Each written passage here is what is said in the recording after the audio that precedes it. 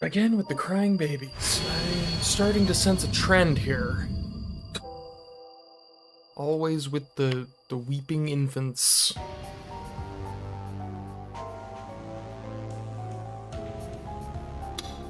Alright, so I think I should be able to just load this one.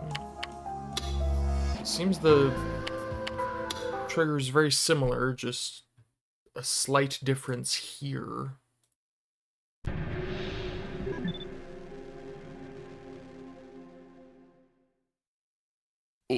Yeah. I think I saw this one already, so.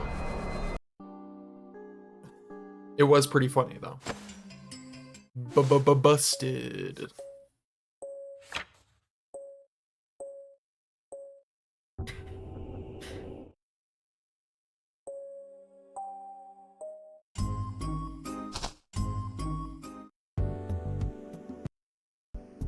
And the rest is going to be more or less the same, so.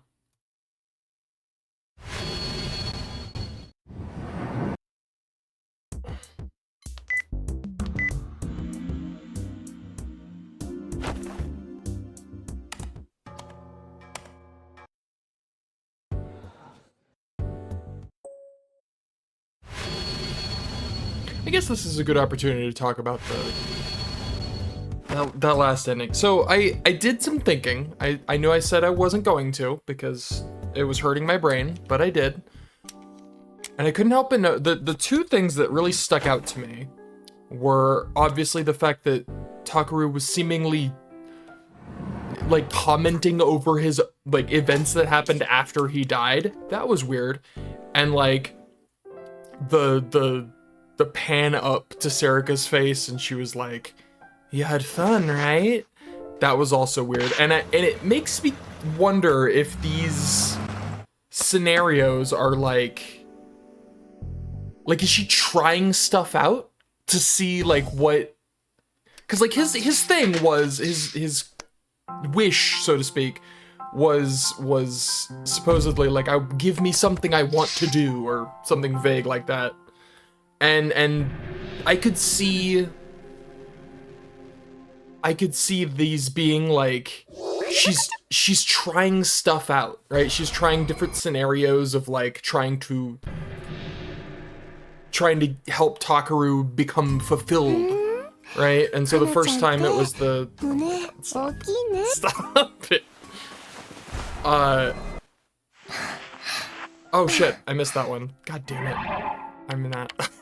This is what happens when I talk. Okay, well, it's gonna take longer because I'm a fool. Actually, did it quick save? Can I like, that's a thing, right? Like 5 seconds ago, yeah. All right.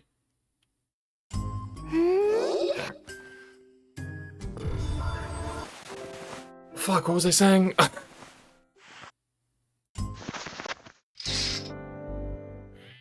I don't remember what I was saying. She's like trying stuff out. And these are all like hypothetical possible scenarios that she's trying to figure out how best to fulfill her purpose or whatever. I'm sure it's completely nonsense, but that was the first thing that came to my mind.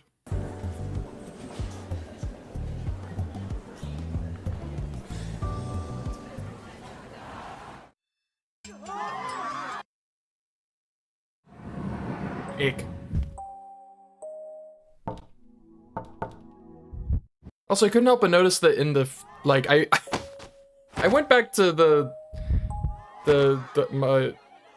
forget what it's called, the video of the first ending, the Over Sky, I think it was, Over Sky ending. He seemed to die there too. It was less horrifying than the last one, but he seemed to also die in that one too. Hey, Wise Jeff. How's it going?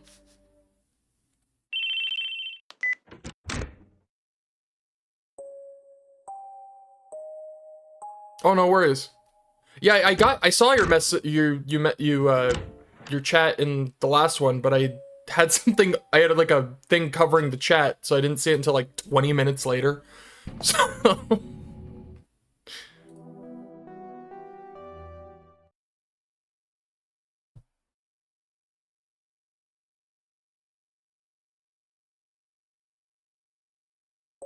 I'm doing alright.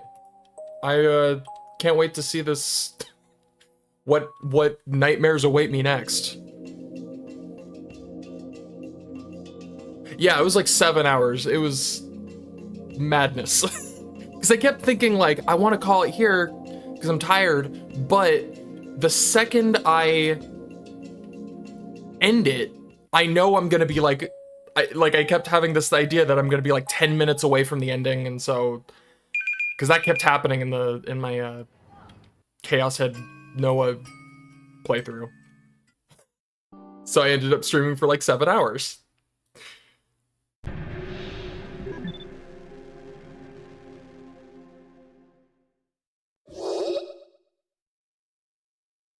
I don't mind though, because it was worth it. Got to do the full ending. Oh my god.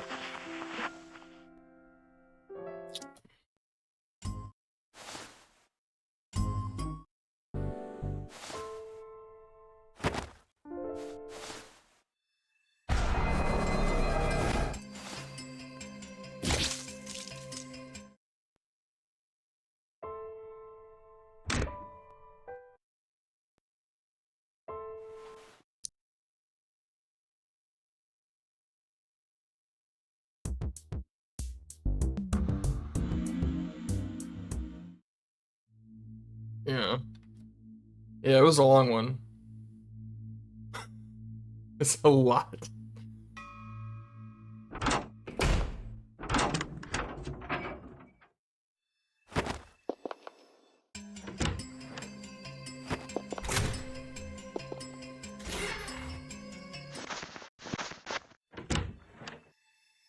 Was the ending good? It was pretty crazy. It was really cool, and then the credits happened, and then the after credit scene exploded my brain. So, and I got to a point where I was just like, I don't think I have enough information. I think I need to just keep going and stop trying to like theorize things because my brain hurts.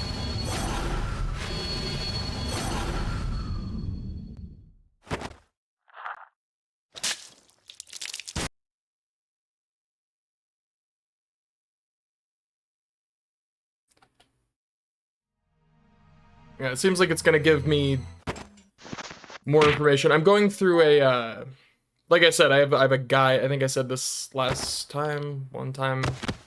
I have a spoiler-free guide that sort of gives you a hint as to which order you should do, and so hopefully, hopefully that works out. I just, I'm so curious.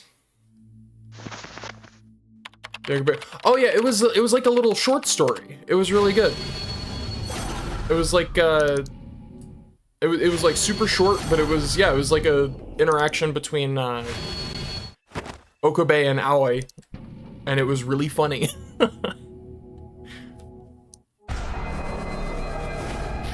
Yeah, I think it's called Chaos Gate. I have it I have it bookmarked. But it was, yeah, it was just like a little yeah.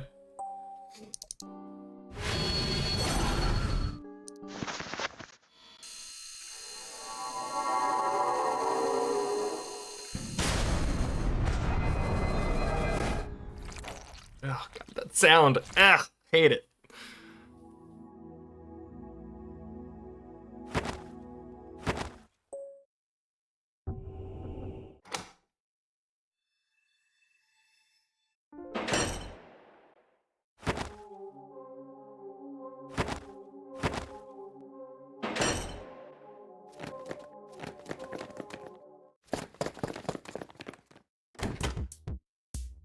Yeah. Yeah, it was pretty funny.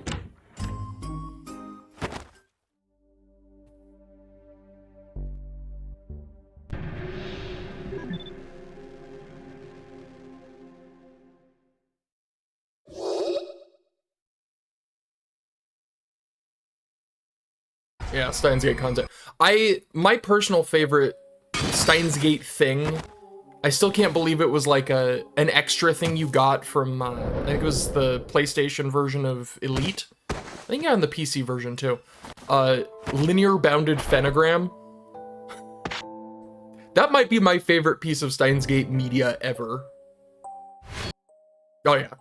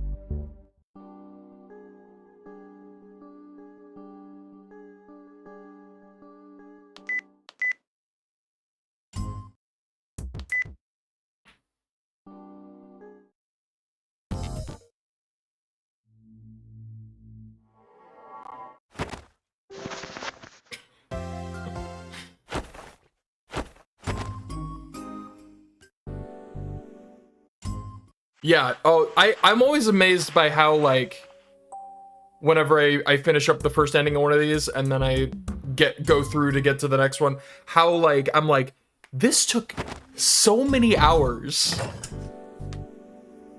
And yeah, it is beefy. It's a beefy amount of text. And plot. I love that guy.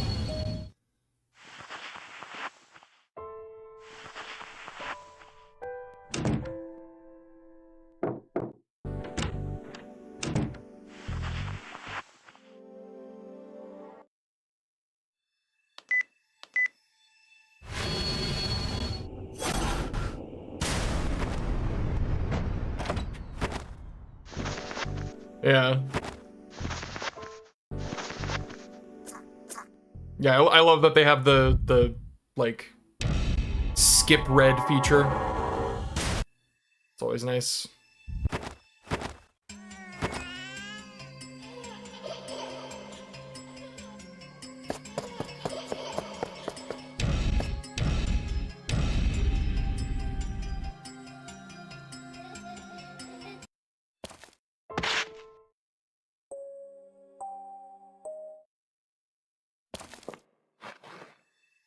Alright, I think we're almost there. Should be right around here. Assuming I did it correctly.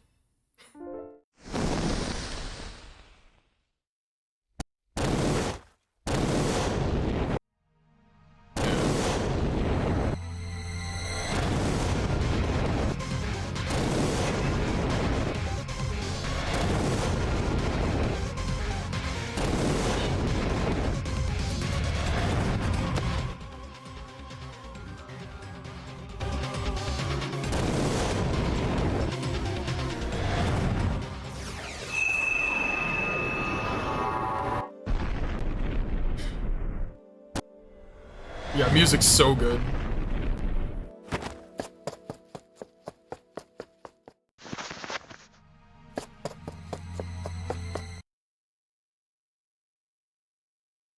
Hey. Alright, okay, so this time we're going to the school. Next thing I knew, I was at school. It was nighttime, but for some reason the back gate was open. I went in from there. I'd been so desperate to get away that I hadn't even realized where I was. Maybe I'd come this way so many times that I just followed the path unconsciously. The lights were still on in the teacher's office and a few of the special classrooms. It was late, but someone might still be cleaning up after the culture festival. At some point, I'd gotten separated from Arimura. That worried me. I imagined her screaming as she was burnt by a pillar of flame and almost threw up. No, that's overthinking things. It was impossible. It couldn't happen. Why were we attacked anyway? Was that woman after me, or Arimura? Somebody tell me. My throat was parched. I hadn't even been running that long. It hurt to breathe. My strength was at its limits. The one thing I could be thankful for was the horrible sensation that caused by the sumo stickers was gone. For now, I decided to just head to the club room. It wasn't necessarily safe, but I at least wanted to catch my breath. And maybe Arimura would be there too. It's kind of, it was, at first it was suspected to be someone from his past that wanted revenge, and then it was revealed that that was a trick, that they wanted him to think that, but in reality it was someone else. So, kind of, is the answer. The door was unlocked and the lights were on. I quickly ran inside. Yeah, there might be more to it that will be revealed at some point. I staggered inside and collapsed on the table. I wanted water. No matter how much I tried to breathe, my lungs demanded more oxygen. The room filled with the sound of me gasping for air. Nobody responded. Was Arimura not here after all? Then why were the lights on? I hope it's Kazuki. Please be Kazuki. My throat was so dry that I choked when I tried to speak. I curled into a ball and spat phlegm out of my mouth. Only then was I able to raise my head and look around the room.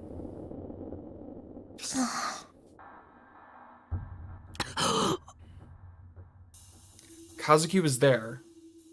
She was standing in the corner of the room, looking at me with wide eyes.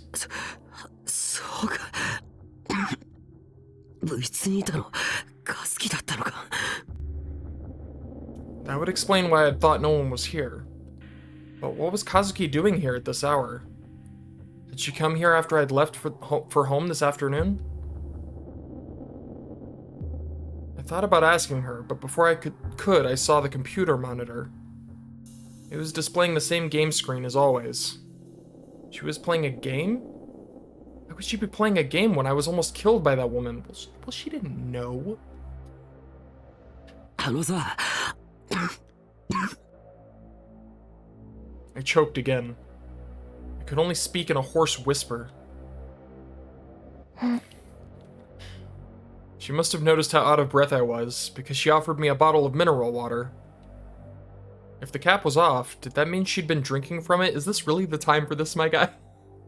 I wondered for a moment if it was okay to drink, but I wasn't in a position to be choosy. I snatched the bottle out of her hands and poured its contents down my throat.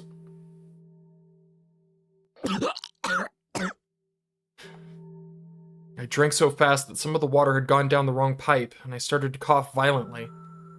But I still felt a lot better than before.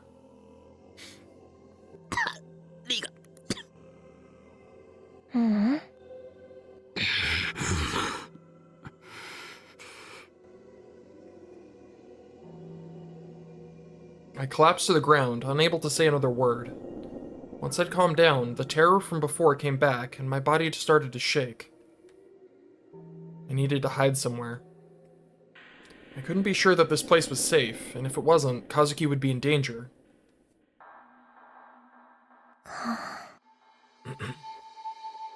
Oh yeah. Kazuki seemed confused by my behavior. Did she want to ask what was going on? I didn't think she cared about anyone else, but maybe she was nicer than I thought. She'd come to check on me with the others over the afternoon, after all. But I didn't feel like I had time to explain. First, I had to get somewhere safe. Uh-oh. She is in fact not gone. That sound. 今、音したよな。It was an eerie sound, like something had exploded. You'd never hear that sound as part of your everyday life. But sometimes you'd hear it in fiction, like in movies or TV shows. どの辺だろう。 It felt like it was far away, but it was hard to tell. I stood up and opened the window to look out. Huh? A car parked near the front entrance had exploded. Black smoke was rising, and the flames were illuminating their surroundings. A teacher had run out of the office and was yelling for someone to call a fire truck. あいつだ。 It's that woman. It was too dark to see from here, but I knew it. She was after me. Did that mean I was her target? Why me? あなた、殺されますよ。 Even that ending, they really did not. I still don't know why she said that. Why did she say that? Was it because I was a psychic? Shit. 逃げないと。 As I went to leave the room, my gaze met Kazuki's. Didn't have time to explain. Yeah, I mean, based on that first ending, yeah, it definitely seems to. He definitely still seems to be the ringleader. 和樹、今すぐ帰るんだ。家にできるだけ目立たないように行くんだ。でも校門、そう校門はダメだ。通るな。 That was all I had time to say before I fled into the hallway. How many people were still here in the school building? I'd heard from what sounded like a teacher's voice down below. Times like this, a wrong-sighter could do nothing but panic. In fact, they often did stupid things that put them in even more danger. Wait, wasn't that what I was doing right now? I felt like laughing for some reason. I just prayed that she wouldn't hurt anyone else. All I could do was pray and run. There was no sign of her in the hallway. I needed to head out into the main building and escape out the back. またか。 I heard another distant explosion and felt what might have been the building shaking. The glass was vibrating. マジかよ。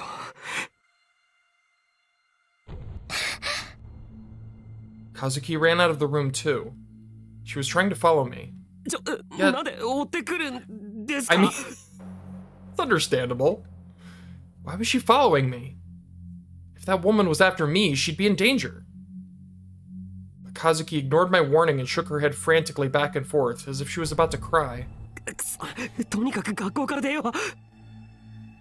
I yelled, more for my own sake than Kazuki's, and started to run down the hallway. We crossed the connecting hallway to the main building. In the distance, I could hear someone yelling for people to get to a safe place. The area around the school was in chaos. It must have been the people who lived in the neighborhood.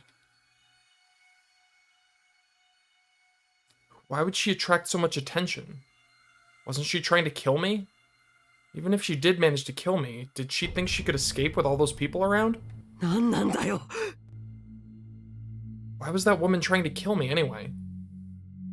Was she the one behind the murders? Or was she just a psychopath that was setting things on fire at random? If she was, then what the hell? I bit my lip and ran down the dark hallway. If it was this dark, it wouldn't be easy for her to find. Bleh. It wouldn't be easy for her to find me. All I had to do was get to the bottom of the stairs at the other side of the building. Then I'd go right past the library, and then the track, then I'd reach the rear entrance. If I could make it out of the school while she was still setting fire to the cars at the front gate, I could escape. 和樹、急げ。 Kazuki tried her best to keep up with me. To be honest, she was slowing me down, but I was the one who'd run into the club room. Part of me thought that it was my fault for getting her involved.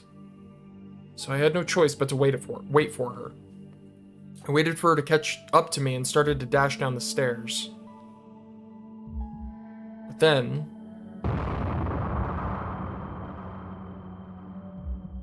this time I heard an explosion coming from the track outside. I could see crimson flames rising outside the dark window. 嘘だろ。回り込まれたのか。くそ、引き返そう。He stopped at the second floor and started to run back to the main gate. First, she'd burned the cars outside the gate, and then she'd headed for the rear. It was unlikely she'd head back to the front gate that quickly.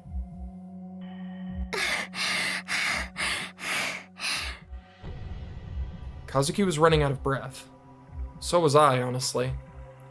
I was exhausted, and I hadn't even been running that long. But I didn't have time to rest.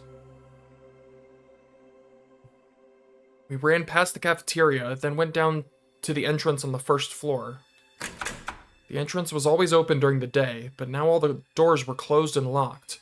They were the kind that you needed the key to open, no matter which side you were on. Should I break a window? I looked outside for a moment and was astonished by what I saw. Jesus. The gate was sealed with burning cars. When I'd seen it from the room, there weren't any cars there. Had she moved them there to block the gate? Did she move burning cars all by herself? That was crazy. I could see a crowd gathering around the burning cars, too. I tried to force my way through, and that woman came back. Just thinking about it terrified me. That psychopath wouldn't even think twice before killing them all. I couldn't leave by the main gate. It would be too dangerous to try and avoid her flames as I made my way through the crowd. だったらどこへ逃げればいいんだよ。 Many psychopaths are in this game. Too many. Kazuki flinched when I yelled. 悪い。別に和樹に怒鳴ったわけじゃなくて。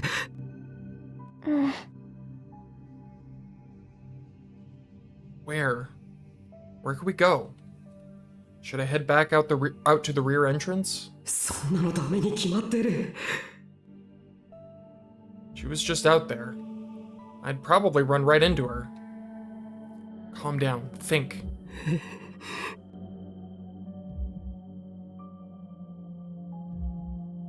As I stood there, I could feel the fear crawling up my body.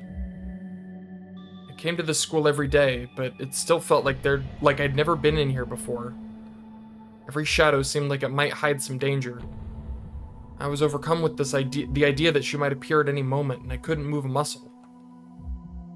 In my head, I knew that I'd be easy to find. What?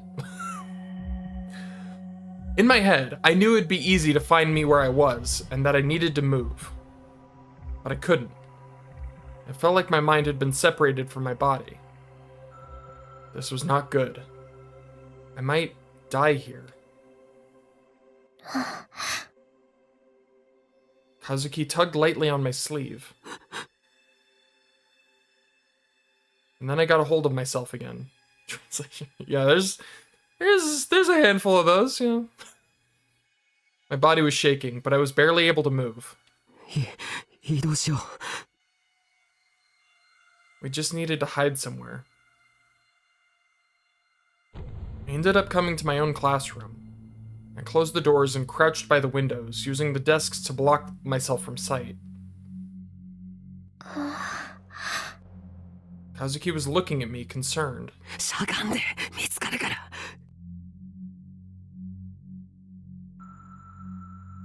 Kazuki quickly ducked down under a desk. Now all we had to do was stay put and wait for the storm to pass. I listened for any noises outside.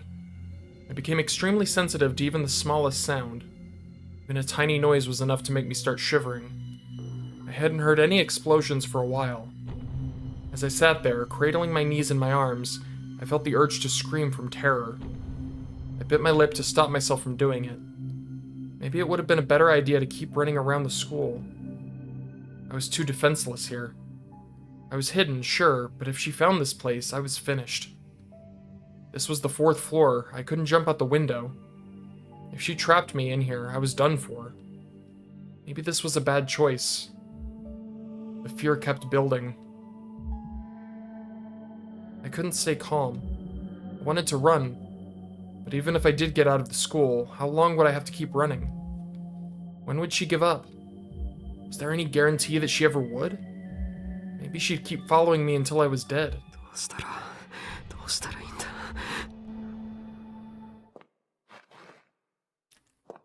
Oh, that's not good. I shuddered. I could hear the distant sound of heels.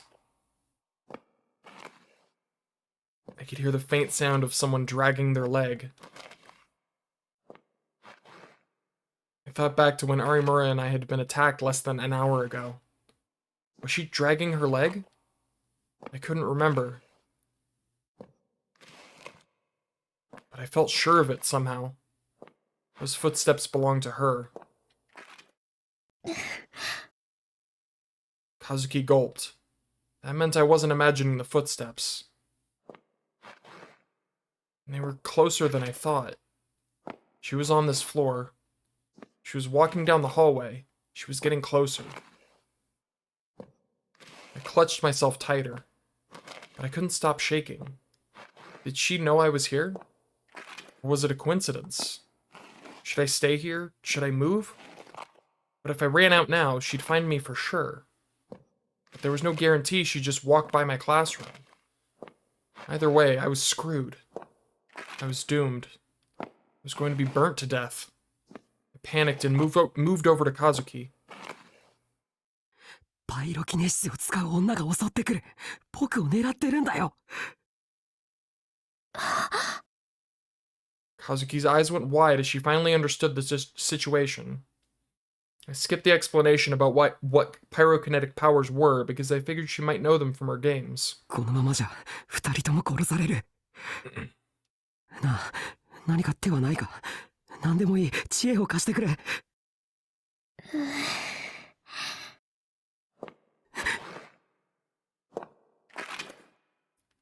She was close. She was almost on top of us. All I could do was crouch and hold my head in my hands. This whole situation was insane. I was going to be killed without even knowing why.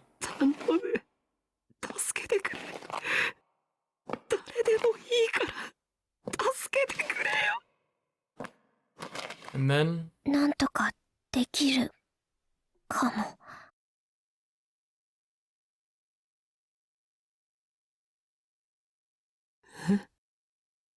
かも。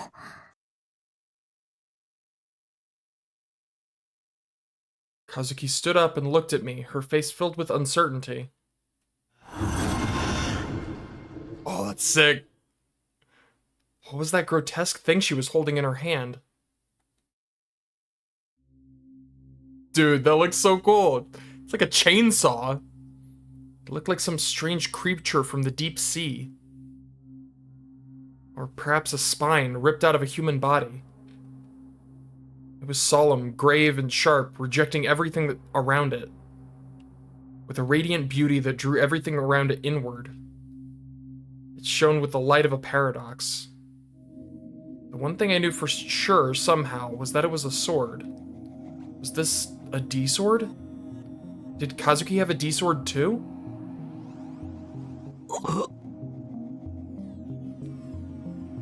Kazuki, yeah. Yeah, a lot of them look really medieval. It's like this one definitely has more what's the word? Intricate sword designs than Chaos Head, but this one's my favorite so far. I was confused. So much was happening at once that I couldn't keep up. I didn't know what to ask first. 屋上行けば。屋上? I wasn't sure what she was talking about or why she'd suddenly decided to start talking. The footsteps were getting closer. どうなるかわかんないけど、結果は保証できないかもだけど、それでもいいなら。So that was it. Kazuki was trying to save me. I stood up as silently as I could. 屋上に行けばいいんだな。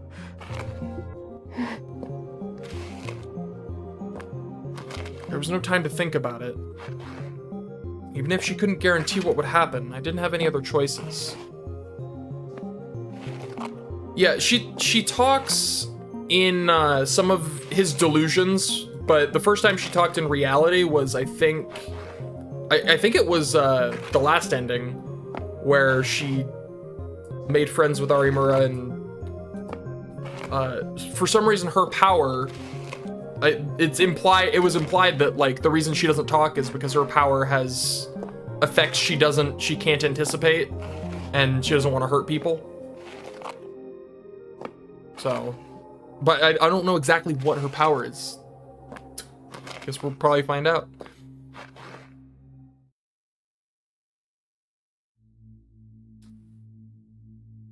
Fortunately, the woman had passed by our classroom and headed for another wing of the building. We were able to make it to the roof easily. The roof of Hekiko Academy was a garden. That's really cool. I like rooftop gardens.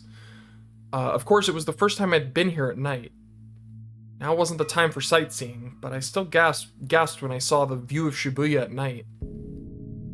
I looked down over the fence and saw the front gate right below us. The cars were still burning, and the crowd was getting bigger. The fire department was right nearby, but the fire trucks hadn't arrived yet.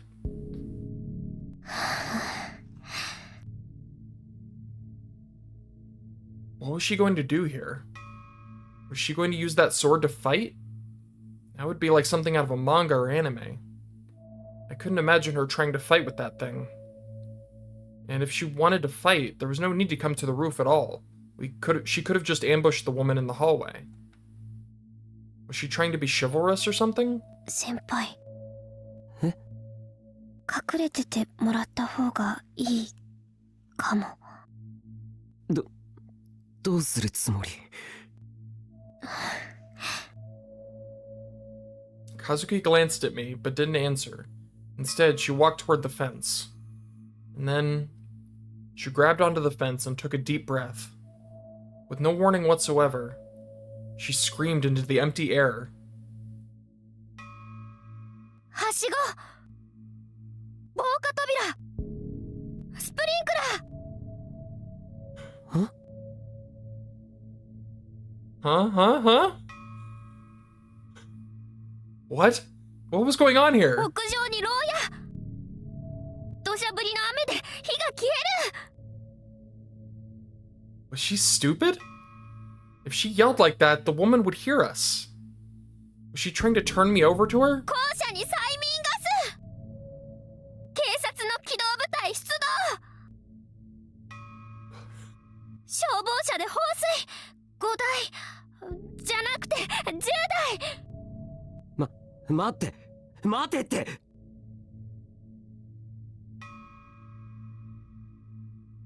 I grabbed Kazuki by the shoulders and tried to make her stop, but she knocked my hands away. Even in the darkness, I could see tears in her eyes. 黙って。The second she said the words, I felt a pressure in my chest, like a cold hand gripping my heart. For some reason, I felt like I was being forced to fall silent. I wanted to speak, but I felt like I had to stay quiet. Throwing shit at the wall into something where it...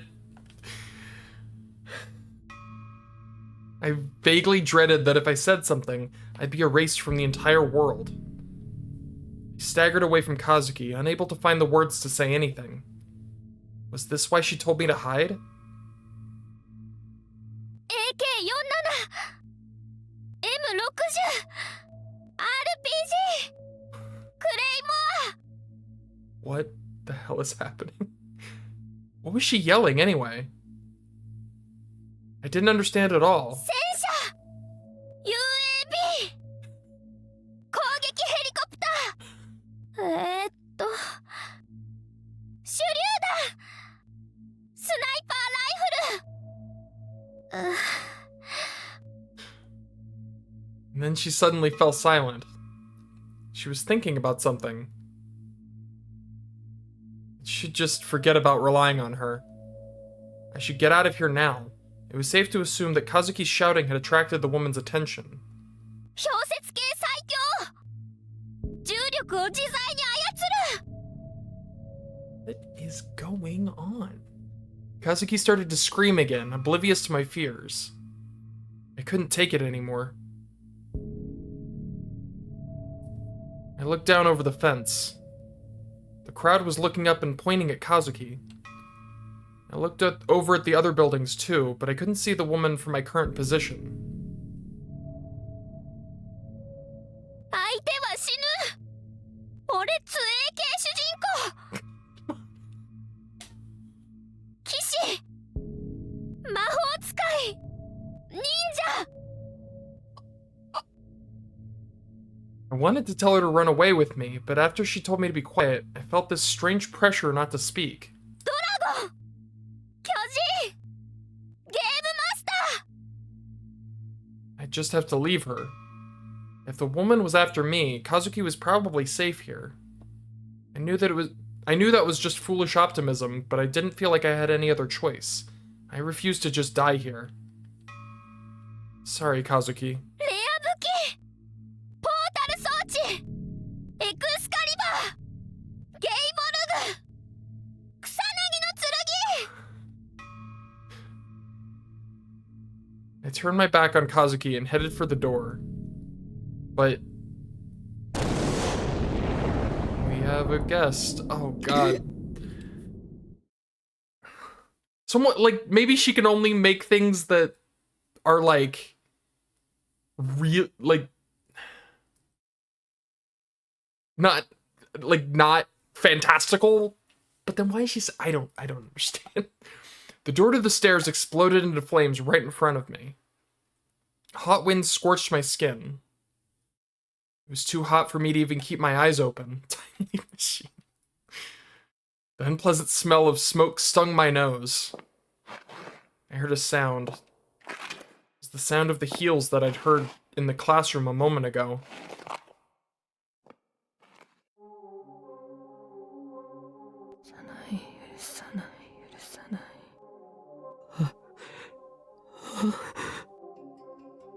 The woman was standing in the fire, her long hair flapping in the wind.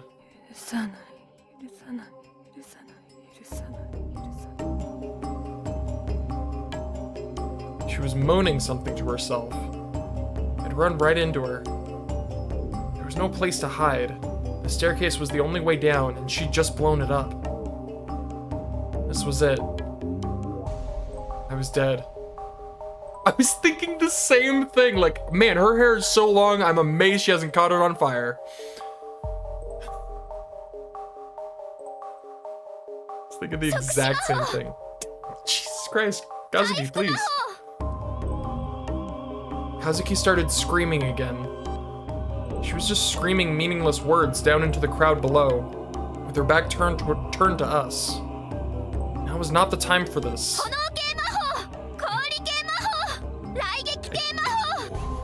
She just keeps going. I couldn't move at all. And for some reason, the woman wasn't moving either. She was just standing there, mumbling to herself.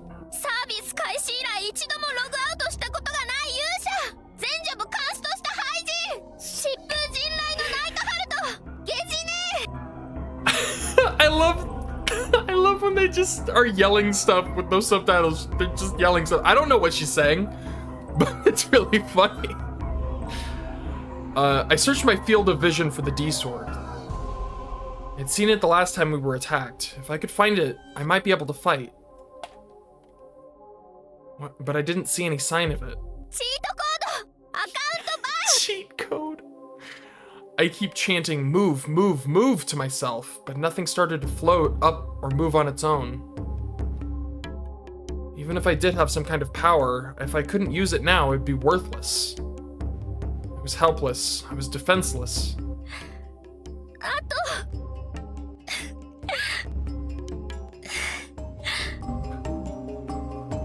It was far too late for it to matter.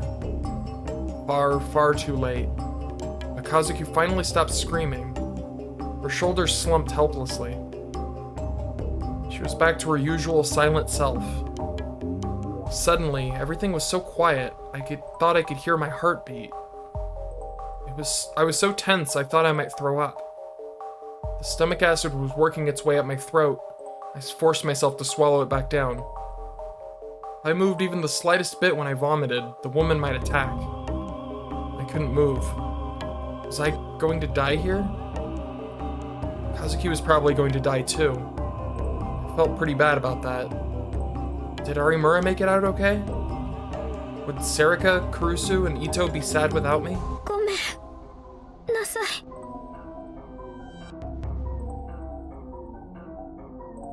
You could hear Kazuki's whisper drowning in the howl of the wind. 何も起きなくて。 Yeah, this song is creepy.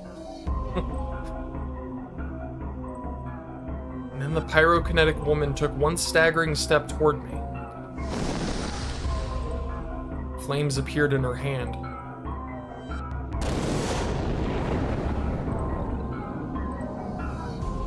It was over. I bit my lip and clenched my fists, trying to ready myself for the pain that was to come. Of course, nothing would be enough to prepare me for it, but I felt like if I didn't do that, I'd collapse to the ground from fear. But then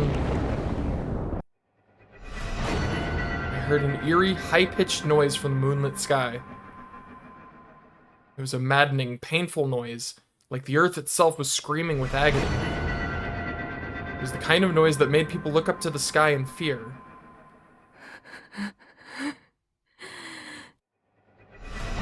The woman froze.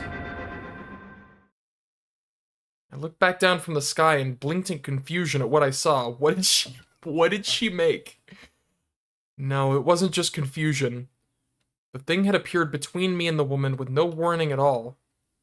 It was like a knight in armor. Oh, nope, it's... What is that? The hell was this? It looked like something like a globe.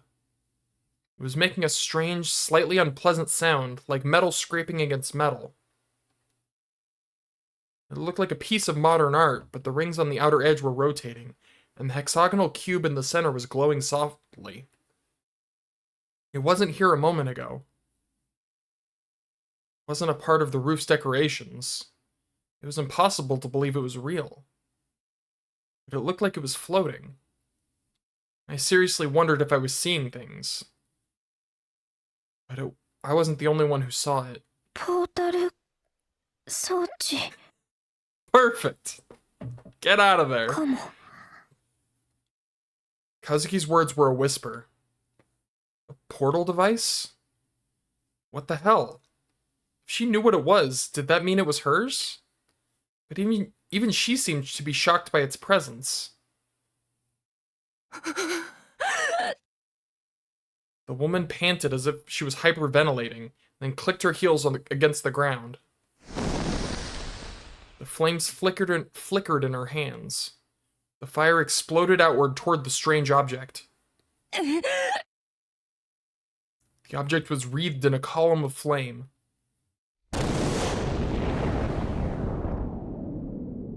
But didn't burn or melt from the heat or explode. It simply floated there. Maybe it really was an illusion, I thought. The woman looked frustrated. She raised her voice in a wordless scream, then tried to punch it with her other hand, and I could see the pallor of her face change in the light of the flames. She was frozen in shock. It wasn't just her expression. Her whole body seemed as still as if she'd been encased in ice. The roaring flames began to disappear. I could see what looked like scan lines appear all across her body. I rubbed my eyes, thinking I was hallucinating again.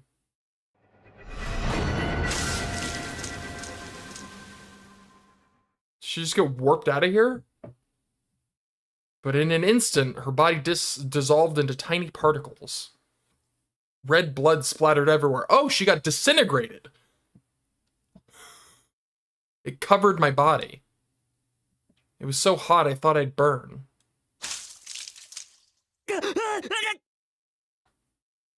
What the hell? What just happened? There was no trace of her body. There was nothing left of her except a spray of blood on my body and the ground. What Kazuki had called a portal device was still there, making its strange noises.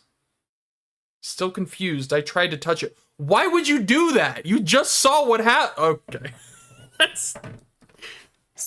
Don't do that. This lady touched it and exploded. I'm gonna touch it. Kazuki grabbed my arm and stopped me. She still looked sad. 転送装置かもだから円数2に出てくる。変数2転送装置 ESO2 was the game Kazuki played all the time, right? 私現実化しちゃったのかも。 Where did it teleport her to? The afterlife? Why did she explode in blood? What did she mean, maybe? And wait, what did she mean by made it real? あの女の人が消える時のエフェクト同じだったかも。円数2でポータル装置使った時と。エフェクトだって。 What did she mean by graphical effect? No, I knew what she meant. That wasn't the issue. I didn't understand what she was saying. It was like listening to words from another dimension. ここはゲームの中じゃないんだぞ。普通人は消えないし、人の体にエフェクトなんて出ないんだぞ。ここは現実。円数2の中と違って、ポータル装置がある世界じゃない。だったら。Kazuki was a little hesitant, and there were tears in her eyes as she spoke. あの女の人、どこ行っちゃった？ The woman had disappeared right in front of me. It was like she'd been dissolved into tiny little pieces. Okay, so I'm guessing the thing was gonna teleport her, but it had nowhere to teleport her to since it was the only one, and so she just... Whose blood was on my clothes and on the ground? 私、取り返しのつかないことしたかも。 Her words were vague, but she covered her face with her hands and fell to the ground, crying. Next to her, I vomited from the smell of blood. That woman was dead. I didn't know why exactly, but I felt sure of it. I know why. The blood. It's a good indicator. I felt no relief at having survived. I had long since given up trying to take in everything that was going on around me. Shortly afterward, Kazuki and I had fled the school. I couldn't walk through Shibuya covered in blood-covered clothes, and I wanted to stay out of sight. As I wondered what to do, Kazuki pulled me by the hand. うち来てかも。カズキ。 I didn't ask why her Japanese was so weird. Where was her house? I wonder if that's maybe she talks like that because her power will only activate when she says something with like certainty. And so maybe, I don't know. What if her family found me? I didn't have the energy left to ask. Kazuki looked exhausted and frightened. I was sure I did too.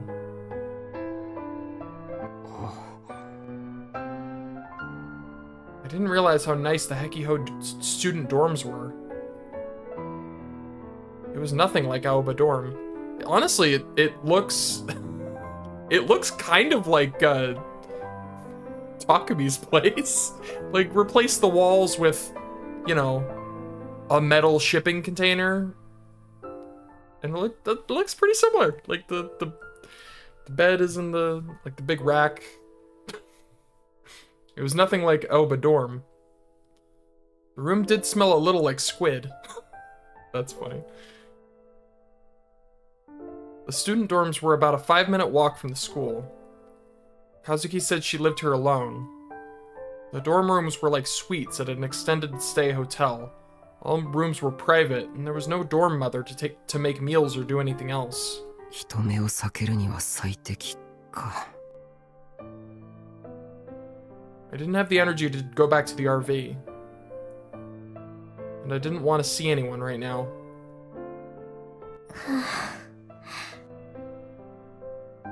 Instead of changing or sitting on the bed, Kazuki went to a corner of the room and crouched down. I sat on the floor, a distance away from her. I brought my knees up and buried my head in them. Suddenly, I was starting to shiver. When I closed my eyes, I could see the flames and the look on the woman's face in the last second of her life. How wonderful would it be if all of that, from the pyrokinetic woman to the attack, even Kazuki talking, was just a dream.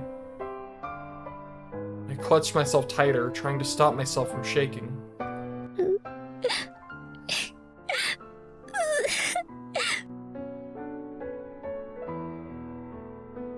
Kazuki started to cry. I remembered reading in Cool Cat Press about how to seduce girls when they were feeling down. But I didn't feel like trying that out at all right now. I couldn't come up with anything else to say to make her feel better either. I didn't have enough social skills, and I didn't feel up to it anyway.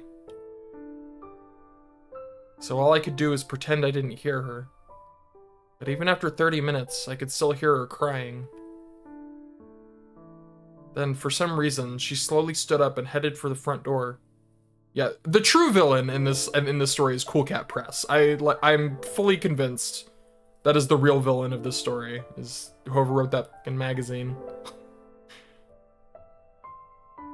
Kazuki, どこ行くんだ？だけじゃわからない。やっぱり警察話した方がいいかもって。私殺したかもだから。待った、落ち着け。I quickly ran over to her and grabbed her by the shoulders. Kazuki lost her balance and fell into my arms.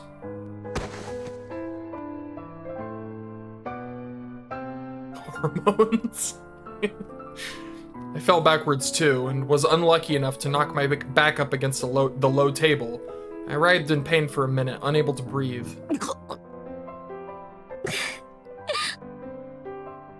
As I waited for the pain to subside, Kazuki slowly got off me and sat down next to me. 使いたくなかった。こんな結果になるかもって予想できてたから。和樹のせいじゃない。That was all I could say. I didn't want to think about whose fault it might be then. It wasn't my fault either. That woman was the one who'd attacked me. I tried to tell myself this, but my hands wouldn't stop shaking. Kazuki put her hand on top of mine. 先輩、手握ってほしいかも。This is wholesome for now. It was tiny and soft, and I was so happy to feel its warmth. I held her hand tightly, like it was the most natural thing in the world.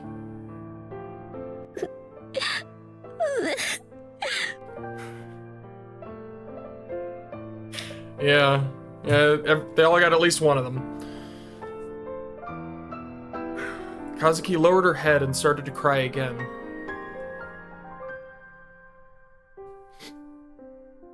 Both she and I were in a state of agitation right now. We needed to take some time to calm down. That felt like the best thing to do. We stayed like that for a while, holding each other's hands, and then we both fell asleep. I didn't dream. When I woke up, it was bright outside. I felt a warmth in my hand. Kazuki was still holding my hand, just like she'd been when I fell asleep. 和樹、起きるんだ。She must not have been fully awake yet, because she didn't let go. 起きろって。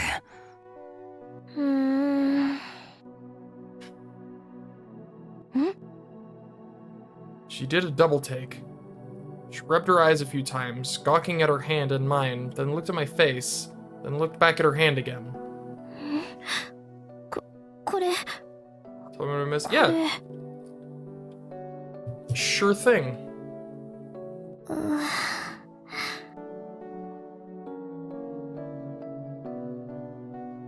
face was bright red, and she was looking downward. But she didn't let go. そういうリアクションしないでくれますか。 I'm not used to this stuff either, you know. There was nothing in Cool Cat Press about how to deal with the situation. Crap, I was starting to sweat. Kazuki noticed she might think I was creepy. Again, is that really a priority right now? とりあえず手を離してくれよ。出ないとトイレにも行けない。トイレ Finally, my hand was free. My body ached all over because I'd slept in such a weird position. And my skin still stung a little. I remembered the sensation from when I'd gone swimming as a little kid and gotten sunburned.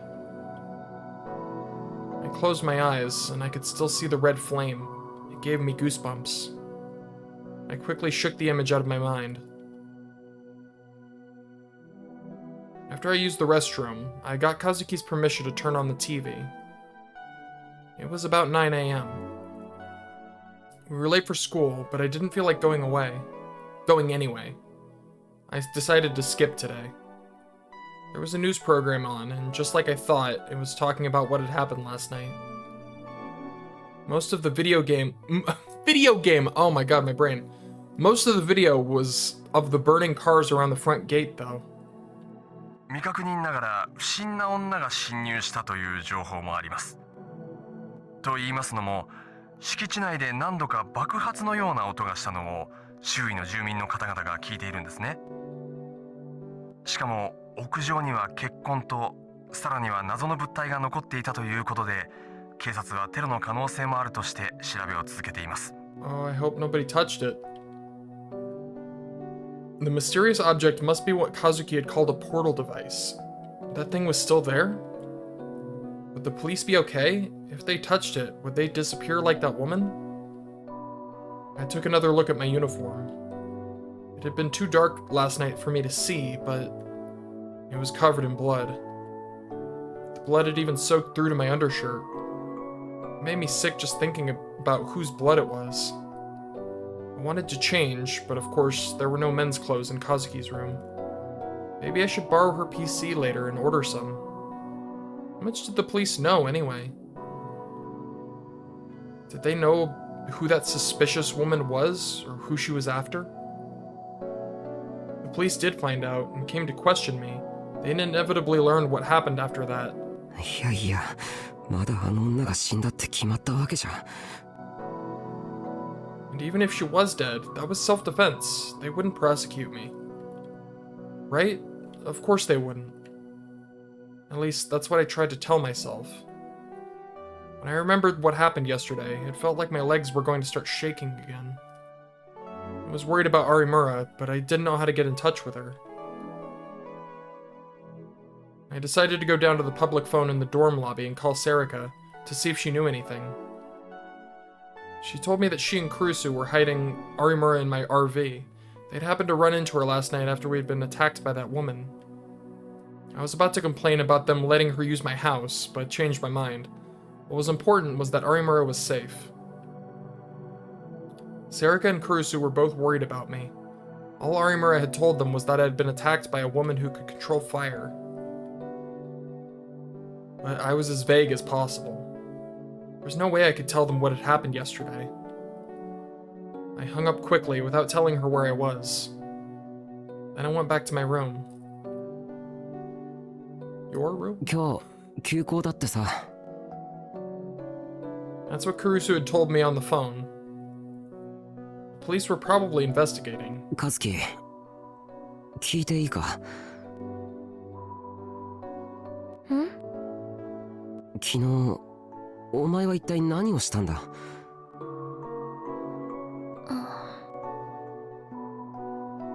？Kazuki didn't answer. 言えないことなのか？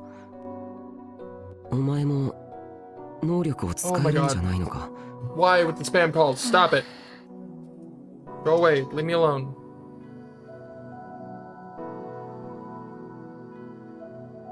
Be gone.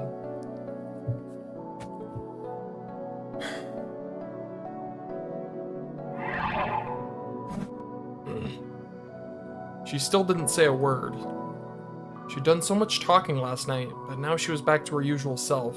なあ、喋れないわけじゃないだろう。何も知らないっていうわけでもなさそうだし。Kazuki shook her head. 良くないかも。よくない？何が？私と喋るの良くないかも。What did that mean? Probably had something to do with the way she'd suddenly started talking last night. 先輩の知りたいこと、詳しい人いるかも。詳しい人？どこに？ Kazuki pointed to the low table in the center of the room. There was a small laptop on it.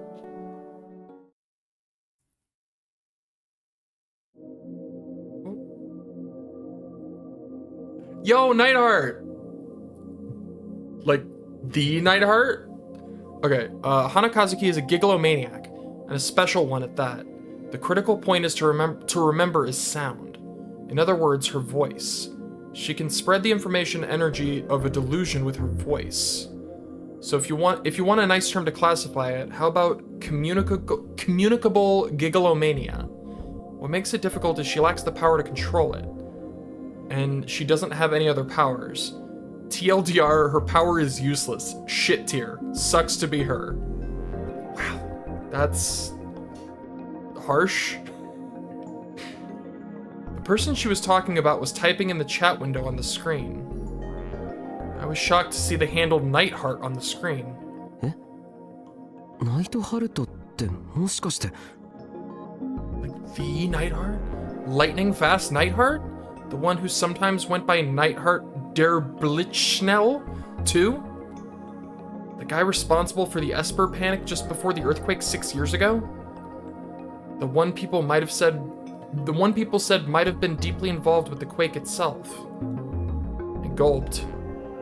There was so much I wanted to ask him. I could write a whole article just on him. Was Nightheart a gigalomaniac too? Kazuki typed, tapping expressionlessly away at the keyboard.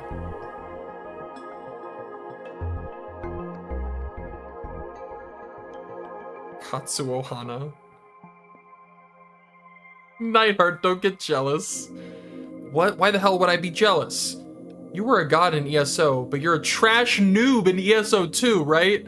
Your level is lower than mine. That's because I moved to ESO 2 after the beta test. Oh god, I'm gonna miss stuff. And a noob like you probably doesn't know all this. Oh, it's over. I wanted to read all that, dang it.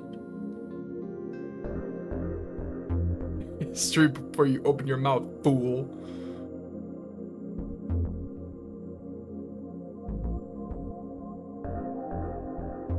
That's really funny. Oh, I wish I could have read all that. Katsuo Hana was her nickname. その顔文字毎回入力してるのか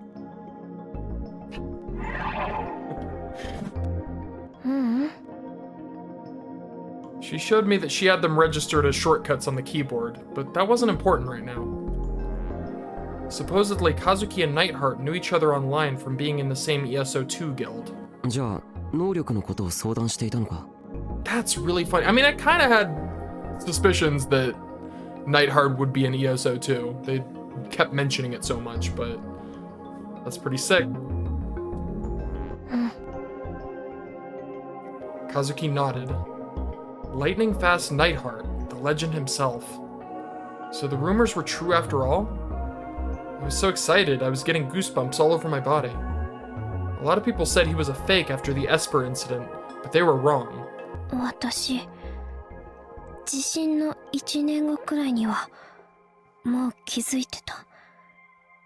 自分に特殊な力あるかもって。だからっていいことなんて何もなかったけど。The year after the earthquake? That was years ago. So she knew about it this whole time? I wanted to ask why she didn't help me when I was trying to learn how to use my telekinesis, but I stopped myself. It probably had something to do with the reason she never talked. She had the power to put the information energy from her delusions into her voice.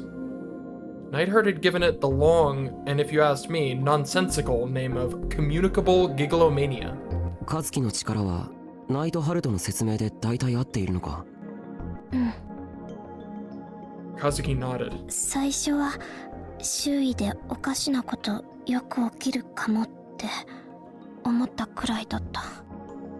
例えば友達の持ってたペンが可愛くて欲しいなって言ってたら、次の日なぜかそのペン私のものになってたり、家で飼ってた白黒のブチ猫、すごくブサイクで好きだったけど、毛色はチャトラの方がいいなって独り言を言ったら、本当にチャトラになっちゃってたり、そういうことがいろいろ小学生の頃あった。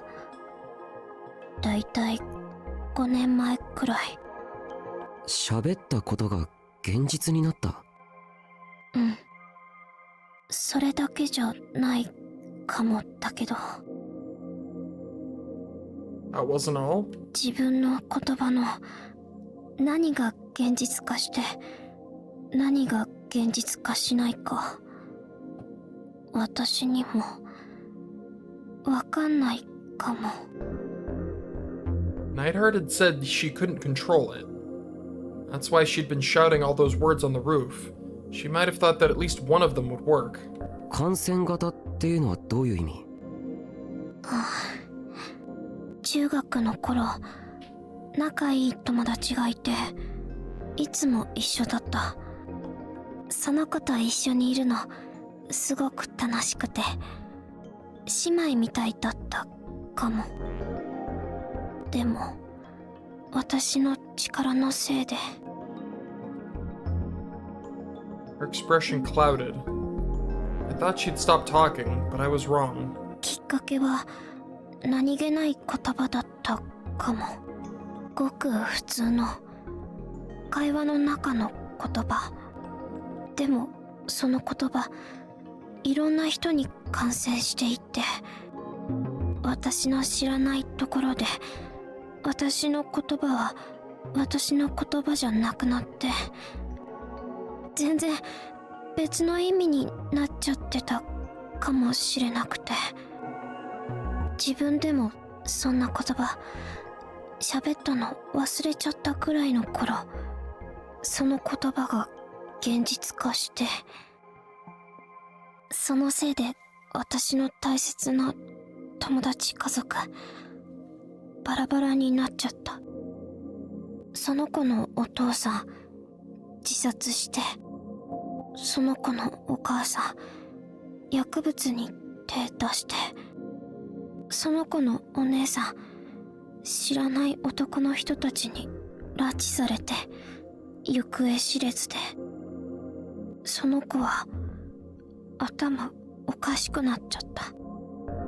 元をたどっていったら私の言葉のせいだったかも。かもじゃなくて私のせい。こんな力なければよかったって思ったけど、なくすことできないなら、それなら一言も喋らなければもう誰か傷つけることないかもって。壁砲入ってから喋ったのタクル先輩が初めて。 So that's why she didn't talk? If she talked, her power might activate. And if what Nightheart said was true, she couldn't control it. There was no way to prove whether or not what had happened to her in middle school was really because of her power.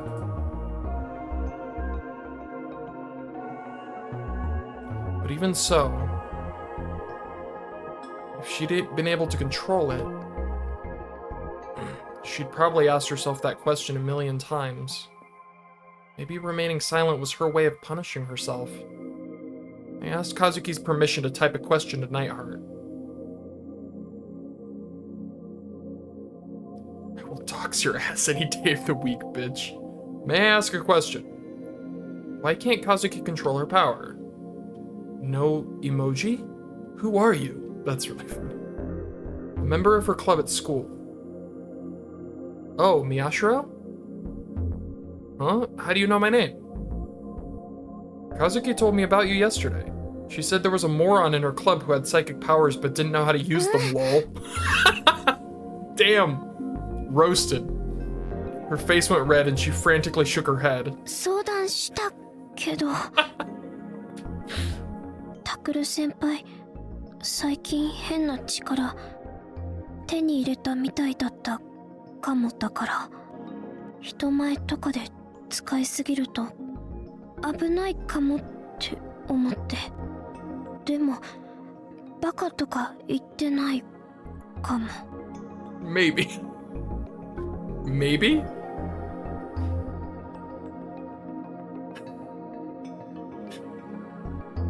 Why is it that Kazuki can't control her powers? This is just what I've gleaned from talking to her, but... Oh, what I'm about to tell you is top secret stuff. Don't go around repeating it. You know how you need a shared idea to real delusion, right? In my case, I chose a target to show the delusion, then plug the delusion directly into their minds.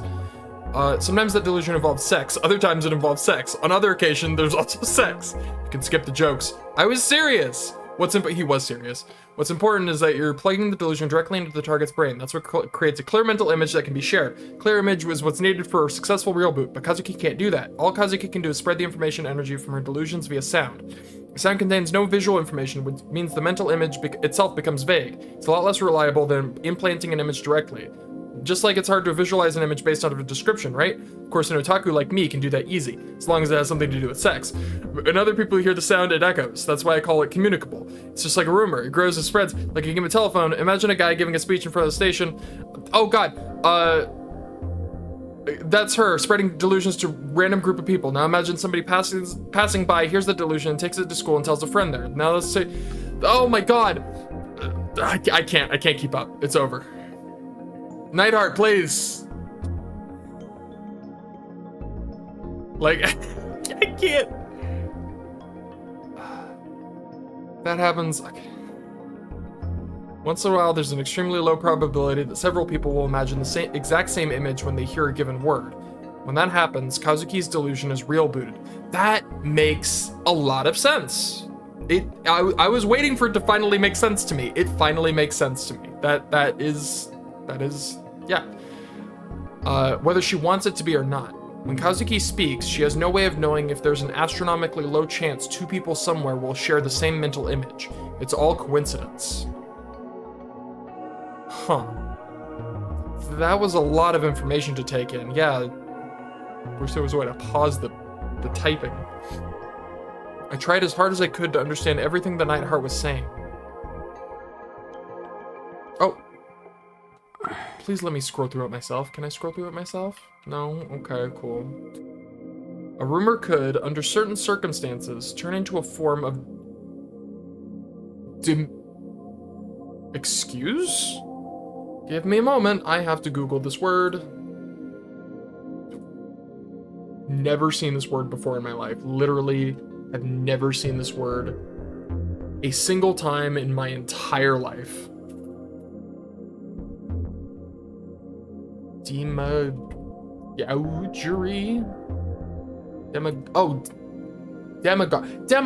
I got it. The RY at the end messed me up. Demagogue. Political leader who seeks support by appealing to the desires and prejudices of ordinary people rather than by using a rational argument. So demagoguery would be like using people's thoughts and desires to create a mental image. I don't know. Whatever. Turn into a form of demagoguery capable of altering an entire society. So Kazuki's power was the same thing as that? Sometimes that delusion involved sex. Other times it involved sex. That would explain why it wasn't safe for her to talk. It must have been a terrifying possibility to her.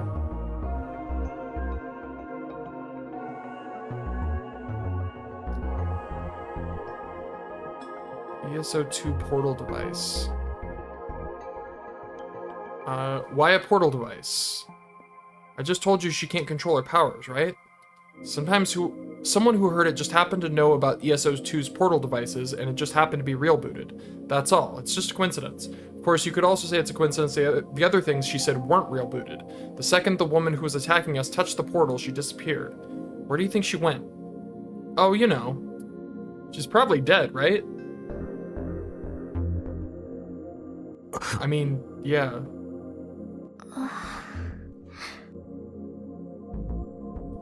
He could type the words like they were nothing at all, even though it was something neither Kazuki nor I wanted to accept. That portal device was the only one that got real booted, right? I ran a net search and didn't see any others. In ESO2, if you touch a portal device, you get warped to another one. If there's only one device, there's nowhere for her to warp to, right? She was probably transported to a dimensional rift or dissolved at the subatomic level. Of course, even if there were two portal devices, I don't think you'd actually be able to teleport between them. Basically, it only recreated its appearance. The cold words appeared on the computer's LCD monitor. Kazuki and I both stared at them. She was dead. The woman was dead. Hearing it from an objective third party made me want to throw up. Oh, sorry, I've got to log off. Gotta go to Nipponbashi and get a Mimi Yumenohara figure. Nipponbashi? Are you in Osaka? Sure, why not? Why so vague? I'm actually super busy these days, running all around the world. I haven't been able to make it to Akihabara in a while, actually. Sucks. So today I'm having an otaku merchandise hunting party. Furthermore, I will be the only one participating. Last night I was so excited I only got 2 hours of sleep. Actually, did you hear about last night's episode of Gun Barrel being canceled? The last episode of Gun Barrel being canceled? Oh, God. This fucking guy. I know there's something going on with that, like the staff got into a fight or something. My otaku sense is tingling. The Mimi figures are going to be in high demand real soon now. That's why I'm gonna get them while I can. I can make a fortune selling them. Oh, he's a... Oh, man. I knew. Why you gotta be this way, man? Can make a fortune reselling them. Anyway, you kids have fun, lol. Alright, Neidhart. Was this the kind of person that Neidhart was? I was actually a little disappointed, maybe. 変数2でしか会えないかもだから結構コンタクト取るの面倒かもログインすれば大抵いるけど It was a weekday, but he said he was going to Nipponbashi. He also said he was traveling around the whole world. Both of those statements seemed like lies. Who was he, really? I didn't get to ask him about what happened 6 years ago, either. But there was no point in thinking about Neidhart now. What should we do? Go to the police? Or pretend we don't know anything? Should we pretend we weren't even at the school last night? Should I tell Serika and Kurusu? But rumors weren't something you could control. The more people that knew a secret, the more likely it was to leak. 昨日のことは僕と和樹だけの秘密にしよ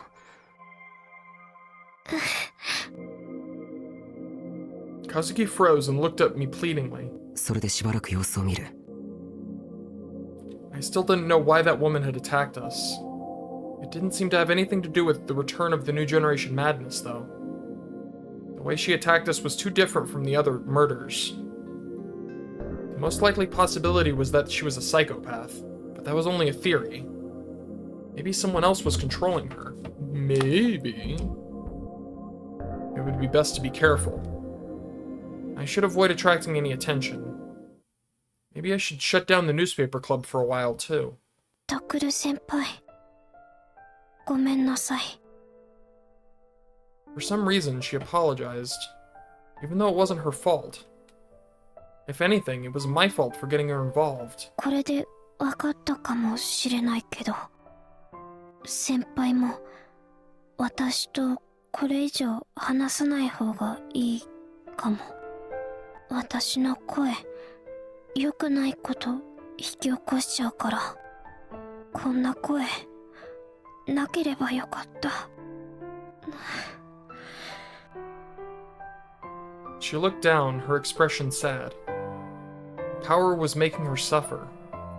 As an older student from her club, I should probably say something to her. She'd used her power to save me, even though she hated it. なあ和樹、昨日助けてくれてありがとう。感謝してるんだ。その和樹自身は力を嫌っているかもしれないけどさ、僕はその力のおかげで今も生きてるわけで。それにほら、そう、あれだ。そんなに和樹の声悪くないと思う。可愛い声してるって、本当にお世辞じゃなくて。だからそんなに自分の声のことを否定するなよ。Wow, that was pretty embarrassing to say. I could feel the sweat beating on my forehead. But Kazuki didn't respond at all. She was looking down at her cell phone. I looked closer and saw that there was a cord running from it to her ears.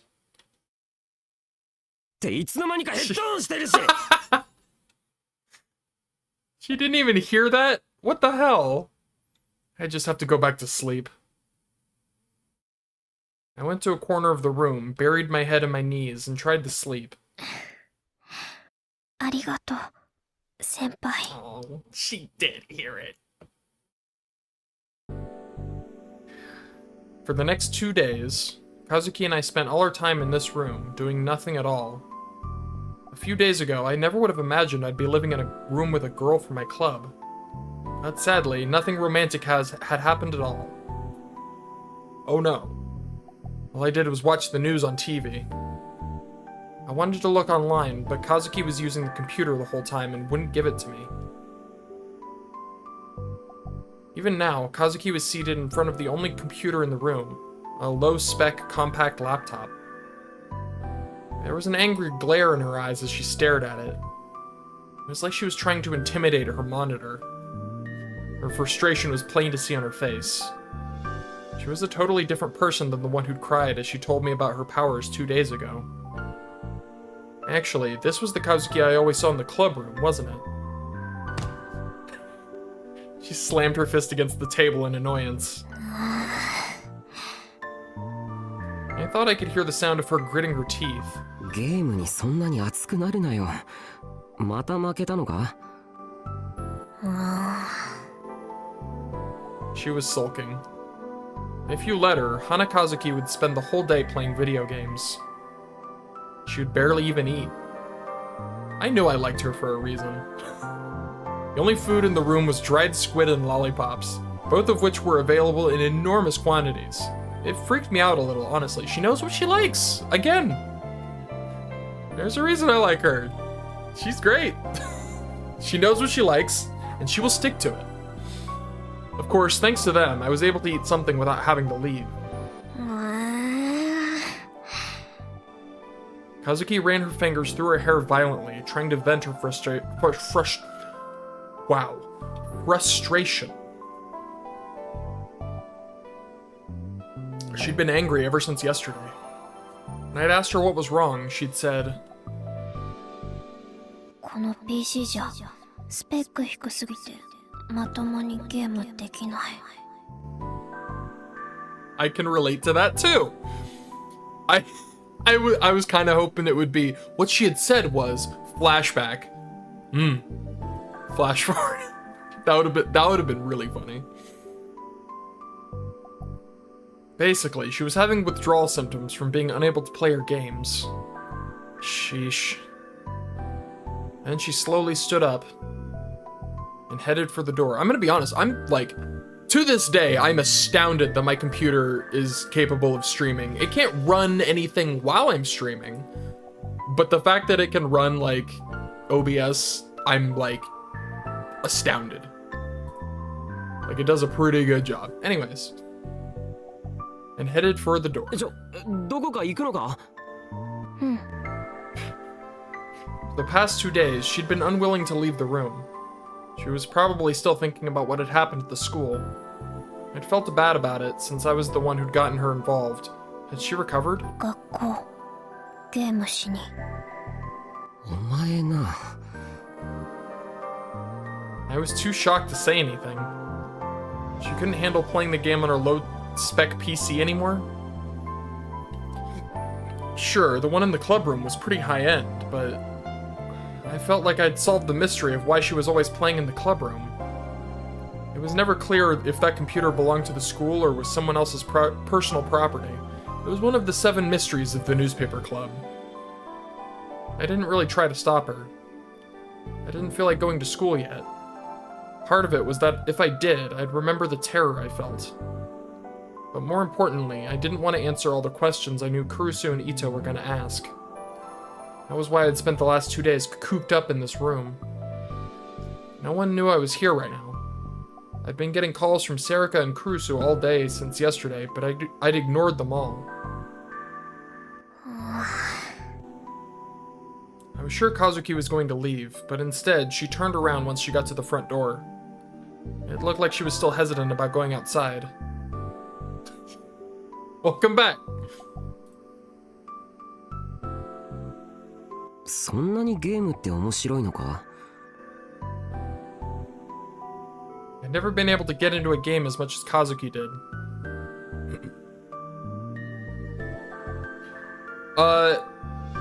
It's been 2 days, and after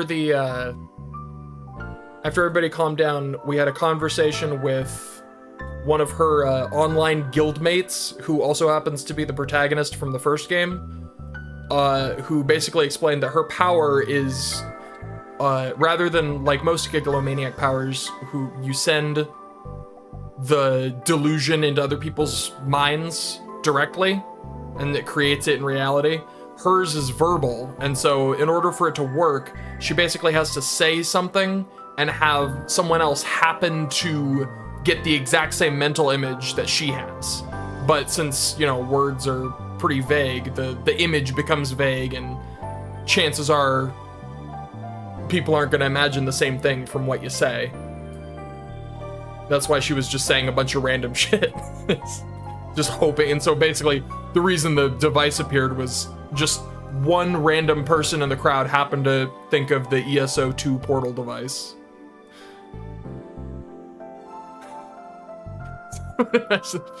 Tank. It would have to be the exact same tank, though. That's the thing.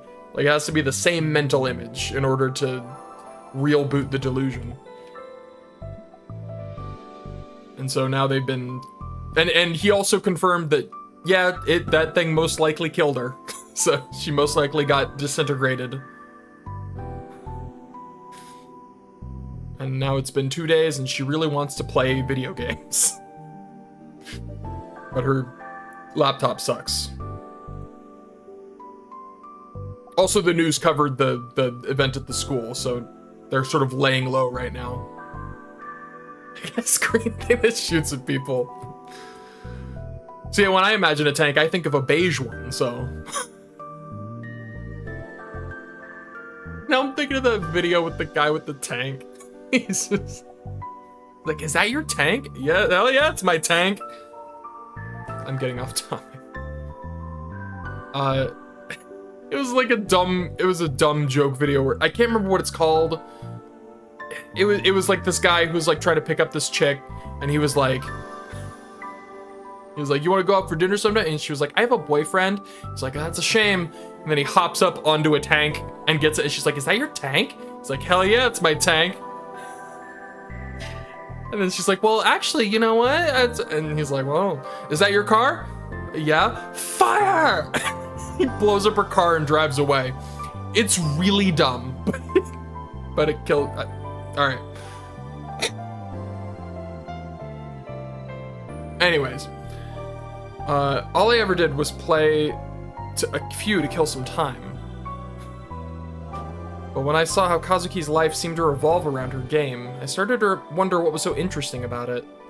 なあ、さっき和樹がやっていたゲーム、僕もちょっとやってみていいか? Yeah, dumb shit is probably my, like 60% of my sense of humor is just dumb shit. Kazuki nodded, so I sat down in front of the PC. The game screen was still displayed on the monitor. It was a Western game called Call of Counterfield. これ、銃で撃ち合うゲームだよな。That explains all the guns that she was yelling about. I think they're called FPS, right? どうやって操作するんだ?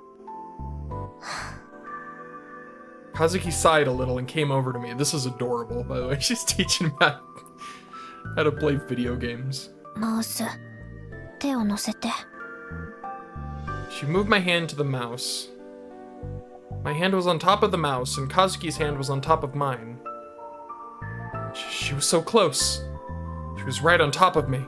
移動はキーボードの W、A、S、D。ダッシュはシフトキー。グレネード投げるのが G。Yeah, pretty much. Just been stuck together in this tiny ass room. I was too focused on Kazuki to listen to what she was saying. じゃあ、やってみて。かも。Kazuki started the game without me. I was placed into a lobby while the game matched me with someone else, but only for a second before it threw me right into the middle of a match. なんだこれ? I was so caught off guard that I panicked a little. And when I moved, the screen was jerky. It was really hard to control. Even if I found someone to try and shoot, they'd shoot me first and I'd die. I ended the game with 0 kills and 31 deaths. That sounds like my average. That was not good. I don't know how Kazuki managed to play it when the screen was this jerky. The computer specs weren't nearly good enough. I felt like I understood why she was so stressed out. タクル先輩、下手くそかも。初心者だし、画面カクカクだし。それにその腕に触れているのが気になって集中できなかったから。She kept whispering, "Not that way, dummy. No, and not there" in my ear, too. 手だってずっと置きっぱなしだし。Kazuki's right hand had been on top of mine during the whole game. Kazuki seemed to finally notice how close we were. She was right next to me, so I could feel her breathing. Her eyes went wide and her face flushed red. Her breath tickled my cheek. This is so cute. Neither of us had showered in 2 days, so I could smell the sweat on her body. Oh boy. We were close enough to kiss. Cool Cat Press would tell me that this was a sign it was okay to push her down. Again, with the Cool Cat! Why? Stop reading that trash. Cool Cat, why are you doing this? And we were alone in her room. I couldn't take my eyes off her soft lips. Miyashiro, please! This was bad. I didn't know what was going on, but this had to be bad. カズキ。僕は。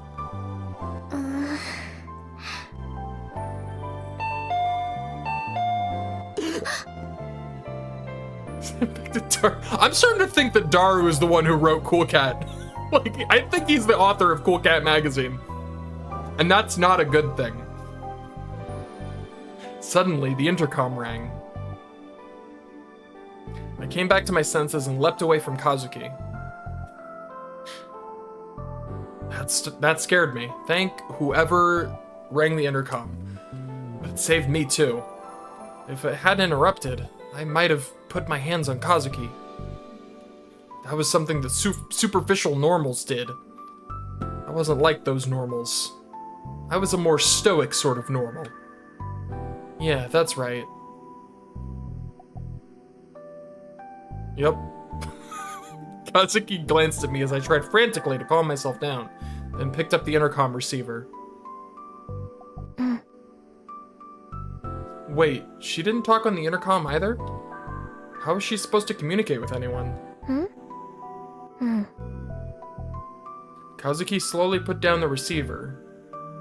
It looked like she'd managed to communicate with them.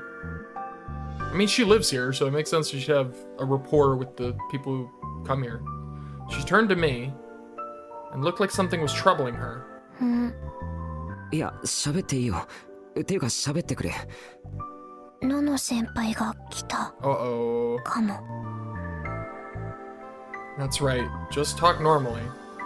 It'll take more than a word or two to doom me. は？ No was here? I was doomed! Alright, that's funny. Why would Kurusu visit Kazuki's room? Of course, there was only one reason. 学校には来ない。トレーラーハウスには帰ってこない。青葉寮にも戻らない。セリカのところにもいない。伊藤君のところにも行っていない。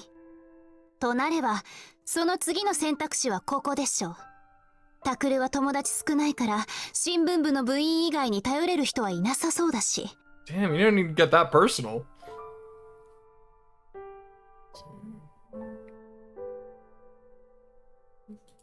Interesting.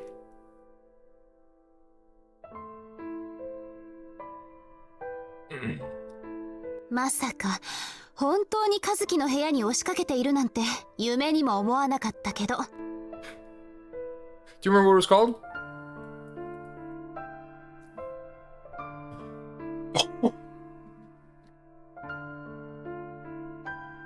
Shape of Water. I heard of that. I have not seen it.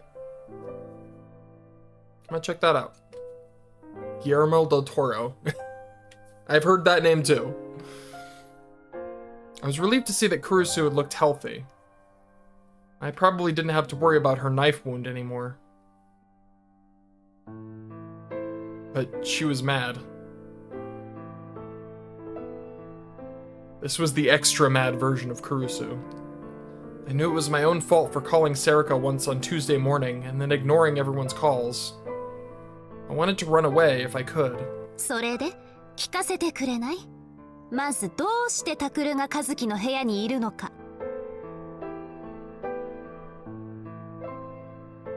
That's where she wanted to start? She didn't care about what happened when I was attacked by the pyrokinetic. タクル、答 That え was the なさい。 question. 成り行きで。月曜日のことが関係しているの？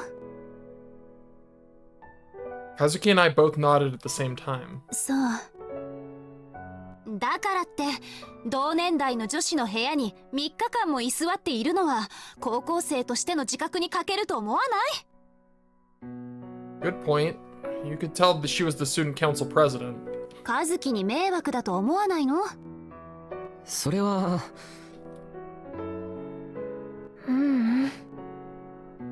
Kazuki shook her head. She was embarrassed for some reason. Evidently, she hadn't thought it was a bother. 本当に？タクルが先輩だから遠慮しているんじゃない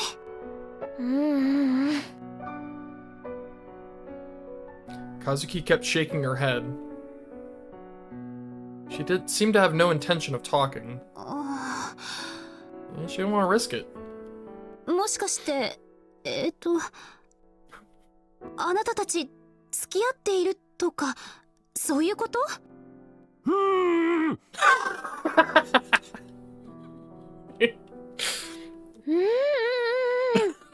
Okay, that's funny. Both Kazuki and I shook our heads as hard as we could. I mean, well, I could understand where she'd gotten that idea. そうなの。 For some reason, Kurusu looked a little relieved. タクル、もう大丈夫なのよね。 By okay, she probably meant what happened Monday.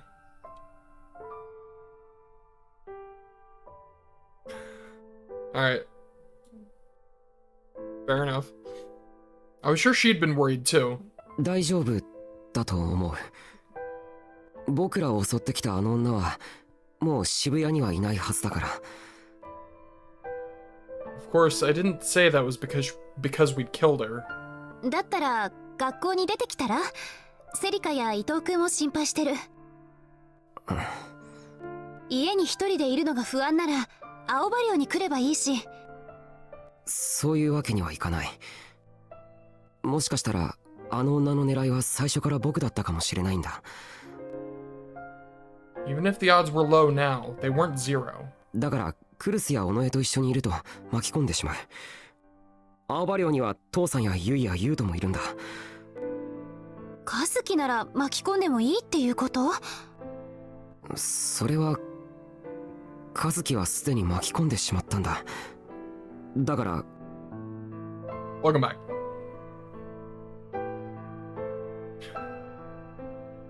Kurusu stared at my clothes. I hadn't changed out of the blood-stained shirt since Wednesday. Kurusu would be really worried about that, of course. I'm surprised she hadn't said やっ anything ぱ yet. り学校での事件はあなたたちが関係していたのね。 I nodded. 一体何が起きたの？和樹は Kazuki and I looked at one another. But Kazuki quickly looked down. I needed to keep her power and what we'd done at school on Monday a secret. 僕を助けてくれた。そのおかげで和樹まで狙われる可能性がある。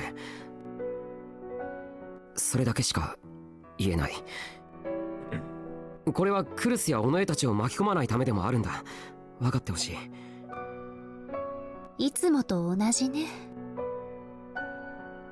Kurusu smiled sadly. ううん、いいわ。クルス、僕は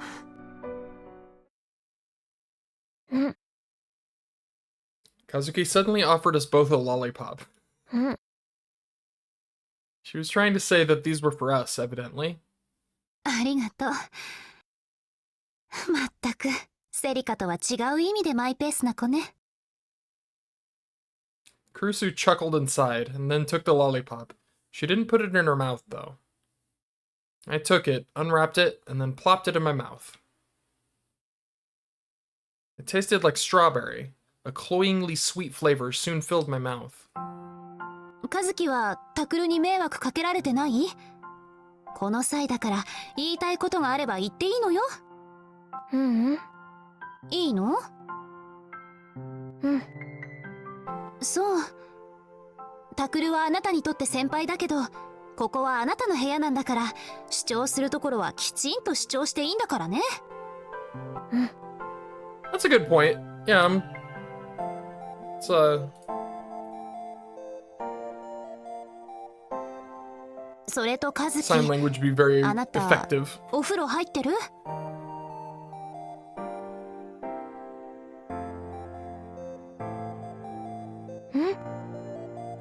入ってないでしょ。タクルがいるせいKazuki's face became beet red as she shook her head. It wasn't my fault. It was because she'd been busy playing too many video games. 私がタクルのこと見張っているから、今からシャワーだけでも浴びてくれば？その後で買い出しに行ってくるわ。どうせちゃんとした食事してないでしょ。簡単なものだけど作ってあげる。タクルの着替えも必要でしょうし。あ、それは That would be great. ほら和樹、ささっと動いて。 She's just ingratiated herself in this situation. Kurusu practically shoved Kazuki into the bathroom. Before long, I heard the sound of falling water.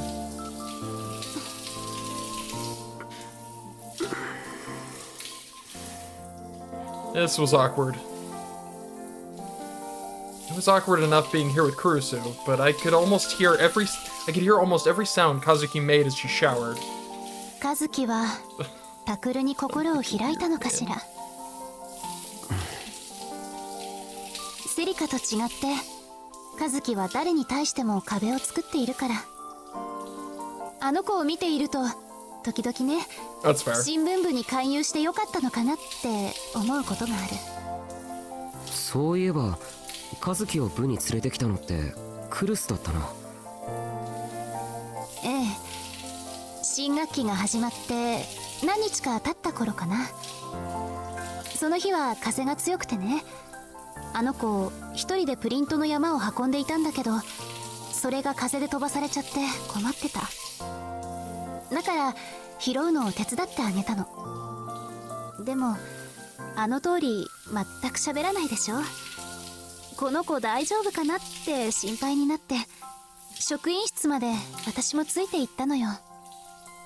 そしたら和樹が何も言えないのをいいことに、担任の先生から余計なことまであれこれ頼まれちゃっていて、和樹が断れないでいたのを見かねて口を出したの。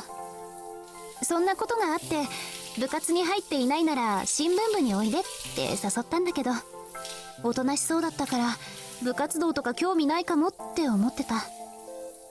そしたら何日かして部室にひょっこり顔を出したから、私の方がびっくりしちゃった。 So that's how it happened? That was just like Kurusu. でもあの子が何を考えているのかなかなかわからなくて、私に言われて仕方なく新聞部に入ったんだったらどうしようって今でも時々考えるの。本人は毎日部室に来ているんだからいやいやっていうことはないと思う。 Meanwhile, the real reason is because they have a really good computer. You can play video games. Her main reason was probably to play video games. And now I knew why Kurusu was more concerned about Kazuki than anyone else in the club. 和樹はきっとクルスに感謝してるんじゃないかって僕は思うよ。いやまあ実際はわからないけれど。I was mumbling and stumbling over my words because it felt kind of like I was talking about myself. 和樹のことお願いね。仲良くしてあげて。分かってるよ。同じ部員なんだし。 She really was nosy. That was why everybody counted on her so much as the student council president. And then the door to the bathroom opened and Kazuki came tumbling out. ずいぶん早いわね。5分も経ってないんじゃない？ちゃんと髪洗ったの？うん。 Her hair was a little wet, and her cheeks were a little flushed from the hot shower. I could smell the pleasant scent of shampoo. Why did she look a little cuter than usual now that she was out of the shower? ほら、ちゃんと髪拭きなさい。 Oh my god, that's adorable. Stop! She really is just everybody's mom. That's great. Kurusu smiled gently and started to dry Kazuki's hair with a towel. そんなに慌てて出てこなくてもよかったのに。Kazuki fidgeted as she let Kurusu dry her hair. This is so adorable. I can't. And then her stomach rumbled. Both Kurusu and I burst out laughing. お腹空いたのね。いいわ。タクルの着替えも取りに行かなきゃいけないし、ついでに買い出しも行ってくる。食べたいものある？ Dried squid. 何でもいいのね。For some reason, Kazuki got on the ground and bowed in gratitude. That was so adorable. About an hour later, Kurusu came back and made us a simple meal. The table was lined up with fried ginger pork, tofu, and onion miso soup, and a spinach salad. 本当に簡単に作ったものだから味は保証できないけど。But I knew exactly how good at cooking Kurusu was. So much cuteness. Until recently, she'd cooked for me every day. She really is just like, just a mom. She's just a mom with so many kids. The club is her kids. And Kurusu was best at simple dishes like these. She'd make several of them in the blink of an eye. Kazuki was looking at Kurusu's face to see if it was okay to eat. It's just the entire school, right? Like, it makes sense with the dorm. But like, everywhere she goes, she's just like, well, let me go ahead and be a mother real quick. Be a mama. Kazuki put her hands together and bowed her head. She might not say anything, but she had good table manners. She took a bite of the ginger pork. That sounds so good right now. After just one bite, her face broke out into a grin. Oh. I didn't know if I'd ever seen Kazuki smile like that before. It felt like I was seeing something really rare. She hadn't eaten any real food for the past 2 days, and normally she only ate lollipops and dried squid. Kurusu's cooking must have been a real feast for her. I think the only other time we've ever seen this pose for Kazuki was when Miyashiro was having his Spark Wars delusion. She was like the princess of space. That was funny. 気に入ってくれたみたいね。よかった。タクルも食べなさい。育ち盛りの男の子なんだから。She was in her big sister mode now. My favorite character. I think she's my favorite character so far. Definitely. But for now, I would be the obedient little brother. My top priority at this moment was filling my stomach. Starry eyes! So cute! Ah!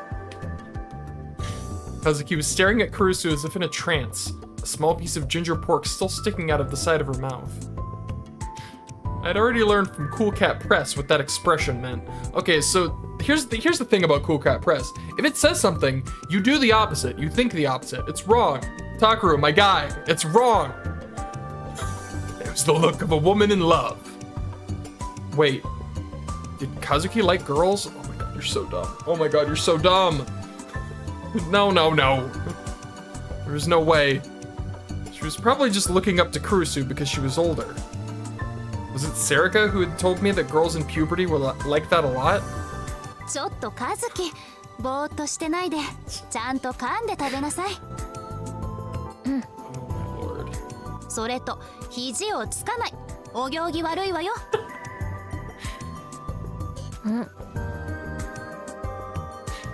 Hey, Kurusu. Kazuki is grateful to you for asking her to join the newspaper club. I'd been with her the whole time over the past 3 days, and finally I was starting to feel like I understood her. The disaster struck Shibuya 2 days after that. Uh-oh. The two of us were watching the afternoon news when they suddenly switched to a live broadcast near Shibuya Station. A young female reporter was leading a cameraman up to the twisty, thin street that ran from the station to Dogenzaka. The text on the screen said, "Mysterious object appears in Shibuya. What is it?" Uh-oh. That looks familiar. ご覧ください。あの謎の物体。 The reporter pointed to a 1-meter tall object that was floating at the end of the street. Both Kazuki and I recognized it at once. We'd seen it ourselves just a few days before. ポータル装置。 Kazuki looked shocked. Her gaze was frozen on the TV screen. What was going on? There was no way the portal device could be on a street near the station. We'd seen it on top of the school. この物体は今朝になって匿名の通報があり発見されたものということなんですが。 The young reporter moved in front of the device and continued to speak. 現在警察が詳しく調査中ということで、このように周囲一帯に規制が張られています。警察の話では爆弾の可能性もあるということなんですが、こうしてみますととても綺麗な形をしていますよね。 Don't touch it. ぼーっと光っていてすごく幻想的です。夜暗くなってから見てみたいなって個人的には思うわけなんですけれども、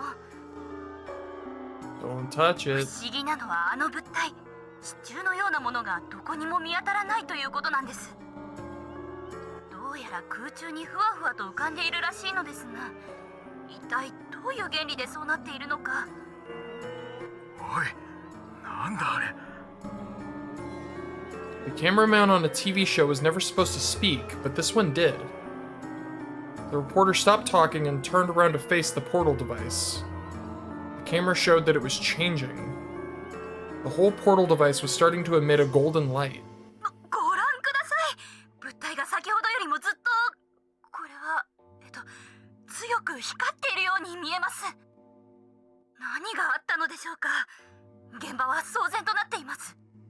離れて、危ないから離れて。あ、警察官の男性が我々にも下がるように言ってきていますね。やばくね。でもとっても綺麗じゃないですか。行きましょう。いや、おい。 The reporter gave a signal to the cameraman and started to walk toward the device. Don't do that. I gulped as I waited to see what would happen next. It's not a good idea to get close to that, I said in my mind. Of course, no matter what I said here, the reporter on the screen couldn't hear me. この物体、一体どういう原理で光っているのでしょうか。よく見るとこれ、細かい光の粒が物体の周囲を渦巻いていますね。まるでアートのようです。あ、光の粒がゆっくり集まりつつあります。わあ、綺麗。昔の SF 映画などにあったホログラム映像っていうんでしょうか。あれに似ているようにも見えますが、この形は何かの動物を表現しようとしているのでしょうか。 There's no way. いや、それとも恐竜とかだったりするのかもしれませんね。 Dinosaur. I was gonna say, like, is the pyrokinetic lady gonna show up? Like, did she actually end up getting teleported? Just in later? Like, a later point in time? The reporter was as chipper as ever. She was speaking in the same way she'd do for a food report at a local restaurant. I could see death flags popping up everywhere. I had a bad feeling. And I couldn't help but remember the last look on that woman's face before she disappeared a few days ago. That object on the screen was the same thing. This reporter was going to disappear as well. I looked away, not wanting to see it. I could hear the reporter raise her voice in surprise. I looked back at the monitor. なんだ。 Uh-oh. That's... What? The dragon? I saw a monster I'd never seen before. I thought I'd switch the channel somehow, but I could see the reporter on the same screen as the monster. At first I thought it was CG. That's how unreal it seemed. It looked like a dinosaur. Its skin was bright red, its legs were as big as a human torso. And it had giant wings on its back. Its wicked-looking black horns bent inward toward its jaw. There were 5 golden orbs like jewels shining on its forehead. You couldn't see any eyes where you might expect them to be. Even on 4 legs, it was over twice the height of a human. And there were fangs in its huge mouth. The particles of light had come together to form that monster, and the TV camera had captured every second of it. If it wasn't CG, it was unreal. And the monster was moving too. 逃げろ。 Yeah, oh, I think she's dead. Oh, she dead. I whispered without even thinking about what I was doing. But the reporter was getting excited instead. Okay, so she's not very smart. すごい。これは一体どういうマジックが起きたのでしょうか。何もなかったところに突然こんな大きなトカゲ、恐竜のようなものが現れました。大きいです。しかもちゃんと動いてますよ。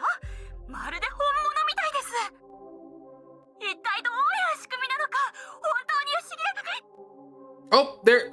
Oh, my goodness gracious. Jesus. It ate her. The reporter had gotten close to it, and it had swallowed her head in one bite. Kazuki suddenly gave a start and screamed. The monster finished gnawing on the reporter's head, and then grabbed the headless body in its mouth and shook it violently. Who would have seen that one coming? It's not her, apparently. The cameraman screamed, and the video shook violently too. Dude, drop the camera and run, my guy. He must have thrown it on the camera and ran. The image was a fixed shot of the monster's legs and the bloody head laying on the ground. And then...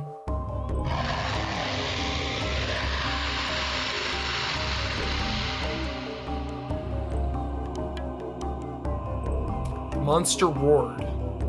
Its thick legs started to move. It kicked the woman's head away. And then apparently stepped on the camera since the video had cut out. Then the TV switched back to showing the studio where the newscasters and commentators were pale and sickly looking.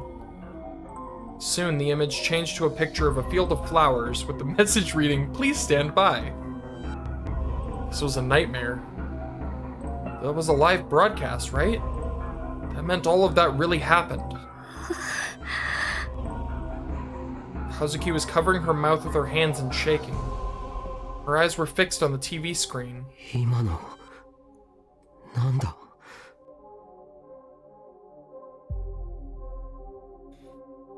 Kazuki slowly turned toward me.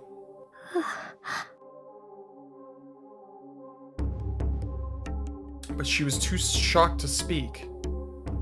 Roll out all the stuff. Maybe. I have no idea what's... I ran over to her and started to shake her shoulders.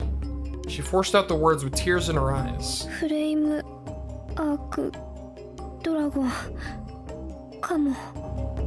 エース2に出てくるモンスター。レアモンスターだけど序盤から出てくるからエース2のユーザーじゃ有名かも。それってつまり私の妄想まだ。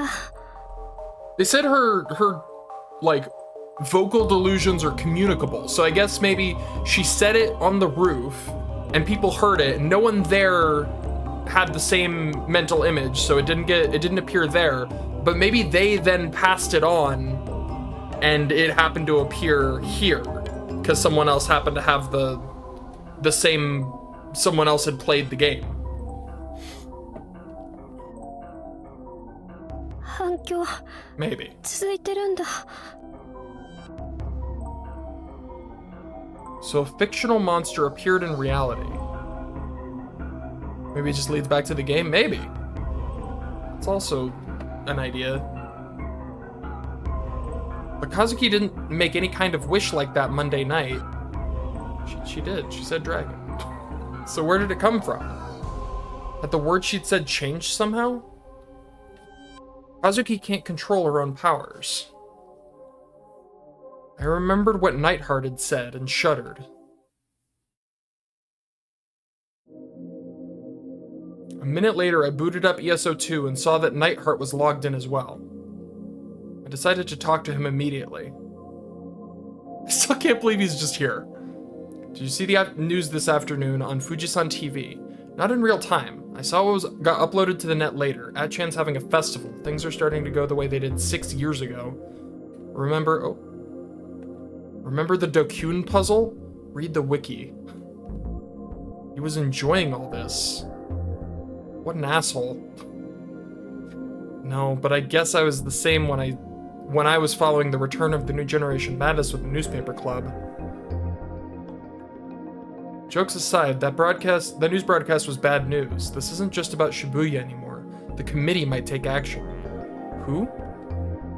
Basically, they're a vast organization. Oh, the Committee of 300. You know them? No. Basically, they're a vast organization that controls the world from the shadows. Sounds like bullshit. 100% agree, but it exists anyway. They might take action. It might be a war, possibly. A war? I don't know what you mean. You might be happier not knowing. I'll look into it on my side. If anything comes up, I'll tell you. What are the chances it's because of Kazuki's power? The hell else could it be? You saw that portal device. Yeah?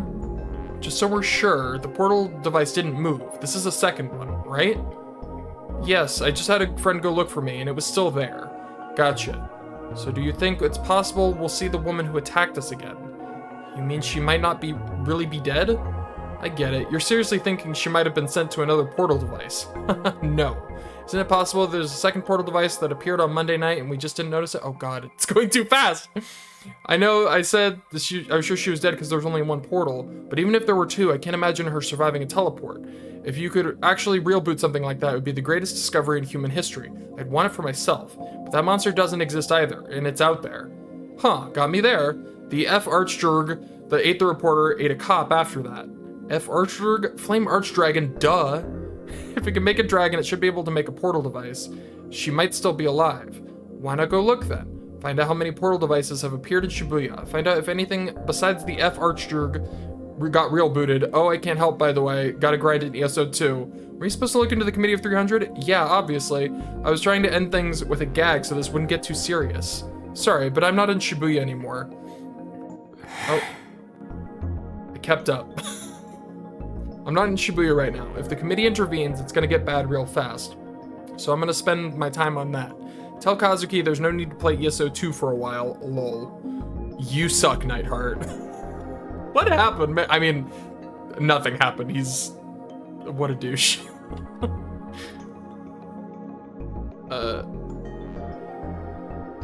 She's definitely fucking... yeah, I'm pretty sure she's dead.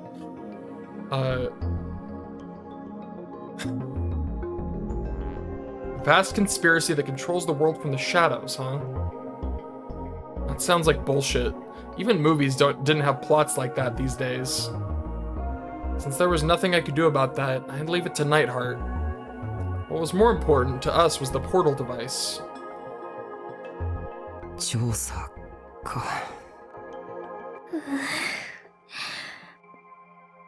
Kazuki was looking angrily at the log of my conversation with Nightheart. I gritted my teeth too. Even if we did investigate the portal device, what were we supposed to do then? If it was created by Kazuki, would we be able to destroy it or get rid of it? いや、それを含めての調査だろう。 Even if she couldn't control her powers, it was Kazuki who'd created it. She couldn't pretend to ignore it. There was even a dragon running around now. More people could die. 行くしかない。か。 We might be attacked out of nowhere, like we were before. That's why I hadn't wanted to leave, but... I wasn't tough enough to just leave something that dangerous out there and hide in here forever. I ran to Harajuku and got a cell phone so I'd be able to keep in touch with the others, and then called Sarika after school. ああ、タク、どうしたの？学校来る気になった？でも残念。今日は昼過ぎから休校になったよ。休校？渋谷が封鎖されちゃったでしょ？だから学校も。そうか。お前は今どこにいる？ ラックスでお茶してるよ。こっちの方は封鎖されてないから。ちょうどよかった。頼みたいことがある。 Told her I wanted to know how many portal devices had appeared in Shibuya. Yeah. 私は別に手伝ってもいいけど。なんだよ。のんちゃんが危ないことはやめなさいって今目の前でプンプンしてる。今すぐ電話代われっていう無言のプレッシャーをビシビシ受けてるよ。そうか。 So Kurusu was with her too. Of course, I could understand why she'd be mad. Just like Sarika had said, after the shocking incident on the news this afternoon, The police had sealed off Shibuya over the course of a few hours. The number of people in the streets was dropping fast. Supposedly, the National Diet was holding a debate about bringing in the self-defense forces. Of course, they still hadn't gotten rid of the portal devices or the flame dragon. Kurusu probably wanted to tell me that there was nothing an amateur like me could do. That this wasn't like the other investigations the newspaper club had done. I glanced over at Kazuki. She was looking down silently. こんなこと言っても信じてもらえないかもしれないけれど、あの化け物が出てきたの僕と和樹のせいかもしれないんだ。どういうこと？詳しくは話せない。とにかく調査の目的は単なる好奇心じゃない。あの装置とモンスターを何とかして消すための方法を見つけたいんだ。そっか。I guess that wasn't enough to persuade her. Or so I thought. オッケー。のんちゃんは私が説得する。本当か？それとしんちゃんも連絡欲しがってたから協力お願いしてみたら？きっと喜ぶと思うよ。ああ、そうだな。連絡してみる。で、タクは花ちゃんと一緒？そっちは2人で行動するの？ああ、そうするつもり。じゃあ私は深センから渋谷駅の方へ向かってみようかな。のんちゃんとお散歩デート。頼む。ただし、もしポータル装置を見つけても絶対に近づいちゃダメだからな。オッケー。それと日が暮れる前には家に帰るようにしてくれ。クルスにもそう伝えて。オッケー。本当に分かってるのか？特に尾上はマイペースに突き進んでいくところがあるからな。そうかな。そうかも。でもほら、私ってコソコソするの得意だし、誰にも見つからない自信あるよ。それは知ってるけれど、とにかく注意して行動してくれよ。オッケー。じゃあ報告は明日ってことでいいかな。学校は明日も休みだっけ？だったら昼頃に部室に集合しよう。After I finished giving my instructions to Serika, I made the same call to Ito. When I asked for his help, he was a little too eager to agree. He seemed like he'd been really bored the past few days. And the frustration had been building up, he'd said. So I had him head north from Ebisu towards Shibuya Station. Once I'd finished telling him everything he needed to know, I hung up. 和樹、僕らも行こう。We decided to head from the dorm to the station, checking every back street and alley we found along the way. First thing we did was head for the school. It was dead silent. There wasn't a single car. Not only were there no Hekio students, there weren't even any pedestrians. Had Shibuya ever been this empty at any time since the quake? 6 years ago, there had been rubble everywhere, and I'd felt so alone as I faced what seemed like the end of the world. But this seemed different. It didn't seem lonely, it seemed strange. The town was still pristine, but all the people were gone. It was like a ghost town. All the shops had their shutters lowered. They'd closed for the day, it seemed. Everyone had run off as fast as they could. I imagine because of the fucking dragon, dude. Like, it made sense after what they'd seen on live TV. We tried to pay as much attention to our surroundings as possible as we headed forward. We were especially careful at intersections. Another monster like that dragon could come rushing out of the shadows at any instant. If we ran into any one of them, we wouldn't stand a chance. I could hear the faint sound of someone yelling into a microphone in the distance.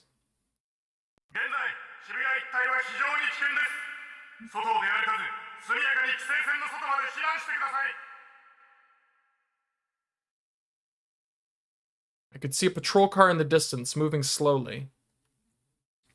There was probably an officer inside the car, using his microphone to urge people to evacuate. The car was slowly heading towards us.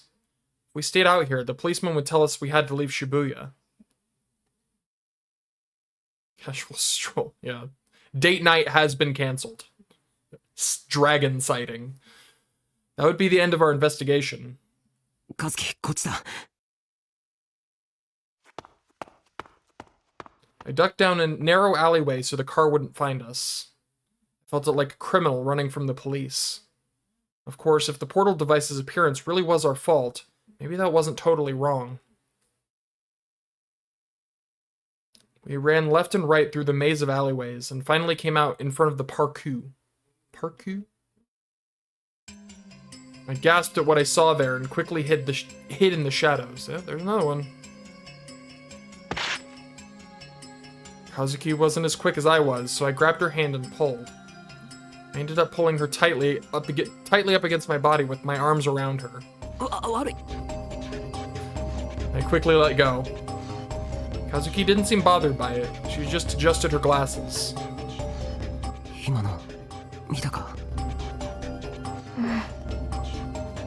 This time I quietly popped my head out to take a look.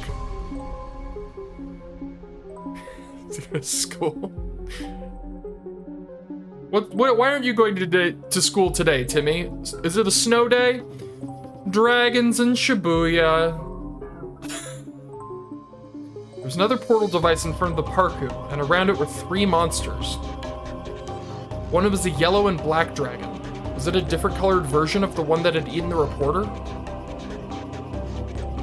Now that I saw it up close, I was astonished at its size. The other 2 were 2-legged giants covered in thick white fur, a little less than 3 meters tall. Their arms were as thick as tree trunks. Fortunately, none of them seemed to have noticed us. Poison Arc Dragon とスノーリッチが2体かも。どっちも円数2のモンスターか。うん。Kazuki nodded. I really did feel like I was looking at a computer model. It didn't seem real. なんか臭いな。I smelled something kind of rotten. It was a stinging stench that hung in the nose. I mean, if it's a poison arc dragon, then yeah.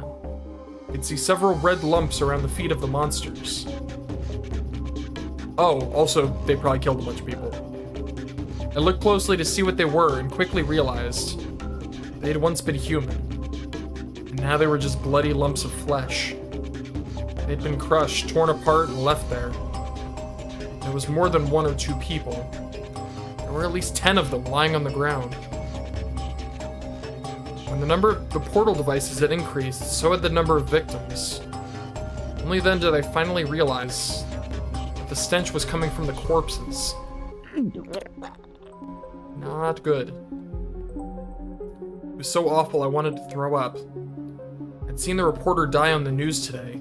It had been a shock, but it had also felt like seeing a movie. It hadn't seemed real. But this smell was different. It was all too real. It told me that what I was seeing was real before my brain had even started to process it. I couldn't just stand here in shock. I needed to continue my investigation. これで現実化したポータル装置は3つ目だ。Which meant it was safe to assume that there was a 4th and a 5th. How many of them were we going to find? Ito might be fine, but what about Serika and Kurusu? Maybe asking them for help was a mistake. I hadn't realized Shibuya was so dangerous. あれを消す方法あると思う。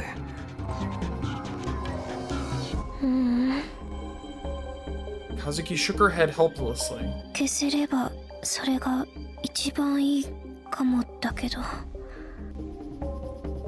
わかんない。これまではどうだったんだ。Magic one that can get rid of portals.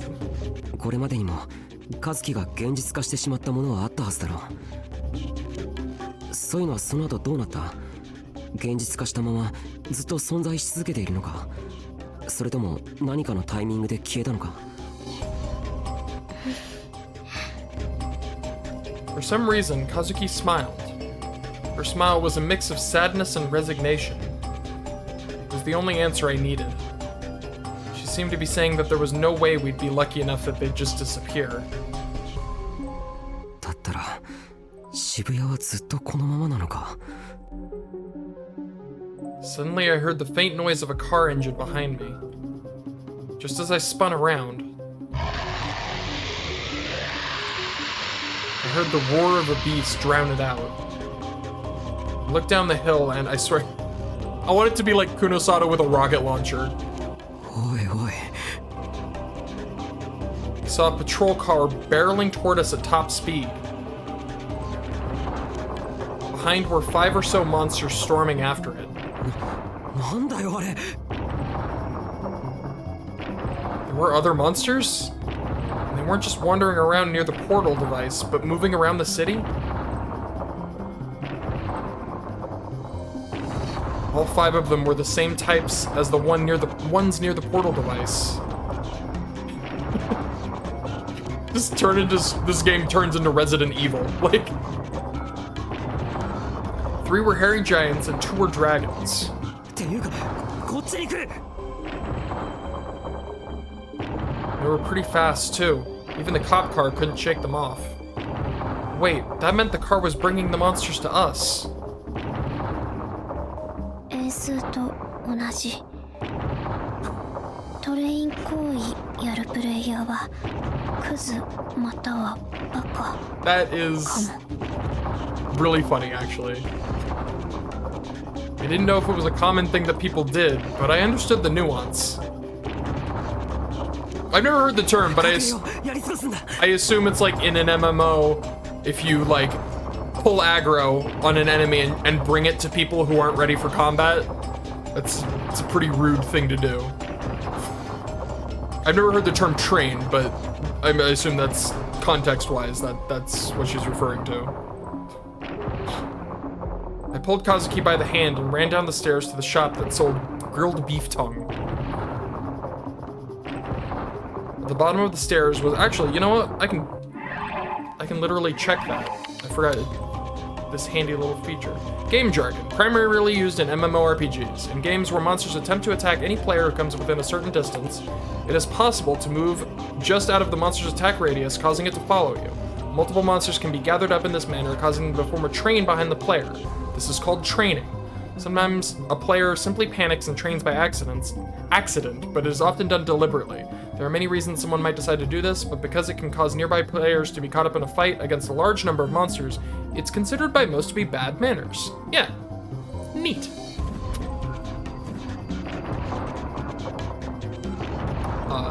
At the bottom of the stairs was the entrance to the store, but all the lights were off inside. We would hide inside and wait for them to pass. I couldn't see what was going on outside from here. My only option was to rely on the sound. I could hear the sound of the police car and the sound of the monster's footsteps shaking the earth. Kazuki gripped my hand tight. If they'd already found us, just imagining it made us shiver.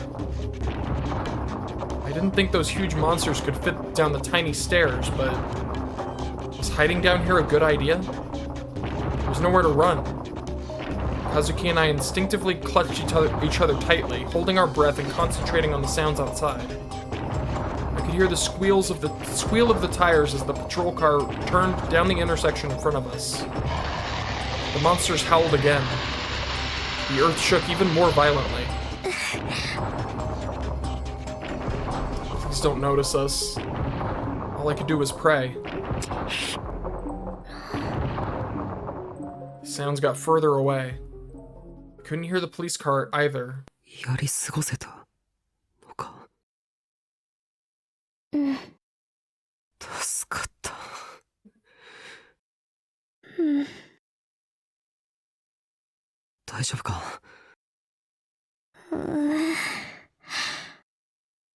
It was just then that I realized that Kazuki was clinging to me. Or more specifically, I was clinging to her. Been holding her so tight that her chest was heaving up and down in pain. ごめん! I quickly backed away. Kazuki fidgeted a little and took several deep breaths. Kenji Minamikata. We don't talk about...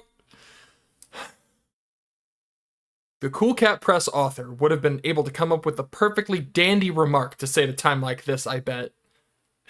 Stop this, Miyashiro. Stop it. I walked up the stairs and took another look at the portal device in front of the parku. The monsters were gone. The police car had drawn away the 3 monsters that were around the device. To get rid of this guy. I'm telling you, he's the true villain. We might be able to make it past now. The two of us looked at one another and out from the stairs. But as we tried to run down Spain Hill, we saw something and froze. The portal device was shining with a strange golden light. Uh-oh. I could hear a loud noise like clashing metal. I watched in shock as the light around the portal device began to coalesce into a monster. It was the same thing I'd seen on the news. Which meant that... Yeah, let's get the hell out of here. I motioned to Kazuki and we quickly turned back. By the time we made it back to the school, we were both too out of breath to run anymore.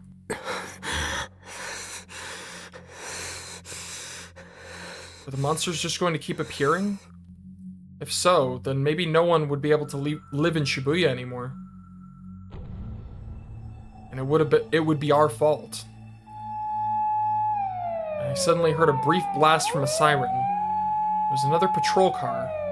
Was it the one that had been training the monsters earlier? But I didn't see any monsters around.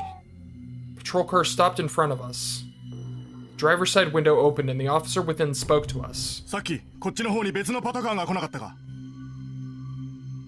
Kazuki and I both nodded.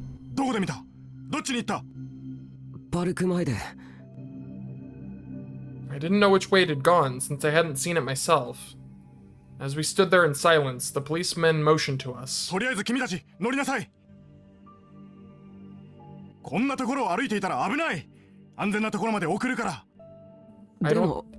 wouldn't do this. Why don't I trust this guy? I almost told him that he should blame the patrol car that had been training back there, but I changed my mind. The policeman was risking his life trying to protect us. I don't trust him. I don't. He was fighting to get the people out of the city, even if it meant facing the risk of being attacked by the monsters. I couldn't turn him down just because I wanted to continue my investigations. Nope, apparently he was just a cool police officer. Never mind. The next day, we all gathered in the club room. Ito had come all the way all the way around from Harajuku, he'd said. It wasn't safe to walk around in Shibuya anymore.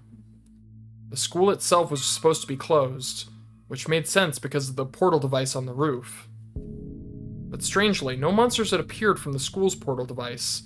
I didn't know why, though.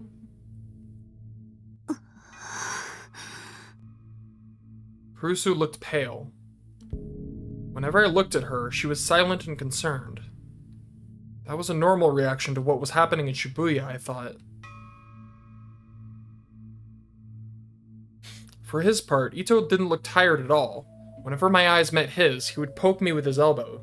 Ito, this is not the time, my guy.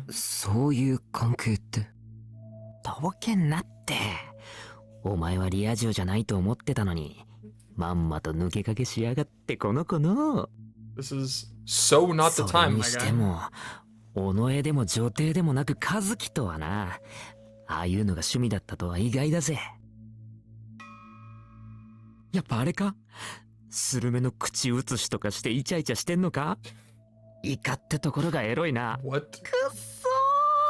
What the hell? What the hell was he talking about? Was he stupid? Ito-kun? Kurusu glared at him. The ice in her stare was well below freezing. そういうゲスな話をするなら今すぐ出てってくれる？すいません。Lady in the Tramp with squid. Kurusu sighed and opened her bag.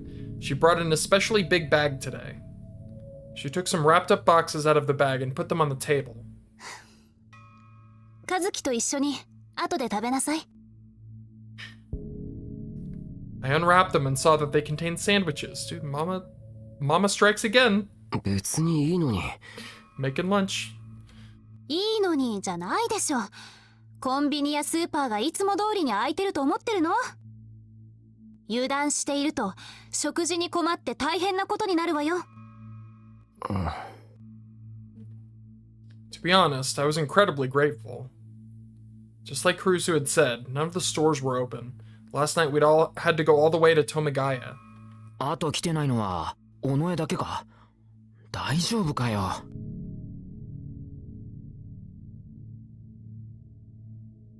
He was right. Sarika wasn't here. I just set the meeting time to around noon, so it wasn't like she was late, but I was still worried. I'm also worried, but for different reasons. Shibuya was swarming with monsters right now. If one of them had attacked her on the way to school... Just as I was thinking about going to look for her, the door to the club room flung open and Sarika came running in. ああ、みんなもう勢ぞろいしてる。遅刻しちゃった？遅れるなら連絡しなさい。状況が状況なのよ。ごめん。誰もいない学校ってワクワクしない？ついつい体育館の方までぐるーっと回ってきちゃった。Was that why she was late? I didn't know whether she was brave, thoughtless, or just dumb. I didn't know how she could laugh at a time like this. ねえ、ひなちゃんは呼ばなくてよかったの？なんで有村？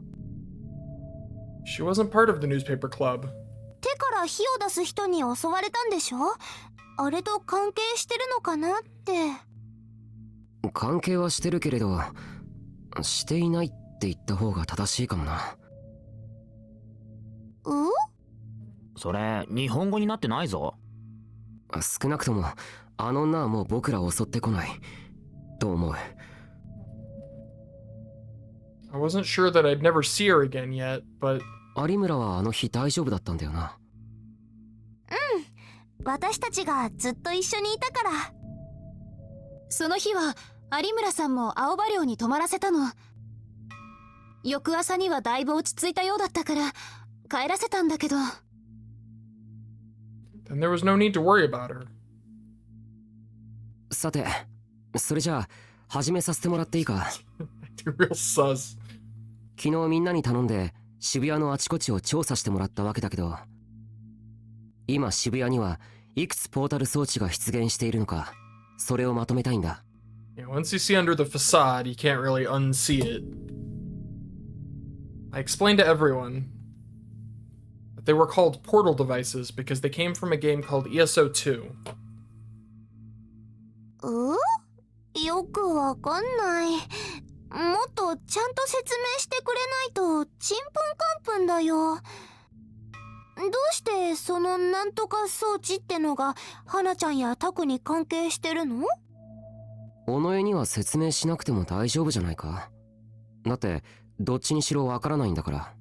Wow. ああ、そっか。That was good enough for her. でも一応聞きたいよ。タクル、ちゃんと説明しなさい。人が死んでいるのよ。しかもたくさん。あの化け物は何なの？ああ、俺も見た。パトカーを襲ってた。それと最初に生中継された例のニュースも。ありゃ、なんだ？モンスターだ。文字通り。時間を追うごとに増殖している。増えてるって？マジかよ。遺体があちこちに放置されていた。あんなひどい。それがあなたたちのせいだと言うなら説明して。I might be able to talk my way out of explaining things to Sarika or Ito, but it wasn't going to work on Kurusu. It said on the phone yesterday that the portal devices and monsters might be my fault after all.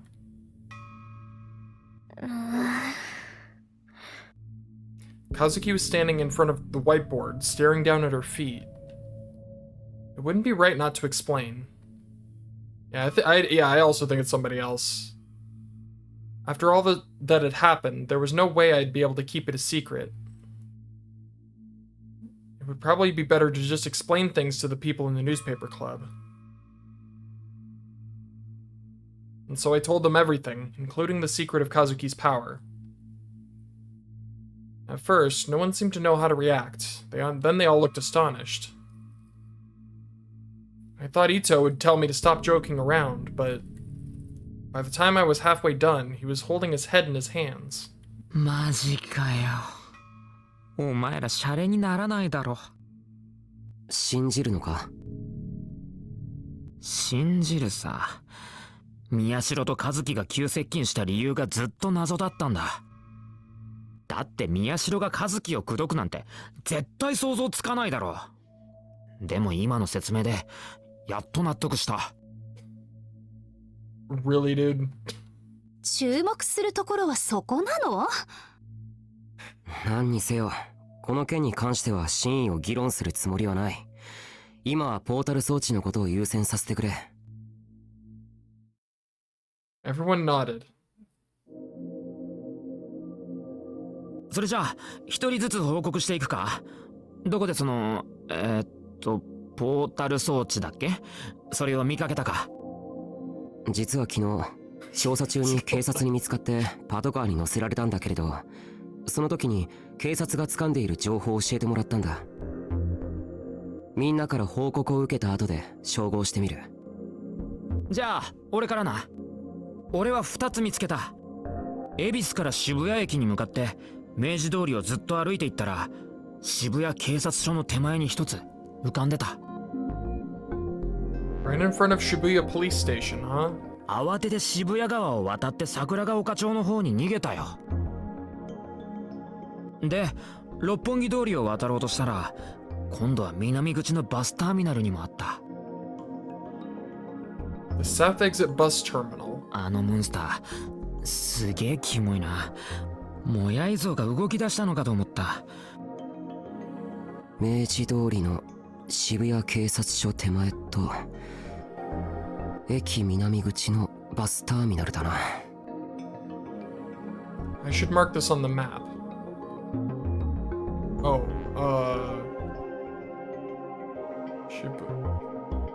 oh boy, these words are so small. Okay, Meiji Street. Oh god, Tokyo Shibuya Station. So it would be here.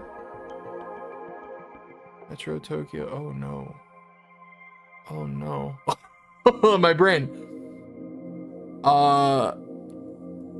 Metro Tokyo Shibuya Station. Is that what he said? I've already forgotten. Okay.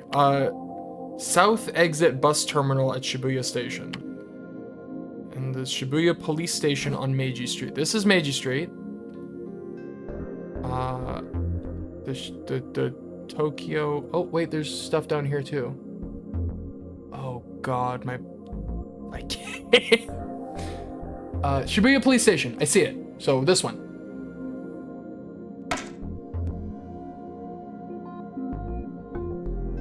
And then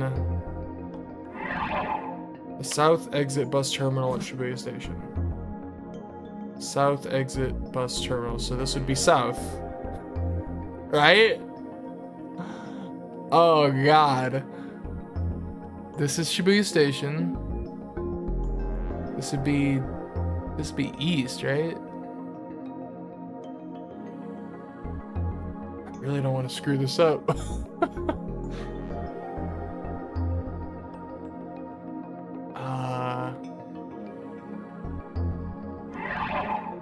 South Exit Bus Terminal. I don't know what a bus terminal is. It's just like a bus station?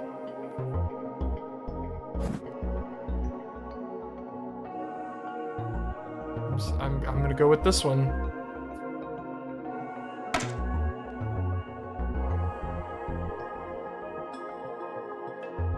Alright. 尾上たちはどうだった？ 2つ見つけたよ。ああ、でもそのうち1個は昨日の昼のニュースで中継されてたところだけど。それってサインシティの裏だったな。Sign City. Sign City was a pair of buildings right on the west side of Shibuya Station. South, east, west, this side.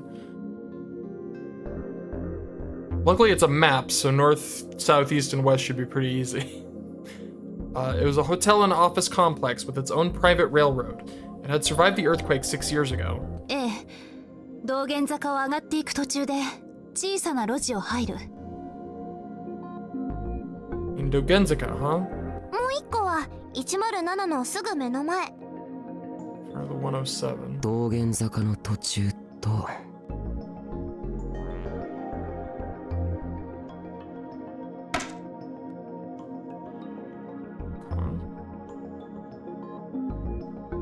107の目の前。I should mark that information down too. 107. Literally says 107 right there. It's gotta be. There's no way it's not. ain't no golly gosh darn Jiminy Jillikers way. 僕が警察から聞いた情報と一致してる。It says 107. 僕らが直接見つけたのは1個。パルク前にあった。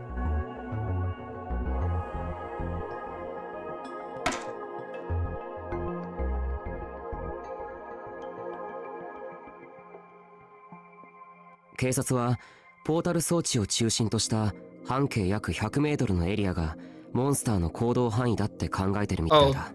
Yeah, that would have been that might have worked. I think I got it. I think I got it. Like the only one I'm not 100 on is the bus terminal one. I really hope I didn't get it wrong. It's hopefully it doesn't like it'll just let me know right away and it doesn't just like, oh, you got it wrong an hour ago.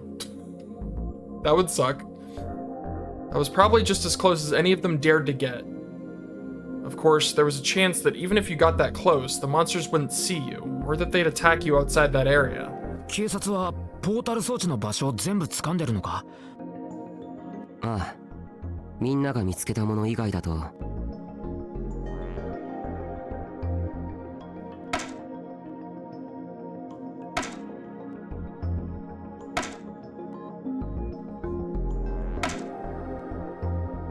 That's a lot of portals. That seems about right. へえ。駅をぐるっと取り囲んでるみたいだな。なんか意味があるのかな。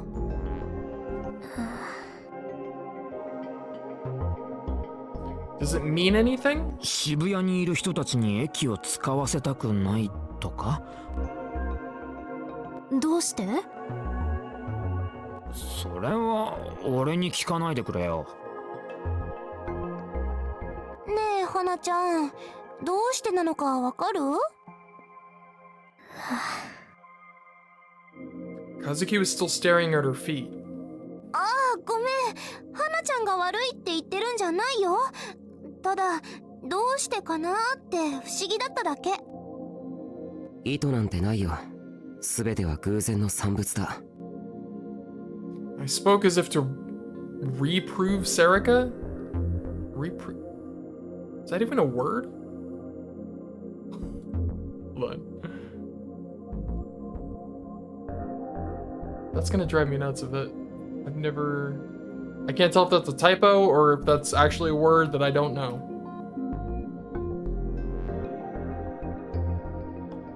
Reprove. To scold or correct, usually gently or with kindly intent. Holy shit. It's totally a word. Alright, it's not only is it a word, it's being used correctly. Alright. I spoke as if to reprove Serica. What? Okay. But it was just as Nightheart had told me. 説明しただろ。和樹の能力はコントロールできない。人がよく通る場所に装置が出現しているのがその証拠だ。 We both learned something そういう today. 場所の方が和樹の妄想がより反響しやすい。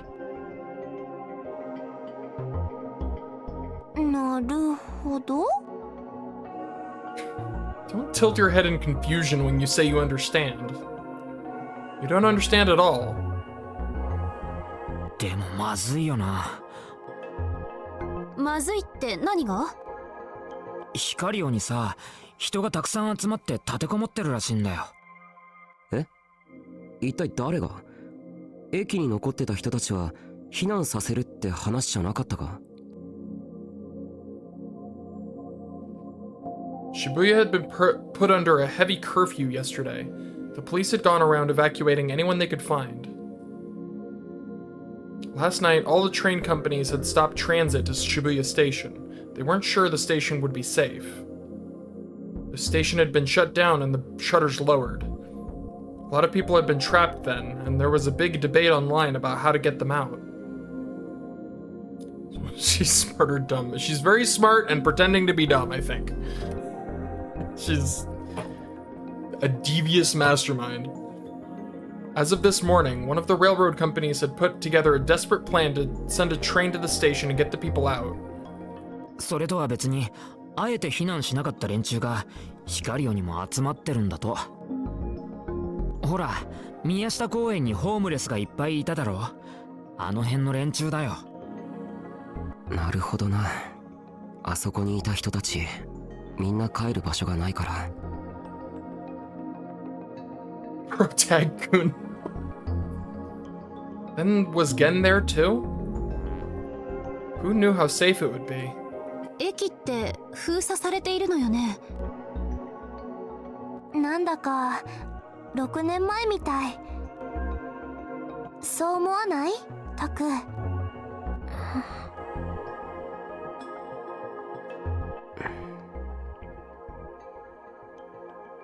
そういうこと言うなよ。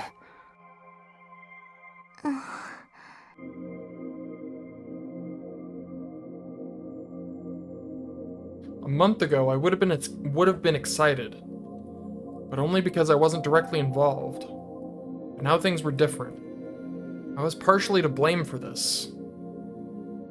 I couldn't feel any excitement at all. We all tried to come up with plans to fix things, but no one had any real ideas.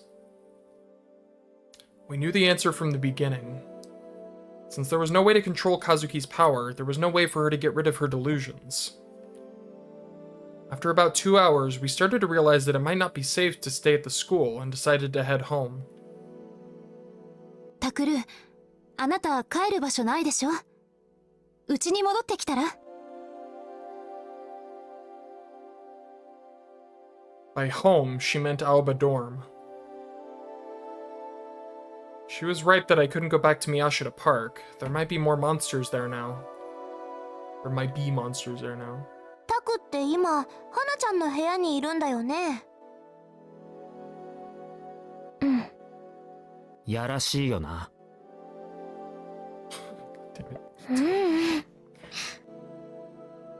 Kazuki shook her head furiously. なあ宮代、風呂とか入ってるのか？脱衣所で風呂上がりにばったりみたいなラッキースケベイベントには遭遇したか？ Can someone throw him out the window, please? That was all Ito seemed to care about.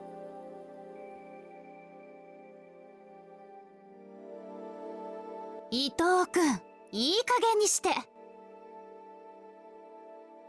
Oh, Dad, yeah. そういうの本当にあるのかな？だってずっと一緒にいるんだぜ。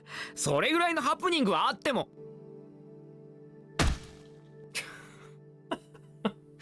Kazuki's face turned bright red as she pounded the wall.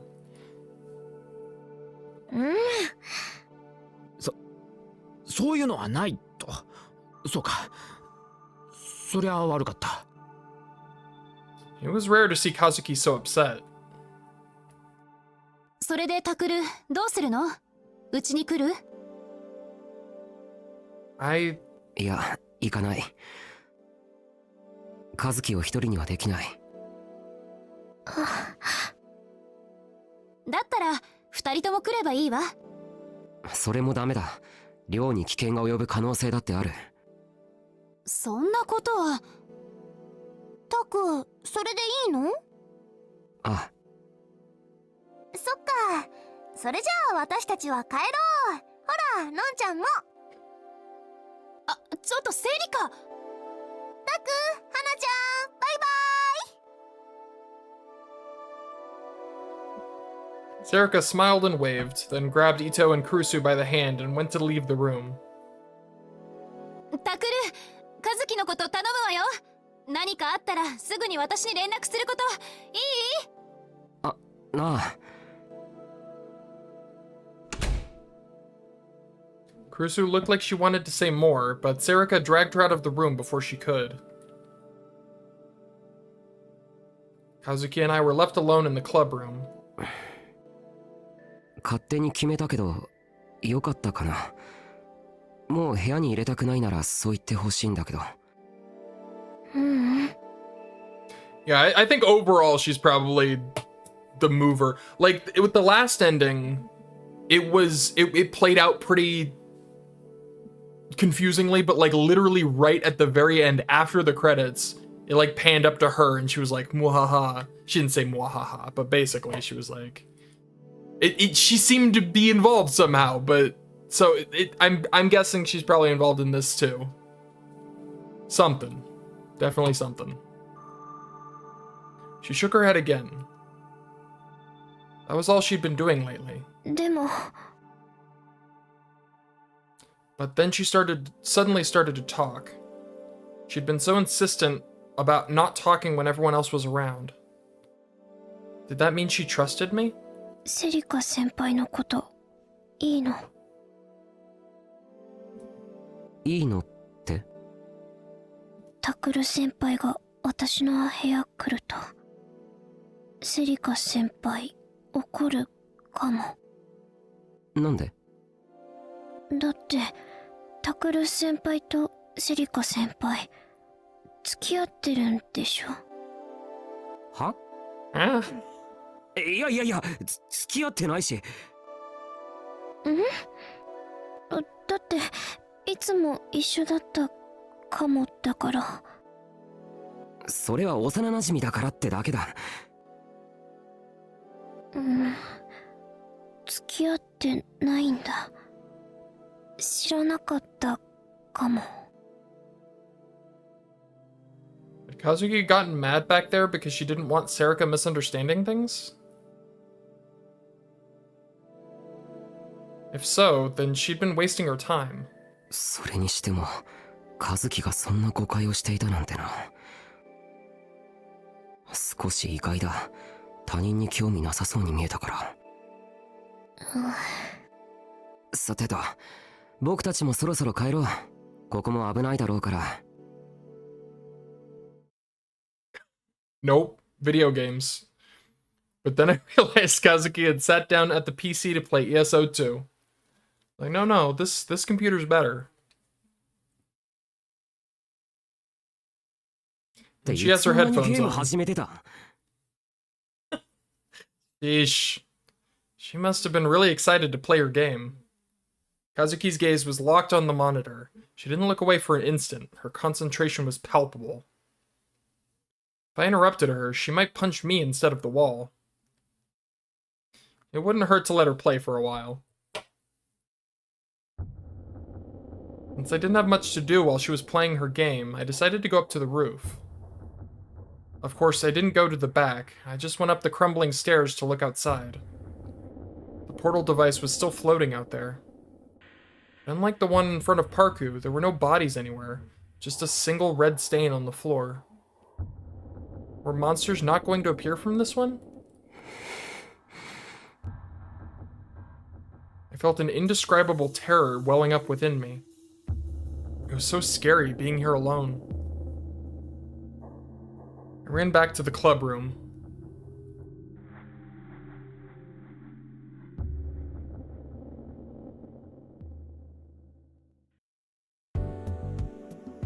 Once Kazuki started her game, she wouldn't take her headphones off no matter how much I yelled at her. She's a true gamer. She was totally lost within her game and had totally forgotten I'd ever existed. That's right. That's who Hana Kazuki was. She wouldn't normally use her power to save me, regardless of the risks, or let me stay in her room. Normally, this is who she was. I'd been living with her in the same room for a few days, so I'd forgotten that. Still, I was amazed at how she could play a game for so long without any breaks. Didn't she ever have to go use the bathroom? Stop with this! Actually, I remembered that Cool Cat Press had once done an article on gamers who never left their seats. It said that a true gamer would rather keep playing than take the time to go to the bathroom. So if they had to go, they used a plastic soda bottle or something like that. Oh my god! Just use the bathroom! What's wrong with you, Cool Cat? When I'd seen the article, I thought it had to be fiction. But watching Kazuki, I wasn't so sure. Wait, did Kazuki ever go in soda bottles? Stop it. いやいやいや、何変なことを考えてるんだ僕は。Ever since I'd started living in the same room, I'd started having more and more delusions like that. Maybe it was just because I was a boy undergoing puberty. But later I'd come to hate myself for feeling that way, given all that was going on. Get rid of fucking Cool Cat. God, this magazine. A huge noise almost caused me to jump into the air. Kazuki had hit the wall again. World War III, I'll take that over fucking Cool Cat. What had happened this time to upset her? I looked outside the window. The sky was turning red. It was surprisingly noisy outside. There wasn't a single person inside or outside the school, but the noise was coming from the police sirens on the ground and the media helicopters up above. The media had decided it was too risky to head into Shibuya directly, so they were forced to do the reporting from the sky. Still, it felt like they'd been there all day, from morning to night. I was amazed they hadn't gotten bored. I mean, they're at work, my guy. There's bored or not, they're doing their jobs. Without anyone here in Shibuya, it wasn't like there was anything that could happen.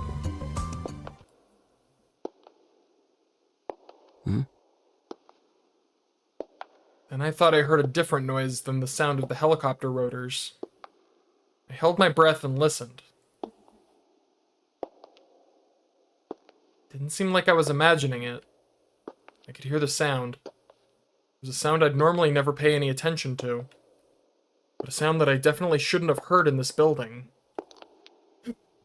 Someone's footsteps were coming down the hall. That was enough to bring back my memory of several days ago. Is that woman still alive? It's definitely not her, because she's not dragging her leg. These are regular footsteps. Particularly nasty sweat started to pour out of my body. I tried my best not to make a sound as I concentrated all my focus into my ears. The footsteps didn't sound like the person was wearing heels. I didn't hear any dragging. It wasn't that woman. At least, that's what I wanted to believe. But then who?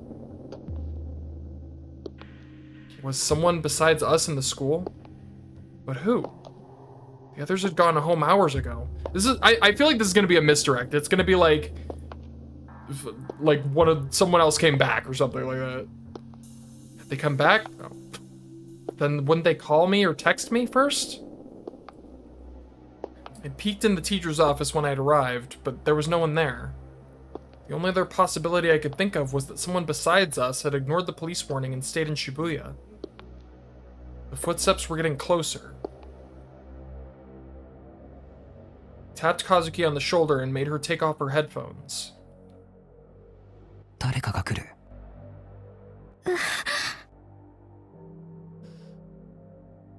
What should we do? Hide? Run out into the hallway? He probably knew we were here. Nobody would come all the way to the 5th floor of this building otherwise. Then who could they be? Maybe the mastermind who was controlling that woman?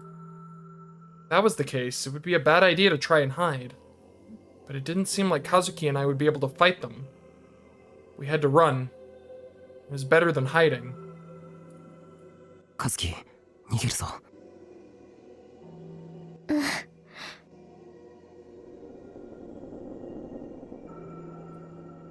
Saw Kazuki nod and then took a deep breath and opened the door.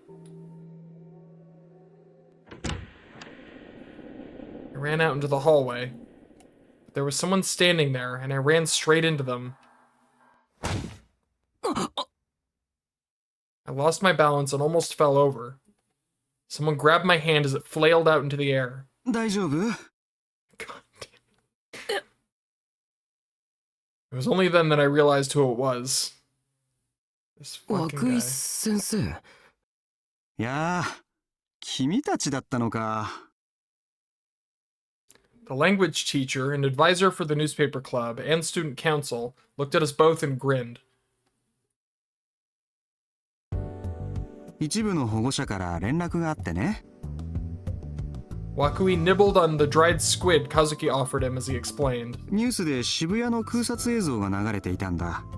そこでちょうどここが映った時に人影が見えたって。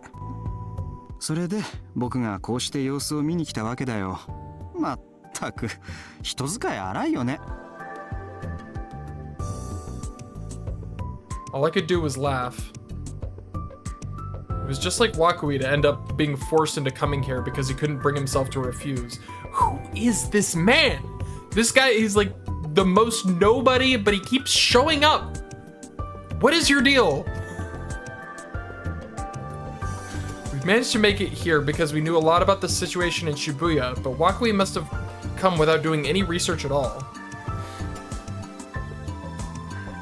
Wrongsiders like him were always the first to die. Too much time in peaceful Japan had addled his brain. 一体何をしていたんだい？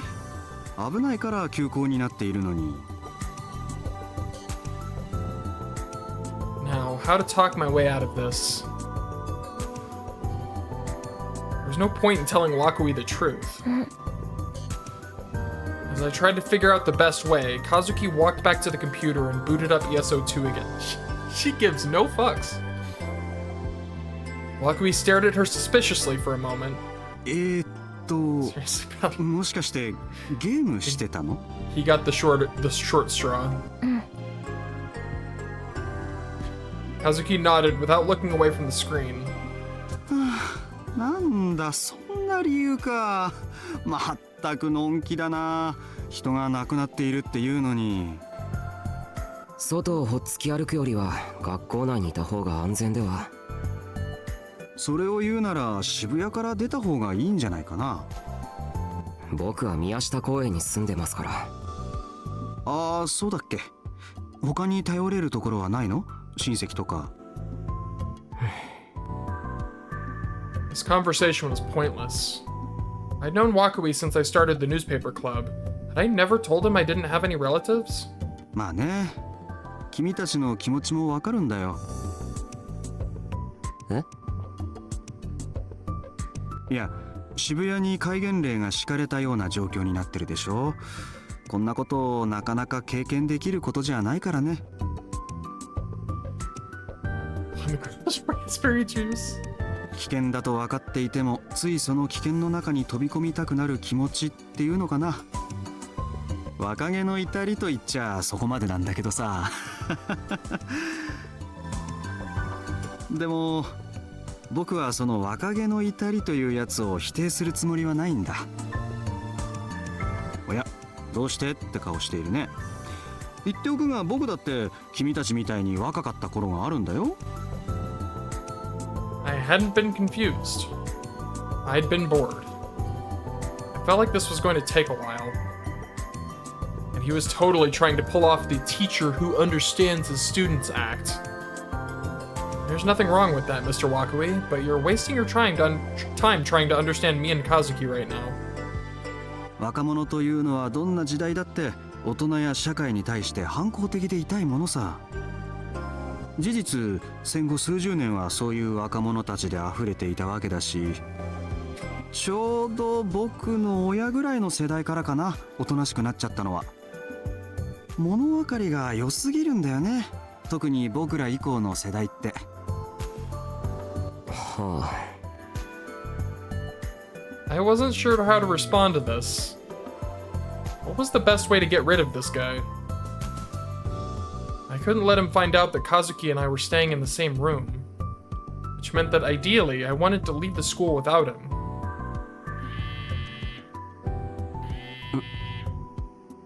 My phone started to vibrate in my pocket. Wakui was still talking, but I took it out anyway as a sign that I wasn't interested in hearing what he had to say. Damn. I had a message. It was from Kazuki. From Kazuki? I looked up. Kazuki was still playing ESO 2 with her back to me. But when I looked carefully, I saw that she was holding her smartphone with the hand that wasn't holding the mouse. Why would she send me a text message if I was standing right in front of her? Because of the guy, you dingus. It was always so hard to tell what Kazuki was thinking. Because of the guy, and also she doesn't talk in front of the people. Like... Or maybe there was something important that she couldn't tell me because Wakui was here. Anyway, I looked at the message. Miyashiro-kun? Oh no, not the creepy music. ああ、いえ。そうならいいけど。で、どこまで話したっけ？つまりね。Wakui was still talking. Was he always this talkative? My heart was pounding loud and fast.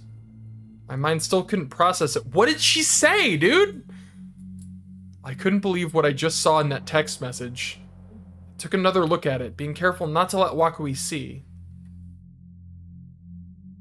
Message for Nightheart. Mr. Wakui is an assassin from the committee? What? What the fuck? The committee would be the Committee of 300 that Nightheart had been talking about, right? Are you serious? Their assassin was Wakui? The language teacher? The guy who was rambling on in front of me? ところで、なんだっけ？宮代くんたち Are が調 you べていた事件って。 serious right now? ほら、そこのボードに貼ってあるやつだよ。何かわかった？ Should I believe him or not? The fuck is Sarah gonna do? Nightheart had said that the Committee of 300 might take action, but he hadn't told me why. What were they after? If he was an assassin, were they trying to kill me and Kazuki? Did they not like what was happening in Shibuya right now?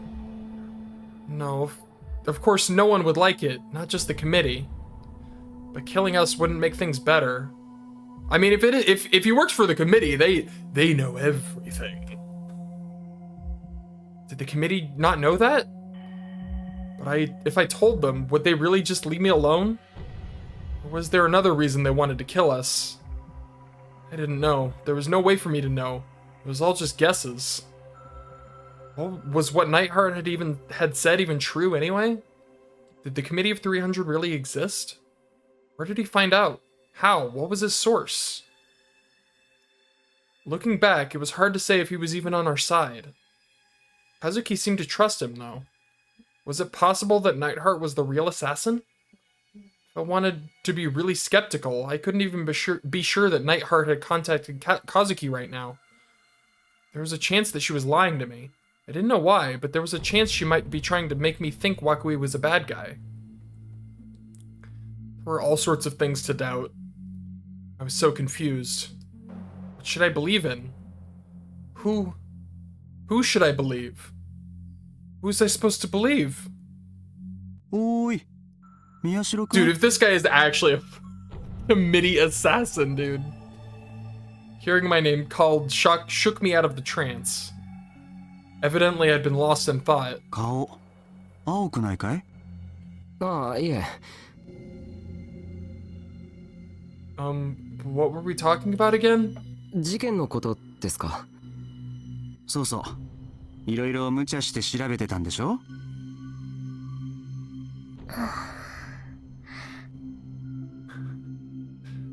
Kazuki looked over her shoulder at me. When I saw the little bit of fear in her eyes, I made my decision. That's right. Whether or not I could trust Nightheart, there was no way I couldn't trust Kazuki. She wasn't the type of person who could lie to someone. And it didn't make a lot of sense for Wakui to be right here right now. He was the type of person who'd go out of his way to avoid trouble. Would he really put himself in danger by going to Shibuya just because a parent had called? だいぶ前にクルス君から軽く愚痴られたよ。宮代君がちっとも言うことを聞いてくれないから顧問として指導してくれってね。はあ。But then why was Wakui rambling on like this? If he was an assassin, wouldn't he just try to kill us? They wouldn't send a complete amateur. He should be capable of killing us. I realized I was more nervous than I thought, but I couldn't let it show. Wakui found out, I was finished. いや僕もね、 Yeah, 学生の頃 maybe. に世界各地で起きている戦争やらテロ事件なんかを見聞きしていろいろ考えたんだよ。それでバックパッカーとして旅に出たりしてね。いわゆる自分探しの旅ってやつかな。意外ですね。だろう？僕もあの頃は若かったな。 What could be the reason that Wakui was still talking about all this? It could eliminate the possibility that Nightheart was wrong. If he was, then I'd be fine. It would be safer to assume the worst case. Possibility number 1, he was trying to drag out the conversation to learn something from us. His target might just be me, or it might be just Kazuki. But if he wasn't sure which of us it was yet, perhaps he was only after the person who'd created the portal device, and he wasn't sure if that was me or Kazuki.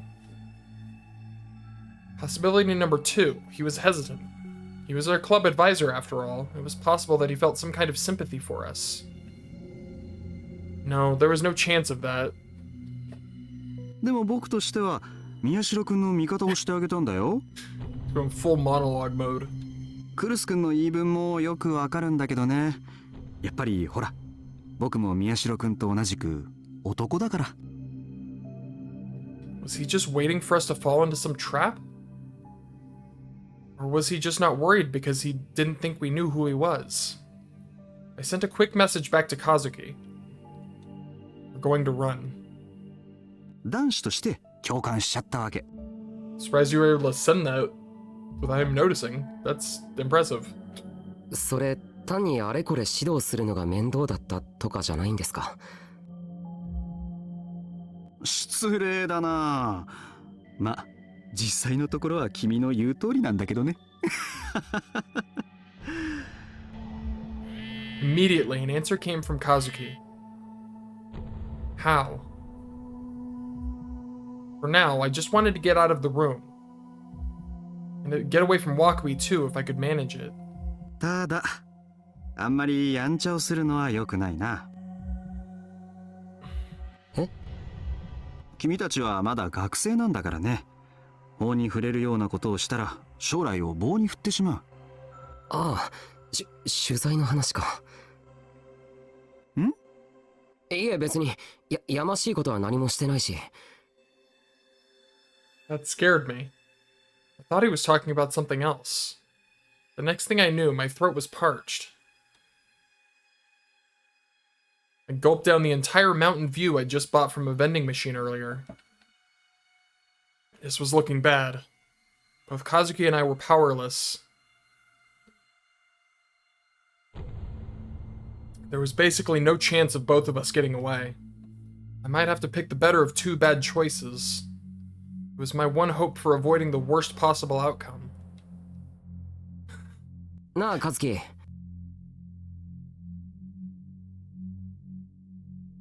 Kazuki jerked upwards when I spoke to her.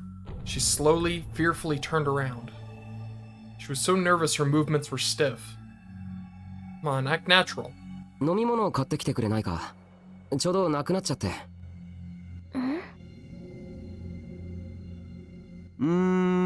ていうか宮代くんさ、まだここにいるつもり？これでも僕君たちを連れて帰らなきゃならない立場なんだけどな。でも涌井先生の話もうちょっと聞きたいんで。え、本当？それは嬉しいな。最近の生徒ってさ、僕の昔話なんて鬱陶しがるばかりでね。なんなら新聞部で記事にしましょうか。涌井先生特集。いやいや、そんなの照れちゃうよ。I was shocked to find that I was speaking as well as Sei Ito. 和樹ももうしばらくゲームをしていたいだろ。Kazuki stood up, uncertain. 付き合ってやるから、その代わり自販機でジュース買ってきてよ。Took a coin out of my pocket and practically forced it into Kazuki's hand. よろしく。Run away without me, I tried to motion to her with my eyes. I don't know if she understood. She nodded reluctantly. Then she slipped past me and headed for the door. 和樹くん、平気？なんなら僕も一緒に行こっか。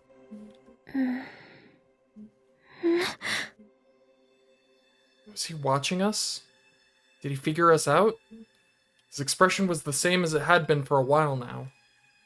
It was the same goofy look that the students always joked about. 大丈夫ですって。今学校には誰もいないし。先生も何か飲みたいなら、和樹に買ってきてもらったら。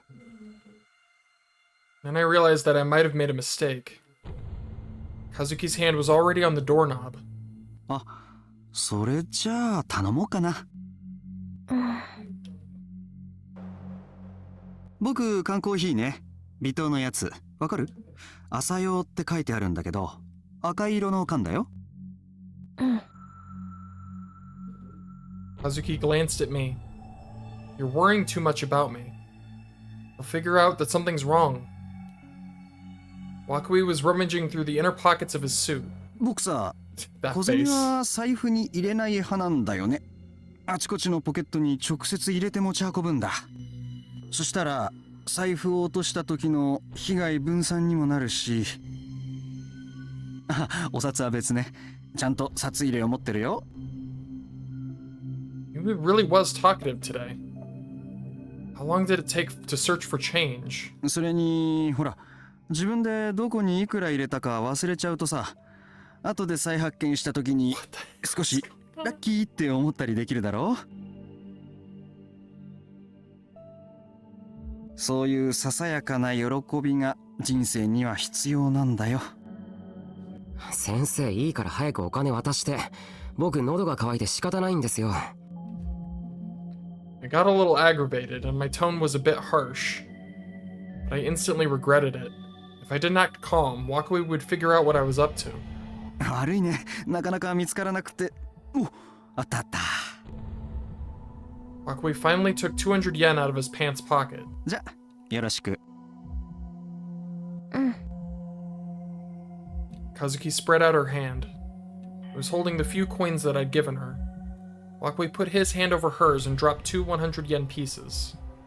The coins fell and collided with the coins in Kazuki's hand and didn't make a sound. Huh? That's weird. This close, I should be able to hear the sound of 2 small pieces of metal colliding. Wakui was rummaging through his pockets again as he opened and closed his mouth. What was he doing? Felt weird. Suddenly I realized why. Wakui was talking to Kazuki. They deafen him? But I couldn't hear what he was saying. Why? I put my finger in my ear to see if it was clogged. Then I noticed something else weird. Normally, I'd be able to hear the sound of my fingertip touching my eardrum. No matter how many times I jammed my finger into the small hole, I didn't hear a sound. Come to think of it, I hadn't heard any other sound for a while either. Why? What was going on? I spoke to Kazuki. Something weird going on. I thought I said that, but I couldn't hear my own voice. Kazuki didn't respond at all. She was just looking at the coins in her hand as if she was about to cry. Can you hear me? I yelled louder. Has she also been deafened? Some kind of flashbang for the ears? What the fuck? It didn't work. Why? This didn't make sense. My hearing was normal a second ago. There was no way I could just go deaf like that, which meant that something was going on. But I had no idea what it could be. I tried to tell myself that I might be hallucinating. I closed my lips and stood as still as I could. I listened carefully. It wasn't pure silence. I could hear what sounded like a ringing in my ears. I could still hear it. How did ringing in your ears work again? Was it really sound in the strictest sense? Was it made by vibrating air? Or was it some kind of supersonic wave? Suddenly I felt very nervous, and I opened up my web browser on my phone to run a search. When I read what I found there, I got scared. Stress is said to be one cause, but it is still unknown where exactly in the body it occurs. What the hell? I was sure that modern medicine would have an answer for that. How could they just say they didn't know? As I started noticing it, I couldn't ignore the ringing. The constant noise started to seem extremely unpleasant. Why was I hearing this ringing and nothing else? I looked back at Kazuki. She was holding her ears and looking around frantically. Is it happening to her too? Kazuki? I tried yelling. Kazuki didn't respond, but Wakui looked at me. This motherfucker. His lips twisted into a grin. It was him. He was like a totally different person. The face of a lazy, unreliable teacher had changed completely. The easygoing, peaceful smile was gone. That was when I knew. He was an assassin from the committee, just like Nightheart had said. What was happening to me was because of his attack. But how could he be doing that? Is he a psychic too?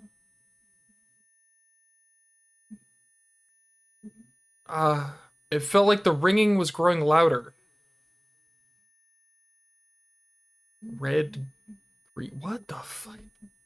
It was all I could hear. It kept ringing at the same frequency, never letting up. It was like it was stabbing into my brain. I wanted to run, but I couldn't. There was no point in putting my hands over my ears. The ringing hadn't even been there for that long, but I already felt like I was going crazy. I screamed.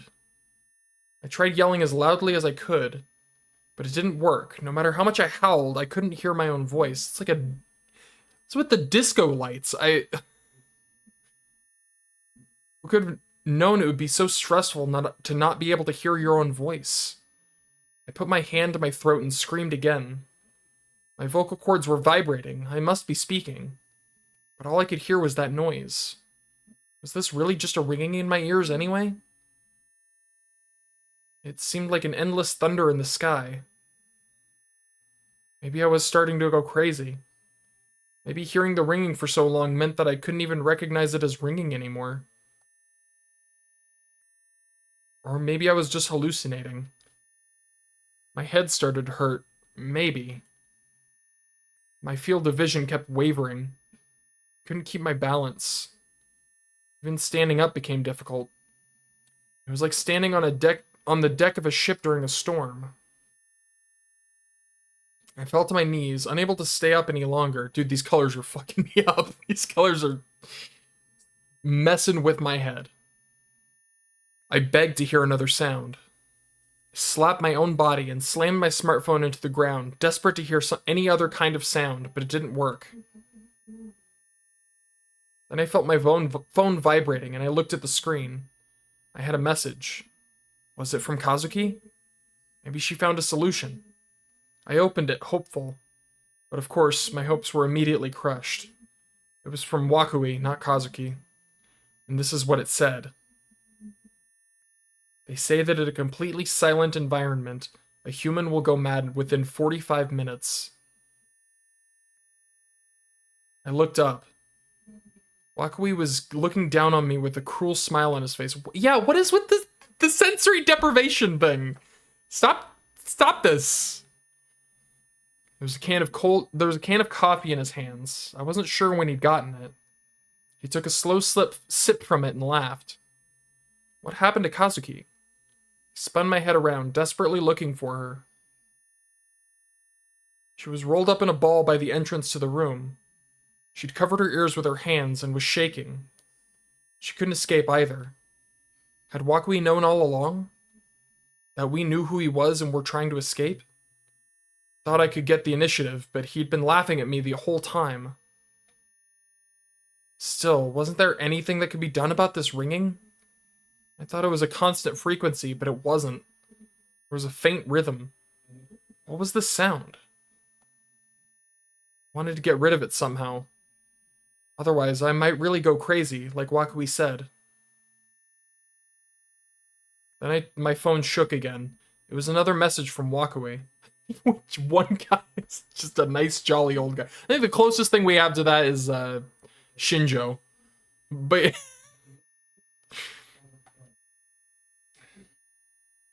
do you want to know what that sound is? Yes, please. I looked up at Wakui and nodded. He laughed. He seemed truly happy and moved his lips in a big, easy-to-read motions. It's the sound of your body. It was only then that I realized that I made so much noise. That there were so many different chaotic noises within my own body. It made sense. It was normal for a living creature. My heart beat, my blood vessels contracted, my blood cycled, my cells died and were born. My lungs inhaled air and exhaled carbon dioxide. My organs emitted all kinds of different fluids. My intestines contracted. My nails grew, my hair grew. All of those things made tiny little sounds. Normally, you would go through your entire life without hearing the sounds of your own body made. But now, with my sense of hearing shut off, they were overflowing from within me. They were the sounds of my life. But there was no joy in hearing the breath of life so directly. I wasn't trying to make these sounds. It felt like my body wasn't mine. It felt like someone was giving my body orders without asking my permission. And once I started thinking that way, I couldn't stop.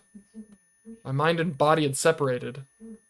There was nothing but the terrifying sounds of life. My own body scared me. I wanted to rip my mind away from this lump of flesh. I wanted to rip off my skin, yank out my lungs and my heart, my intestines, every single organ, every single blood vessel. I screamed in fear, but I couldn't hear myself. Only the chaotic sounds of my body as they played in layered harmony. And since there was nothing else to hear, I was forced to listen. I was forced to imagine which organ was making each sound. The sounds overlapped more and more, a disharmonious noise that bounced off the walls and of my skull. I didn't know if it was a real sound or an echo or if I was just hallucinating. My thoughts were swept up in the flood of sound. This didn't make sense. Why was I suffocating in a flood of sound if I couldn't hear? How long was this going to last? The rest of my life? Till I died? I couldn't stand that. Did he say after 45 minutes I'd go mad? I wasn't even going to last that long. I didn't want to hear this noise for another second. My God, the flashing! Someone turn it off! I'll do anything as long as you can turn it off. I'd rather die. I can't sound... Dude, okay. Might be able to turn it down game sound a little bit. Yeah, it's awful. Want to die. Kill me. I crawled along the floor and reached out my hand toward Wakui's feet. Kill me! Here, I turned down a little bit. I begged for death. Kill me.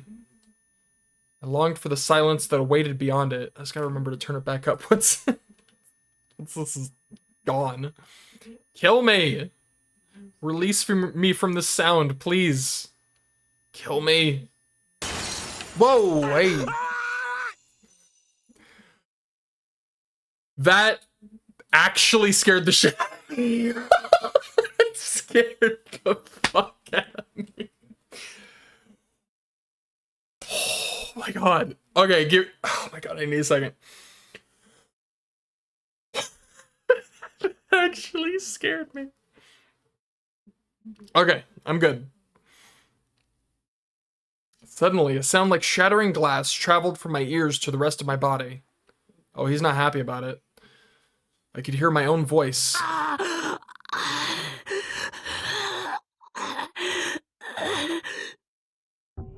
The sound of my shallow breathing was surprisingly clear. It wasn't just that. The sound of my clothes rustling, the tiny chirping of birds in the distance, the sounds of the wind or the leaves blowing through the trees. The sound of the patrol car siren. The sound of Kazuki's pained coughing as she curled up in a ball next to me.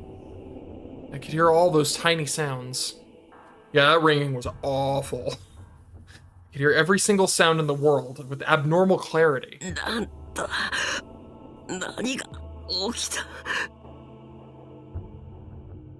My vision was blurry. My head still hurt. But the sound was back. I'd never been so happy in my life to hear all this noise. 邪魔が入ったね。 Wakui spoke calmly as he walked to the windowsill. The glass on the clubroom window was broken. He picked up something off the floor. It was a ball. 高級ね。偶然ではなさそうだ。 A baseball had come through the window? And that had interrupted Wakui's attack? This was the 5th floor. Who had thrown the ball? The baseball team wasn't practicing outside. And this room didn't even face the baseball diamond anyway. The only people in the school, no, in the whole surrounding area, should have been me, Kazuki, and Wakui. 宮代くんたちに手を出すなら相応の理由を説明しろということかな。やれやれ。彼女は宮代くんに対して本当に甘いね。 Golly gosh, I wonder who he's talking about. Wakui was saying something. He didn't seem to be talking to anyone. He wasn't speaking to us. He wasn't on the phone. What was he talking about? いいよ。今日のところはここまでにしておくよ。宮代くん、和樹くん。悪いが続きはまたにさせてもらうね。Wakui's voice was gentle, but he didn't even glance down at us as he went to the door. 一つ教えておくけど、逃げられるなんて思わない方がいい。君たちはやりすぎたんだ。委員会は君たち二人を世界の敵として認定した。これは決定事項でね。故にこの地球上のどこへ行こうと、我々は世界規模のネットワークで君たちを捉え続ける。見失うことはないんだ。絶対にね。では、また。気をつけて帰りなさい。Wakui left. And Kazuki and I were left alone.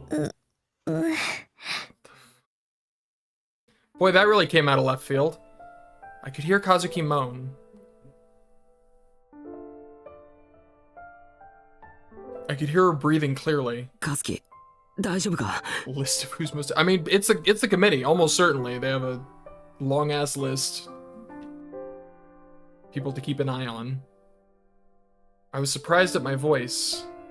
Was this what my voice sounded like? Oh, come on now. Kazuki was still lying on the ground, shaking her head. Of course she wasn't fine. I looked closer and saw that there was a puddle under her legs. Her skirt was strangely wet, too. She must have peed herself when Wakui attacked her. This is not cool. That was just how terrifying it was. Why had Wakui let us go? Why had he tortured us instead of just killing us? I didn't know, and I didn't want to think about it.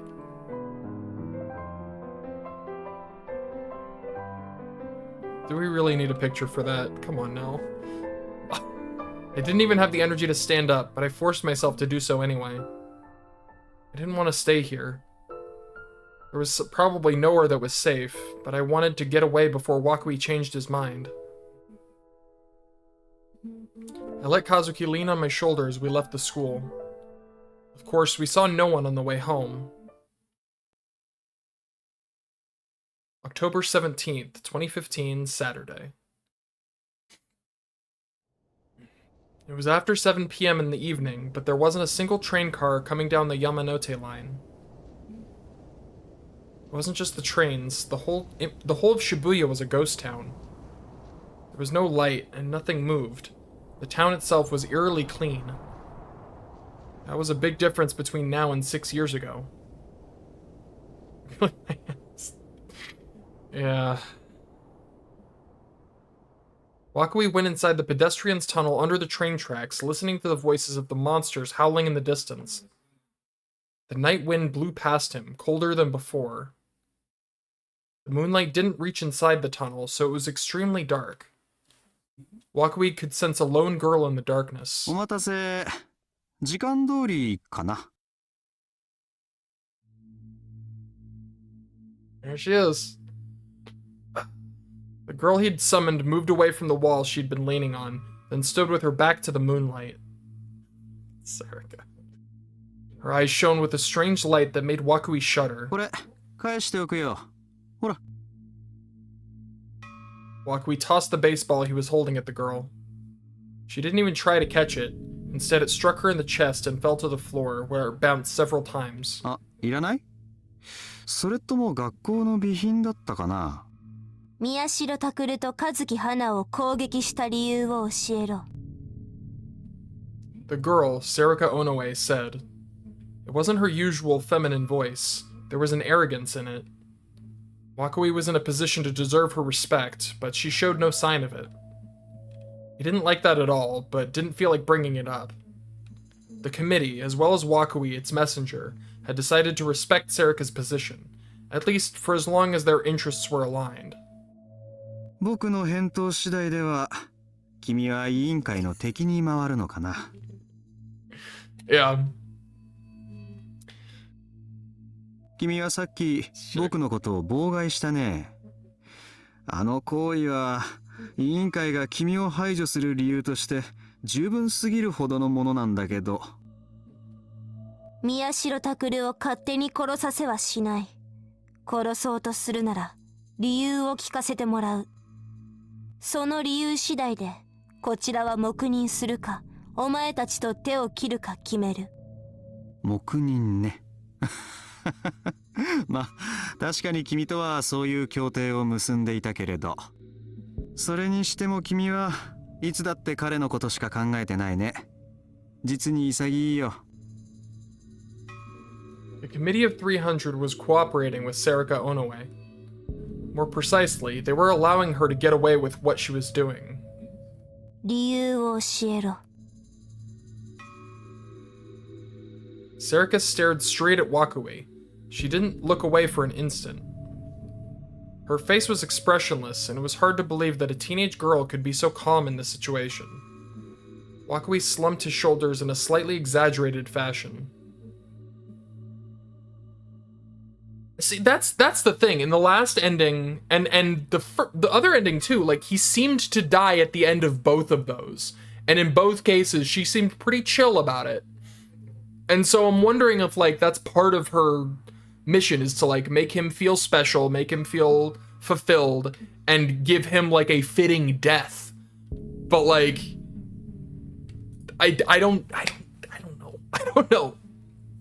It's 我々が問題にしているのは宮代拓ではなく和樹花の方でね。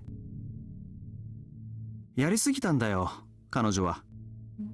これじゃ6年前の二の舞じゃないか。我々はこの町で粛々と実験を行っていたというのに、ここまで大きな騒ぎを起こされたよね。力をコントロールできないがゆえに彼女の責任だとは一概に言えないが、彼女の妄想がリアルブートしたことが原因なのは確かだ。I think that version of her was just one that he made while he was in the prison. Like an extra version when he thought the real one was dead. The real one. I don't know. I just don't have enough information. 彼女一人のせいで渋谷の秩序、ひいては世界の秩序までが乱れてしまった。しかも彼女の背後にはあの西条匠がいるとの未確認情報まであってはね。このまま事態が収束しなければギガロマニアックスの存在が世間一般に知られてしまうどころか、人類が和樹花一人の妄想に飲まれる可能性すら出てくる。委員会はビビりすぎという顔をしているね。だがこれは性分だよ。それぐらい慎重にならなければ委員会は今の地位にはいられなかった。とにかく我々は和樹花を世界の敵に認定した。とはいえ彼女は実験対象としては稀有な個体であり、殺すには惜しいというわけでね、委員会の方針は和樹花の心を壊して生け捕りにするってことになったわけ。 Jesus Christ, dude. 宮代拓はついでだよ。和樹花と一緒にいたからという理由以上のものはないかな。君との協定もあるしね。殺すつもりはないよ。まあ少し急を据えてやろうと思ったぐらいだ。和樹花を回収したら宮代拓の方は君に返す予定だよ。もっとも君が望むなら殺すこともできるけど、どうする？ Serica thought for a moment and lightly kicked her foot against the wall of the tunnel. The sound echoed down the tunnel. 理由は聞かせてもらった。だから黙認する。That was her answer. 殺すも生かすも僕に任せるということかな。そうだ。いいのかい？問題ない。君は徹底的に狂っているな。宮代拓が楽しむためなら宮代拓本人であろうとも犠牲にするとはね。あるいは生まれながらにして価値観が違うのかな。ちなみに僕は残念ながらエンターテイナーではないから君ほどうまくはやれないかもしれない。そこは考慮しといてよ。Serica ignored his joke. It was clear that she felt discussions were finished. 一つ聞いていいかい？君は宮代拓が死んだらその後はどうするつもりかな？私にはその後なんてない。I don't like that face. Yeah. Serica laughed, then turned around to leave. あ、そう。けなげだね。あ、尾上くん。そこらを化け物が徘徊しているから気をつけて帰るようにね。But Serica didn't even bother looking back. さて、そういうことならもっと大っぴらに動いてみよっかな。西条匠もついでにあぶり出せればそれに越したことはないけど、とりあえずは和樹花と宮代拓だな。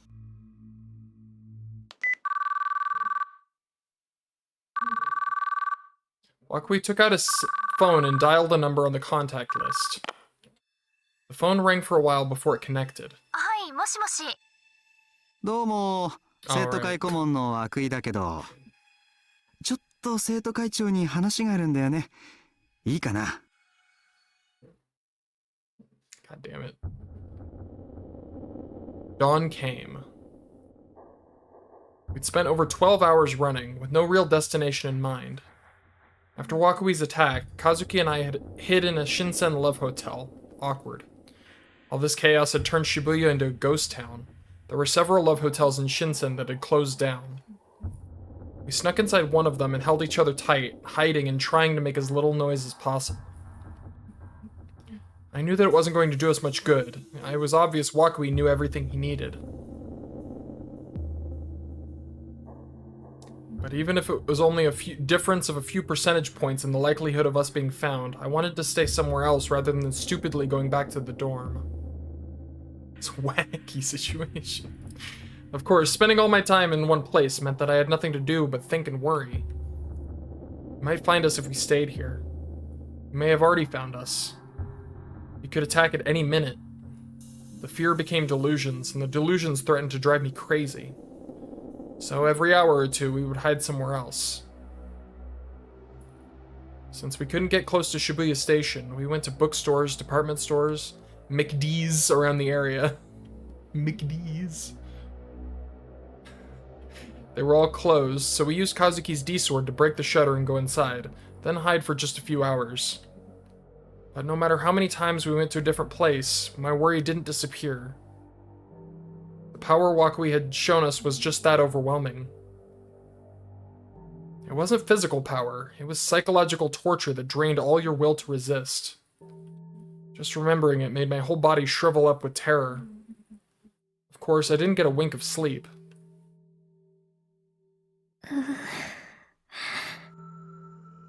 Kazuki was no different. She'd spent the whole time clinging to me and shaking.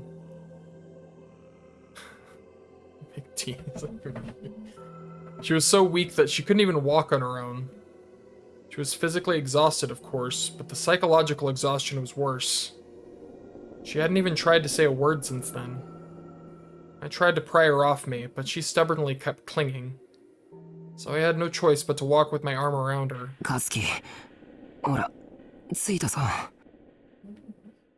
We'd been heading for a manga cafe. Oh, was it Lax? Fortunately, there were places to hide in Shibuya right now. The shutter was down at the entrance to the building with the manga cafe. Kazuki, yabutte kure. Na, tanomu yo. Instead of taking her D-sword out, Kazuki just kept clinging to me. I had no choice but to try and physically force the shutter to rise. It didn't work. There was no sign of my power, telekinesis, manifesting itself, and I couldn't find my own D-sword. I didn't want to die, but I was so tired. I had no idea that running in fear for just half a day could be so exhausting.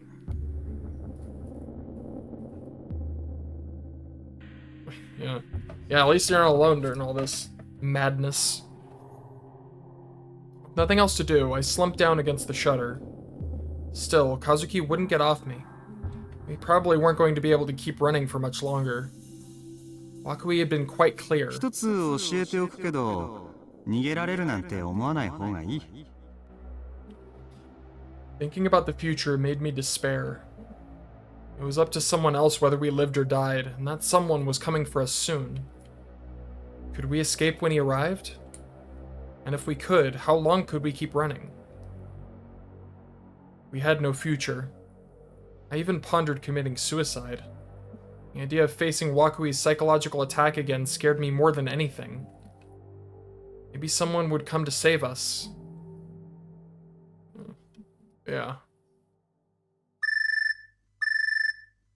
Suddenly, I heard a sound nearby, and I cringed before I even knew what I was doing. I curled up into a ball to protect my head. I knew there was no point, but my instincts made me do so anyway. But a short while later, I realized it was just the sound of a smartphone, and I gave a deep sigh. It was Kazuki's phone that was ringing, not mine.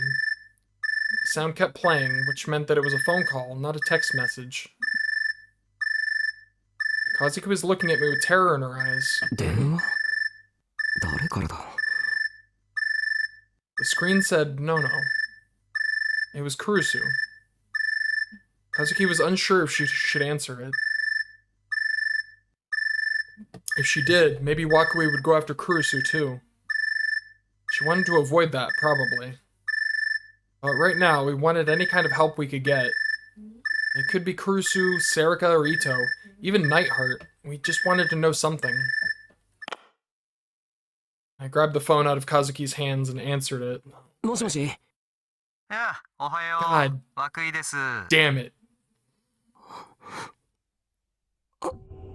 Just hearing his voice filled my mind with despair. I was too scared to speak. おかしいな。和樹くんの電話にかけたはずなんだけど、まあ別に問題ないか。どうせ横に和樹くんもいるんでしょ。This couldn't be happening. That was Kurusu's name on the screen. So why was I hearing Wakui's voice? I thought for a second, and then the worst occurred to me. クルスに何をした おや、もう状況を理解してくれたのかい。頭の回転が速くて助かるよ。殺したのかいや、ただこの先はわからないけれどね。どういうつもりだよ。今日の昼12時に光代の11階シアターキューブの前で待ち合わせと行こう。2人で来てもらえるかい？行かなかったらクルスを殺すのか。そういうことになるね。いやー、こっちもいろいろと事後処理が大変なんだ。何の事後処理かって？それはもちろん和樹くんがやらかしたことのだよ。というわけでそっちから顔を出してくれると助かるんだよ。できれば派手にやりたいという上からの意向もあってね。いや、もちろんこの騒動をさらに拡大させるつもりはないんだ。むしろ今の渋谷の状況については情報規制を敷くつもりだし。ただ6年くらい前から我々の足元を鬱陶しいネズミが何匹か這い回っていてね。君たちやクルス君はそのネズミをおびき出すための餌というところだ。宮代君についてはそれ以上の役割はないから、時間さえ守ってくれれば何も緊張する必要はないよ。ではよろしく。今日の正午だからね。くれぐれも遅刻しないように。生徒に待たされると先生悲しくなるからさ。This fucking guy. Wakui hung up. Oh no. Kurusu had been kidnapped? I looked at the time on the phone. It was past 9. クルスが涌井に捕まった。Kazuki looked up at me in shock. I told her that if we didn't go see Wakui at noon, she was going to die. 猶予は3時間もないか。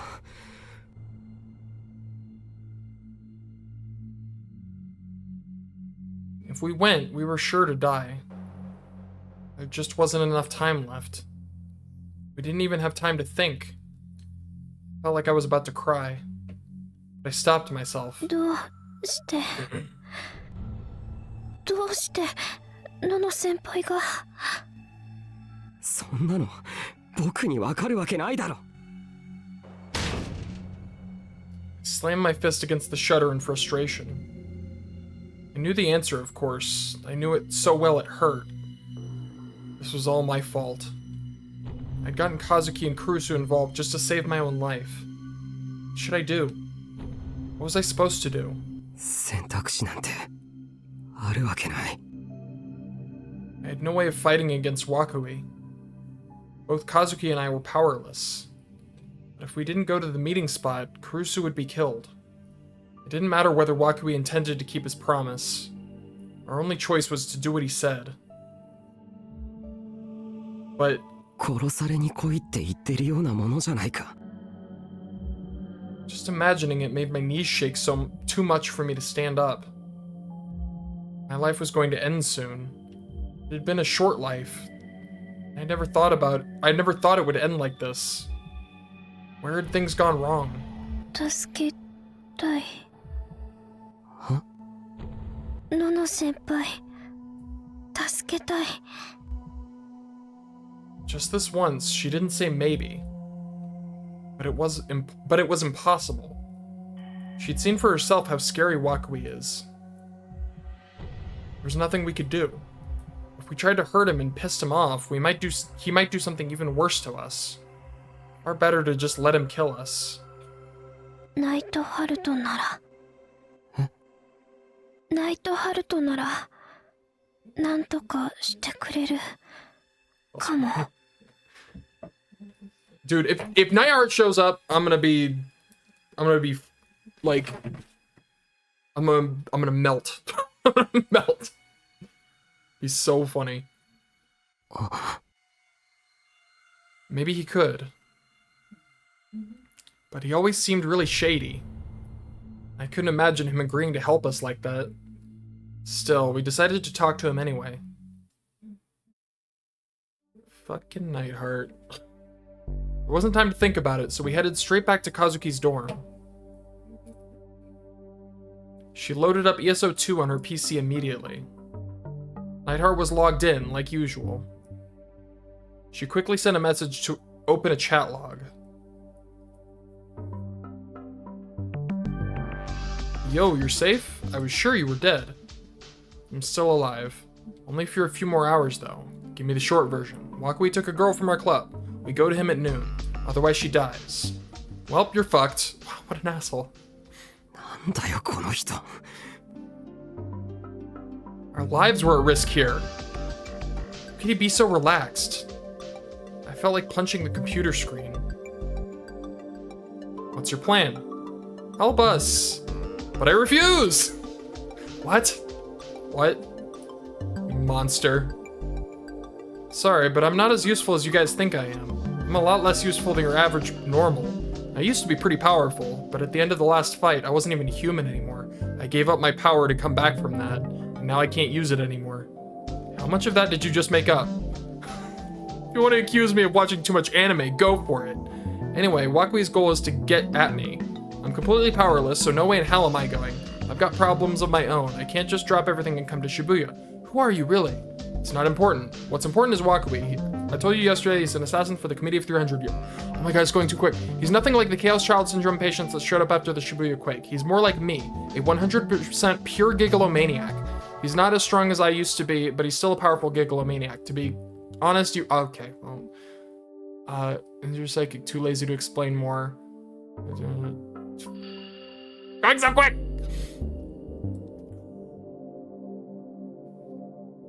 Abandon your friend and run away. Buy yourselves another day or two before you get caught. You can surrender to Wakui and beg him to spare your friend.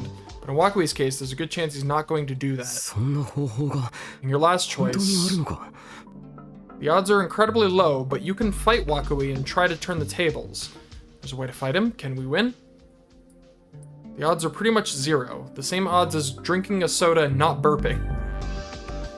But if you can pull it off, you'll have a shot to turn things around. Yeah, I wish that I could, like, I just want to read all the messages, man. Or just, like, have it go a little bit slower, you know? It was hard to tell if Nightheart was serious or joking. Both Kazuki and I were willing to bet on the smallest possible chance. The sumo stickers. Huh? Sumo stickers. There are a lot of them in Shibuya. Don't you know about them? We looked at one another. This was an amazing coincidence. It felt like there was a faint light shining down on us from above. Did we know about the sumo stickers? That was a stupid question. We knew all about them. Until a short while ago, we'd been obsessed with them. I know them. I know all about them. Good, that makes things faster. There are basically two types of sumo stickers in Shibuya. You'll use the ones that the Committee of 300 put up. Good so far? The designs are different. The stickers put up by the committee have the power to weaken gigolomaniacs and Chaos Child Syndrome patients. You do get sick by looking at them. That's the effect you're looking for. It does nothing to people without the power, though. And you'll use the stickers for your own benefit. You'll weaken Wakui. You slowly, tantalizingly strip off your shirt and beat Wakui. You put on your shirt and leave. The end. There's no reason for me to take off my shirt.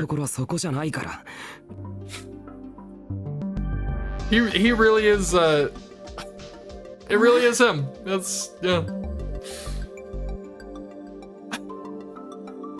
Who would have thought the sumo stickers held such a secret? So that was why I felt sick when I saw them. Maybe the Committee of 300 wouldn't expect us to use their sumo stickers against them, but... 問題は一体どうやればいいのかっていうことだ。シール1枚の効果なんてたかが知れてる。せいぜいちょっと気分が悪くなるぐらいじゃないか。それでどうやって涌井みたいな化け物の力を弱体化させられるっていうんだ。聞いてみる。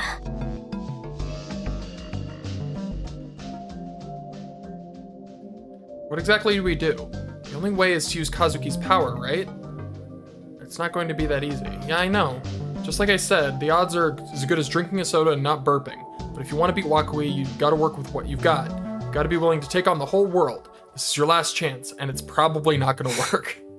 Whether you're willing to try it anyway, just because you want to survive, that's up to you, not me.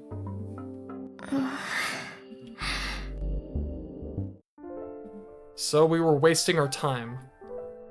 I had expected as much.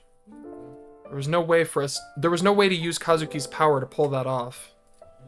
One of the reasons this had happened in the first place was that she couldn't control her power.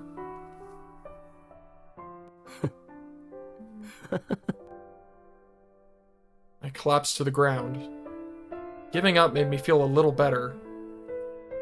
I didn't want to die, of course, but I could at least be calmer than I was when I was dealing with the fear. もうしまいだ。僕らどうやっても死ぬんだ。クルスだって見逃してもらえると思う？そんなわけないだろ。何をしたって殺されるさ。どうしようもないんだ。考えてみたら、今のこの渋谷の状況は元を正せば僕のエゴのせいだし、最初から潔く死んでおけばよかったんだよ。そうさ、僕が生きてるのが間違ってるんだ。お前はあの時学校で僕なんか助けなければよかったんだ。Kazuki punched the wall hard. The sound echoed loudly in the quiet room. I could hear her gritting her teeth. 私の力が大嫌いだけど。Yeah, that's right. Kazuki was always the type of girl who was open with her emotions. She used to punch the wall all the time when she was playing her game. でも、私、ノノ先輩、助けたい。助けたいよ。Tears ran down her face as she told me how she felt. 新聞部、ノノ先輩に誘ってもらって、すごく嬉しかった。あの部室にいられるの、救いだった。ノノ先輩に、ほんと、感謝してる。だから、私、助けたい。見捨てたくない。助けたいって言ったって、どうするつもりだよ。どうすることもできないよ。力をコントロールできるのか？できないだろ。できなかったから今こんなことになってるんだろ。わかってるよ。Hey man, don't be like that. だけど、ノノ先輩、どうなってもいいの。私、後のことなんか知らない。考えたくない。今の私のクエストは、ノノ先輩を助けることだけ。Quest? This wasn't a game. And she was never going to finish that quest unless she sacrificed herself. Once she was done talking, all she did was cry. カズキってすごい負けず嫌いだな。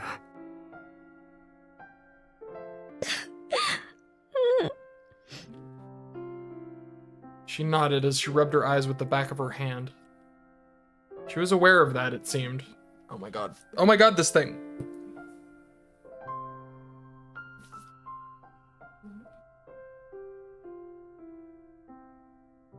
Would that be enough to make her want to go so far to help another person?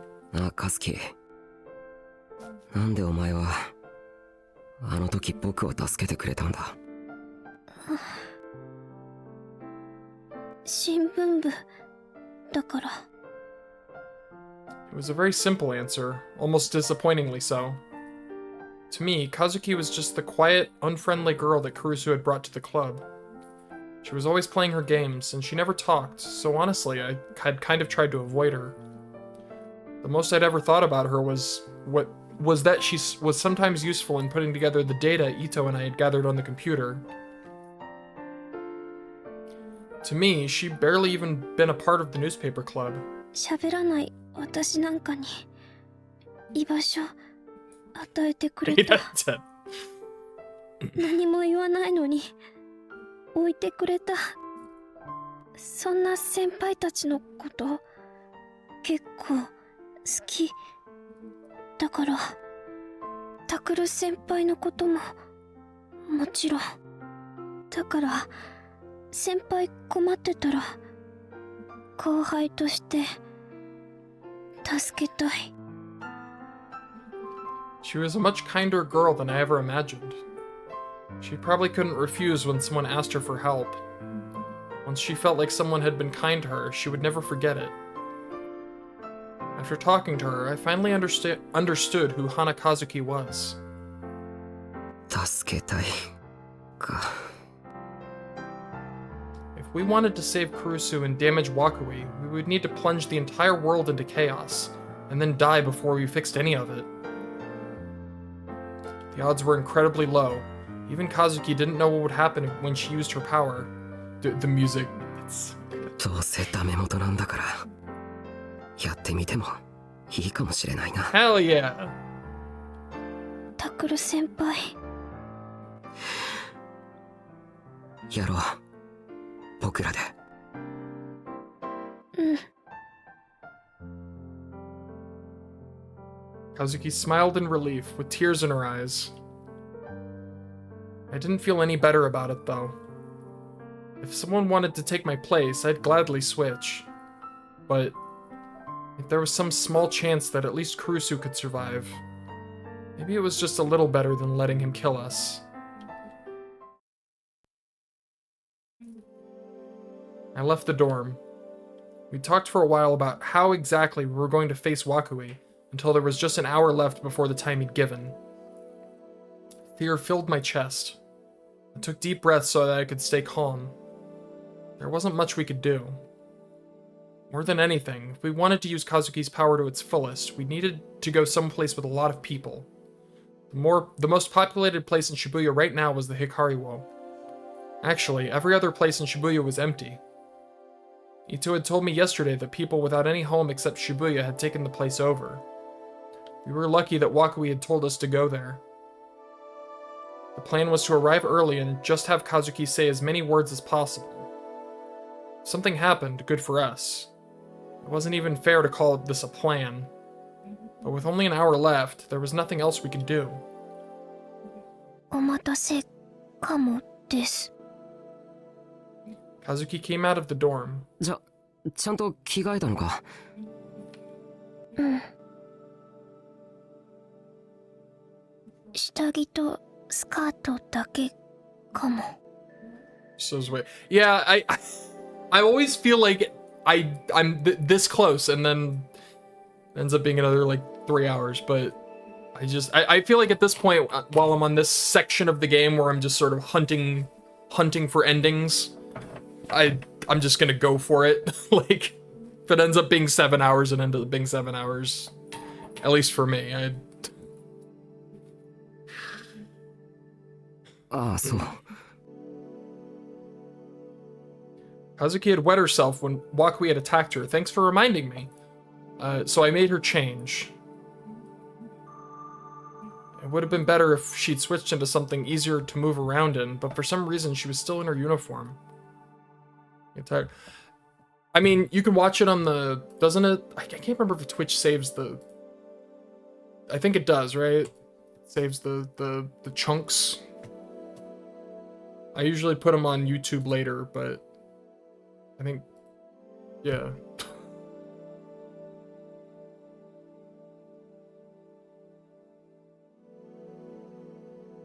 Displayed the map on my Pocketcom. It was a photo of the map in the club room I'd taken yesterday. Yeah. Yeah, that's fair. I also appreciate you being in the chat. It's such a different feeling. Such a different experience. But I totally understand if you know, tired and gotta get some sleep. If we wanted to get to the Kariwo, we'd have to avoid the monsters appearing from the portal device. The fastest and safest route from Hekio Dorm 1 was to the station was 2 a.m.? 明治通りに出よ Yeah, fair enough.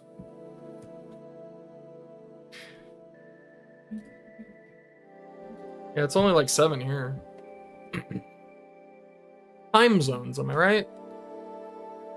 宮下公園の横にある地下鉄の入り口から地下に潜って、一気に光尾まで行く。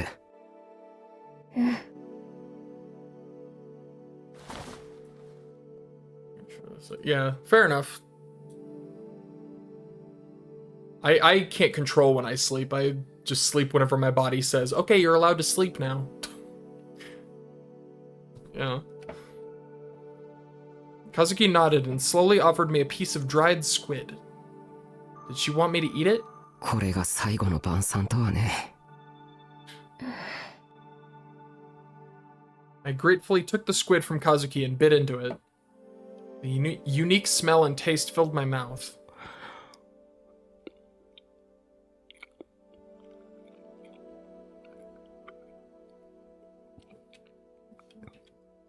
うまいな。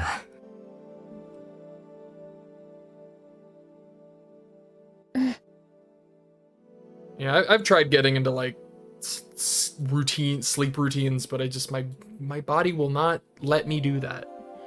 I have these like really bad bouts of insomnia where I'm up for like 30 hours at a time. It's infuriating. As I felt like I was starting to cry, Kazuki grabbed me by the arm. Her tiny body was still shaking. We were going to die, so of course she was. She may have hated to lose, but that didn't mean she wasn't scared. I patted her lightly on the back to encourage her, then started to lead the way. But our plan quickly hit a stumbling block. More minutes. Alright, fair enough. Our investigation yesterday hadn't found any portals around here, but... やっぱりある。 We concealed ourselves as we looked down from the pedestrian bridge onto Meiji Street. 5 huge dragons covered in yellow and black scales were stomping up and down the block. When I looked in the direction of the station, I could see the distinctive light of a portal device 50 meters ahead of us. We went back to the park and hid. 一昨日はなかったはずなんだ。あんな目立つところにあったなら見逃すはずがない。じゃあ昨日から今日にかけて出現したんだろうな。So what do we do now? Or how are we supposed to get to the Hikari Wall? There wasn't much time left. ポータル装置は渋谷駅をぐるっと取り囲むようにして出現している。光尾は駅のすぐ東側。電車は使えない。渋谷駅には電車は来ない。多少無理するしかないかも。正面突破的な。確かにポータル装置の半径100メートル以内に入っても絶対に襲われるっていうわけじゃない。見つからないようにして素早く駆け抜ければ。What if, for example, we were to run from our present location, the back of Miyashita Park Management Office, over the pedestrian bridge, down the stairs, and then to the subway entrance? いや、危険すぎる。ん？ Kazuki tilted her head at me in confusion.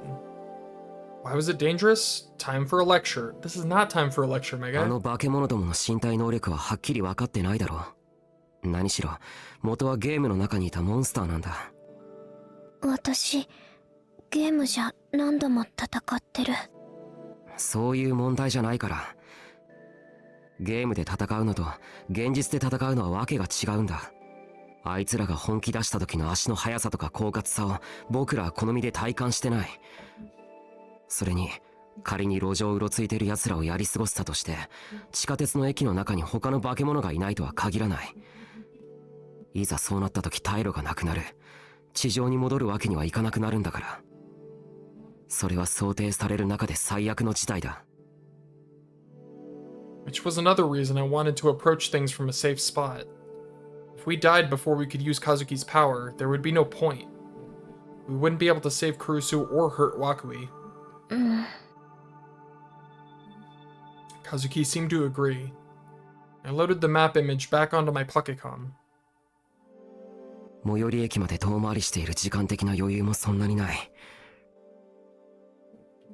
I thought about heading down the tracks from Shinsen, Daikanyama, or Omitosando stations, but that wasn't realistic. Those stations were still running. If one of the staff caught us sneaking onto the tracks, we might lose valuable time. Was there any other way? I glared at the map. 地図上では抜け道はあるように見える。On the map, at least. The 100-meter radius around the portal devices was just a safe zone the police had established. If we used that as a base to look at where in Shibuya was safe to travel, as long as we could get through the Seibo department store right next to the Tatsuya, we could make it out onto Scramble Crossing, and we had Kazuki's D-Sword to do that. There were no portal devices in Scramble Crossing as of yesterday. New one might have appeared, but that whole area was a complex maze, both above and below ground, and we might be able to escape. ここだろ。Kazuki looked at the route I showed her and quickly nodded. The sky was a cheerful blue, but beneath it the buildings were as quiet as the dead. As we ran through the streets, we could hear the distant howls of monsters. I felt like I'd become a character in a video game. We were going through a tiny, tiny safe area, dodging between various danger spots. And that safe area was just something I'd come up with quickly, and hadn't had a long time to think about. There was no guarantee at all it was actually safe. The stress of knowing that a monster might leap out at us at any minute started to wear me down. But still. We broke open the shutter at Seibo department store and ran through the building. Then across the abandoned Scramble Crossing and under the bridge. And somehow managed to reach the Hikariwo. The building was open, and I could see many homeless people inside. I hadn't seen this many people together for days. There were hundreds of them. Some were sleeping on the beds made of cardboard, and others were enjoying a lunchtime banquet of drinks and snacks. Alright, yeah, I get some good sleep. Have a wonderful sleep. Thanks for watching. I really appreciate that. It feels nice to be appreciated and stuff. Glad you had a good time.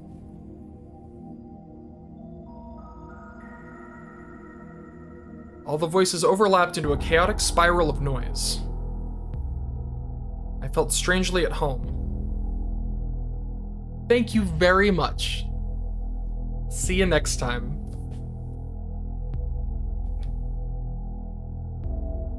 Kazuki and I looked at each other. これだけの数の人がいれば十分だろう。準備はいい？We had less than 15 minutes until noon. やれ。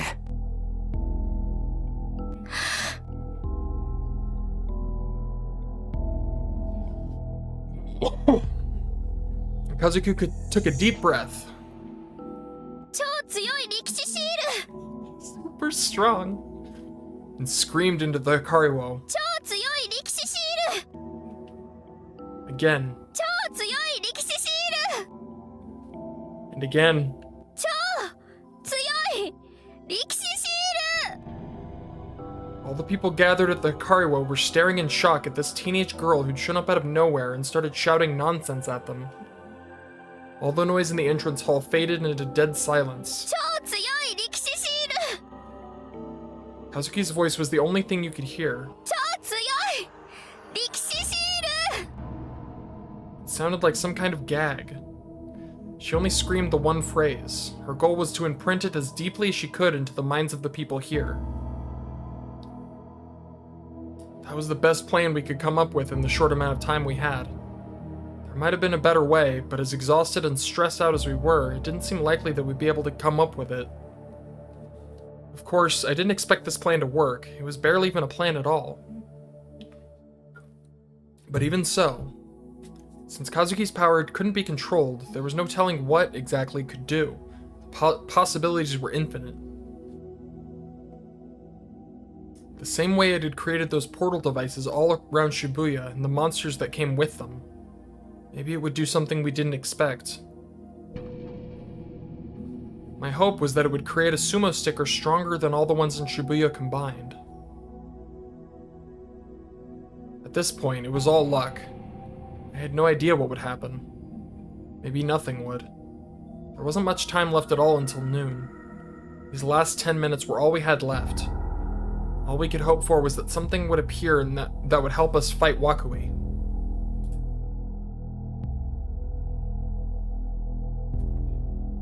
There was barely anything I could do, except maybe stay here with Kazuki.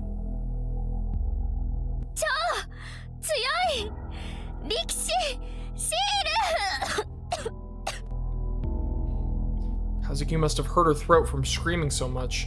She suddenly started to cough and heave. But she kept yelling.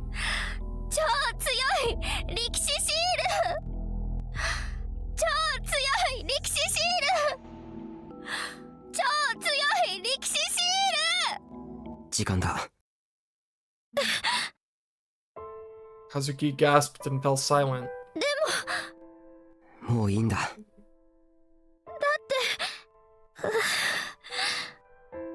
Nothing had happened yet. Nothing happened. That was the reality. There just wasn't enough time for Kazuki's power to create something. We'd lost our chance to fight back. And at this rate, we wouldn't be able to save Kurusu either. The regret threatened to overwhelm me. But I couldn't run away now. I had to go. I told myself that I couldn't stop here.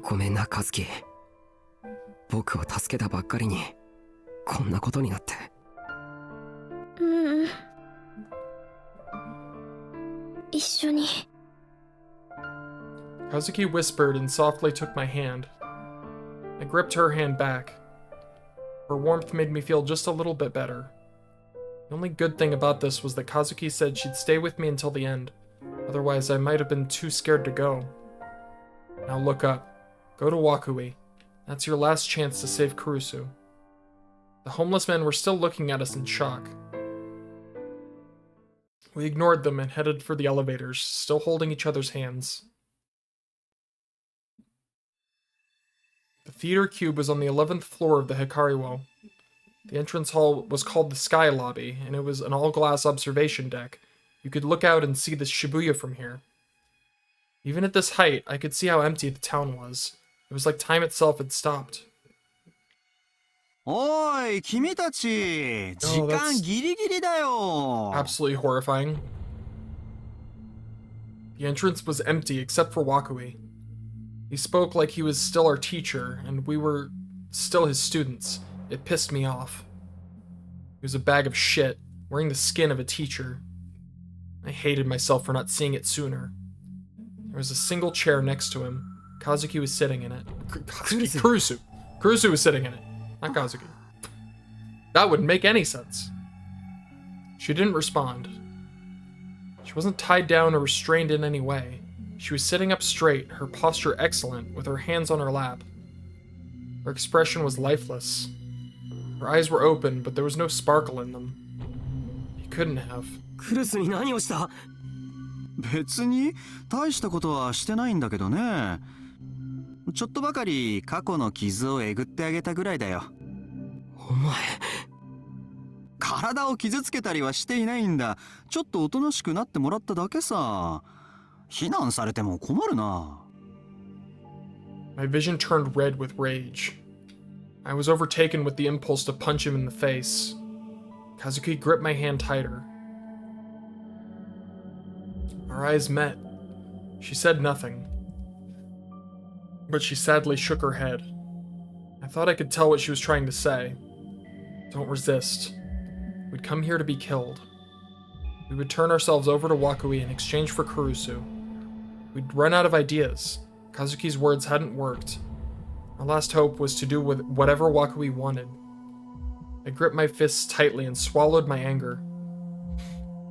クルスを解放してください。僕らは抵抗する気はありません。あ、そうなの? Wakui chuckled and put his hand on Kurusu's shoulder in a friendly way. That was almost enough to bring the anger back. その割にはさっき下で何かやってたみたいだけど? Shit, he'd found out. Kazuki couldn't speak. I had to come up with something. でも結局何も起きなかったんですよ。だから全部諦めてここに来たんです。あれぐらい見逃してくださいよ。あなたの方が圧倒的に立場上じゃないですか。殺すなら殺してもいいですから。でもせめてクルスだけは助けてほしいんです。それぐらいのお願いは聞いてくれてもいいでしょ。宮代くんはそんなに死にたいのかい? I gulped. 昨日みたいなことをされるぐらいなら死んだ方がマシです。そうしたら楽になれるから。I spoke honestly. そっか、なるほどね。委員会からの指示ではね、君たちを殺せとは言われていないんだ。あ、いや失礼、言い方が正しくないな。和樹くんについては殺すなと言われているんだ。君は貴重なサンプルなんでね。宮代くんについては正直どっちでもよかったりする。彼女からは殺してもいいという許可はもらったわけだから、僕の気分次第という感じかな。は? Who was she? What did he mean it was up to him? ま、とりあえず宮代くんのことは後で考えるとして。He laughed mockingly. Oh my god. I can't even tell what I'm looking at right now. It's like got 4 blades coming out like this. What the hell is that? That's a weird looking one. Took out a sword. Its shape was so awful, so terrifying, that just seeing it made me want to throw up. It felt like the physical embodiment of what a piece of shit Wakui was. まずは和樹くんに。He put the blade up to Kurusu's neck. 絶望してもらおうかな。No, no, don't do this. That wasn't the deal. Instantly, Kazuki shook off my hand and made her own D-sword appear. The blade whipped about like a snake and then hardened into a solid, straight form. Dude, is it like a whip sword? That's sick. I love those. She flung it straight at Wakui. It was just a quick snap of the wrist with no wind-up at all, but it flew so fast that it created shockwaves as it traveled. Wakui blocked it with his own blade. 抵抗する気満々じゃないか。先生に嘘はいけないな。嘘をついたのはどの口だい? Son of a bitch. The fuck? Suddenly and inexplicably, Kazuki stuck out her tongue. What? What was she doing? What the fuck? She looked up toward the ceiling and stuck it out more. She stood up on her tiptoes, her legs shaking like a newborn fawn's, and her hands flapping desperately to keep balance. It was like she was being pulled upward by an invisible fishing hook that had pierced right through her tongue. Oh my god, no! Stop this! Kazuki, どうした? Oh, I hate this already. Tears formed in the corners of her eyes. Her expression contorted in pain. Her eyes looked to me for help. 子供の頃、親に言われたことはないかい?嘘つきは閻魔様に舌を引っこ抜かれるぞってさ。 No, stop. I felt something cold run down my back. I had a very bad feeling. よせ There was no time for me to even reach out my hand. No! Before Kazuki bit off her own tongue. Blood spurted everywhere. Her frail body lost its balance and collapsed. ああ、カズキ I ran over and held her in my arms. Her eyes had rolled into the back of her head, and bubbles were pouring out from her mouth as her body spasmed with pain.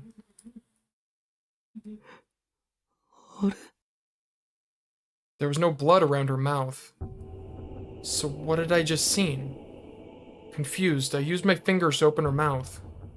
Her tongue was still there. It hadn't been severed. I looked around and couldn't see any pieces of it lying on the floor.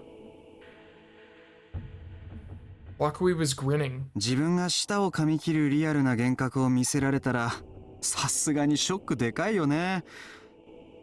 でもこんなのまだまだ序の口だよ。和樹くんには徹底的に壊れてもらわないと。サンプルっていうのはそういうものだからね。 Dude, this sucks. I didn't even feel any rage. There was only powerlessness and despair. There was no point in even trying to fight him. And I couldn't save anyone. Not Kurusu, not Kazuki, not even myself. Everything was up to Wakui now. All I could do was wait for the moment of my death, like cattle. I hadn't even planned on fighting back when I'd come here, anyway. I knew I probably wouldn't be able to save Kurusu. That's right, none of this was unexpected. I would be killed, and I wouldn't be able to do anything about it. There was nothing more to it than that. No matter how much I had to watch Kazuki and Kurusu suffer, they were all going to die anyway. It didn't matter. Once you died, the pain went away. I was tired. I just wanted this over with. Maybe I should bite off my own tongue. なんだ？宮代くんも壊れ気味なのかい？こらえしょうがないな。だったらさっきの続きを見せてあげるよ。Wakui put the blade back up to Kurusu's neck. 目をそらしてはいけない。しっかり見ておくこと。ほら。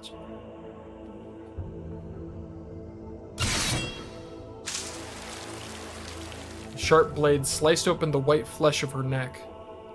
Blood spurted out like a fountain. I watched it as if in a trance. Kurusu's head had slumped forward, so Wakui grabbed it and lifted it up so I could see her face. Her expression was blank. There was no sign of pain, no sign of resistance. That made me feel just a little better. At least she didn't suffer. Wakui's blade was extremely sharp, and it only cut through Kurusu's neck like a knife through butter. It didn't seem real at all. It was like watching the death of one of the characters in the game I played with Kazuki. Wakui lifted up Kurusu's head and tossed it away. It landed on the ground in front of me as I lay there, her long hair wrapping around it as it rolled. I hadn't realized her head was so small. As I stared at it, someone walked over to me. I looked up. Kurusu's headless body was standing in front of me. Dude, this is fucked. This is so fucked. The body slowly picked up the head, then went back to the chair. Then it put its head back on, the same way a person might put on a helmet.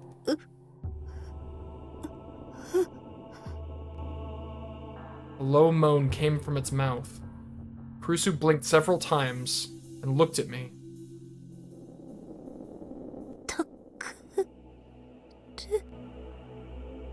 What was going on? What kind of nightmare was this? Her head was connected to its body once more. Kurusu saw me and started to cry.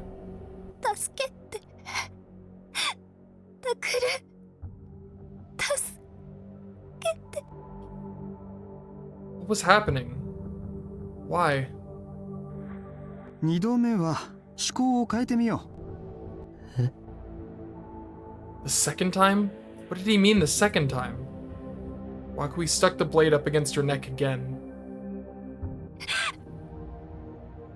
Kurusu's features contorted with terror. タクル、助けて。ねえ、助けて。お願い。やめろ。 She just died. You just chopped off her head. So why was she asking me for help? いや、死にたくない。 You already did. Don't look at me that way. さようなら。いや、いやいやいやいやいや。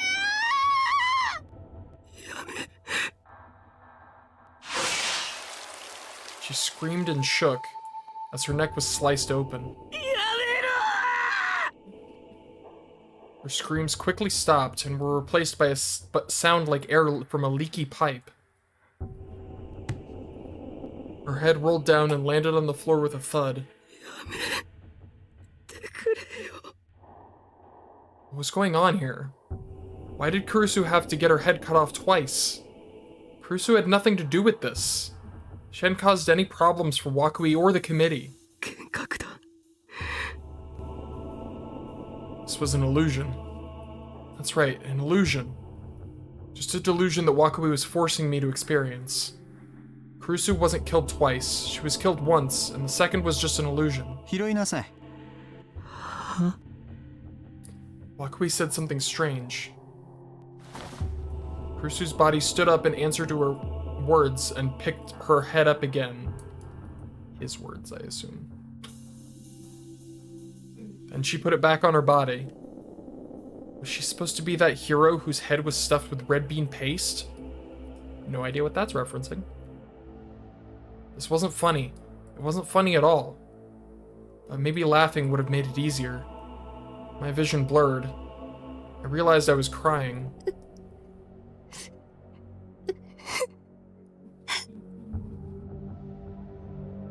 I started to hear Kurusu's sobs.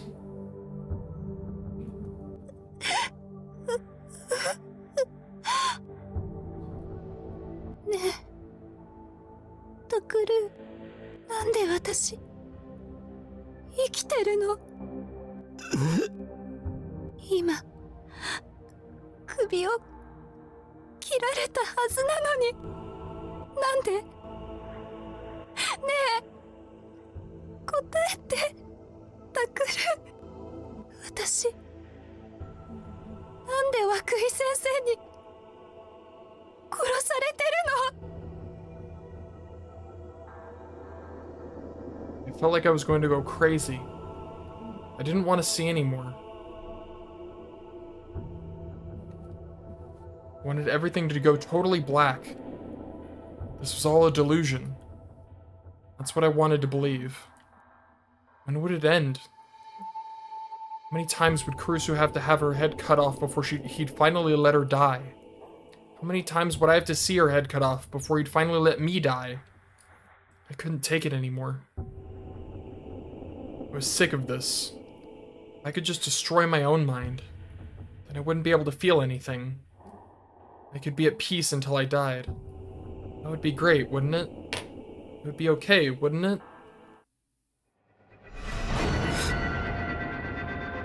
And suddenly, there was a noise like a trumpet that filled the whole Shibuya sky. この音はまさか。 For the first time, Wakui's expression changed to one of shock, and he looked directly at the still unconscious Kazuki. That's right, this sound was one I'd heard already once before. まさか。 Kazuki's power, Kazuki's words, Kazuki's delusions. Had one become real? The super strong sumo sticker? But if it had, what form was it going to take? If nothing else, I couldn't see anything happening near where we were. Both Wakui and I listened carefully. I tried to listen and see if there was anything to be heard but Kurusu's sobs. I looked around desperately, trying to find the sumo sticker. What was it? What had changed? I heard a faint noise, like a rumble in the distance. It was far smaller than the sound of the trumpet I'd first heard, but the floor began to shake in answer to the sound. It wasn't an earthquake. The tremors were spaced out too closely. It was outside. Something was happening outside. Ignoring Kazuki, Kurusu, and Wakui, I staggered over to the glass window. I wanted to see it for myself. What form had Kazuki's last uncontrollable wish taken? In some tiny corner of my crippled heart, I thought to myself that maybe it would be nice if whatever it was destroyed this whole insane world. I realized I was on the verge of going mad. But even so, I looked outside with a burning hope in my heart. I looked down at the city of Shibuya below, and there, I saw it. I suddenly realized that something was wrong, and I didn't want to admit that it could be real. I thought it might be another illusion of Wakui's, but...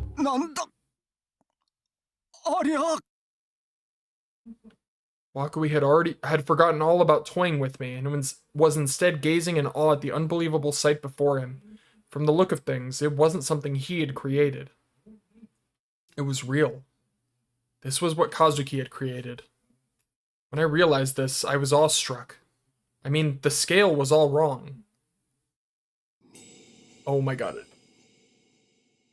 I had a feeling it'd be something like that. Jesus Christ.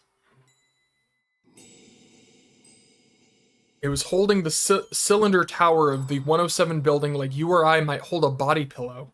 It was shaped like a human. It was pretty pudgy. No, it was obese. The surface of its body was slick and shiny. Whether it was sweating or that's just what its skin was like, I couldn't tell. It was mostly naked, except for a loincloth around its waist.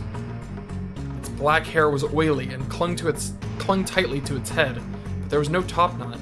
Its hair was parted perfectly in the center. Strangely enough, its face had 2 mouths, 2 noses, and 3 eyes. It was not the face of a human. A sumo sticker. Its face was a sumo sticker. The center eye was closed, but the other 2 were flung wide open, and even at this distance I could see that the giant eyeballs were constantly moving. Its mouth was continually opening and closing. It didn't seem to be eating anything. Whether it was sleepy or thirsty or maybe even trying to speak, I couldn't tell. Its movements were sluggish and lumbering. Also, this music, dude. It was like a giant monster from a kaiju movie. Yeah, a giant monster. That was the perfect word for it. It was as tall as the 107 building, after all. Giant Sumo Sticker Man. At least that's what I decided to call him. I'd been very interested in his feat since the moment I'd first seen him. If I remembered right, there was a portal device over there, and the place was crawling with monsters. Giant Sumo Sticker Man lifted up one of his feet off the ground and flicked it a little. It was covered with monsters clinging to it. From this distance, they looked like tiny pieces of garbage, but I could still see them.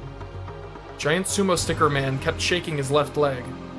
The monsters didn't let go. And then... 2 mouths howled in unison, and it slammed its left leg into the ground. The monsters were knocked off. In fact, he'd crushed the portal device itself. The pyrokinetic had been annihilated when she touched the device, but evidently it wasn't capable of handling something the size of the giant Sumo Sticker Man.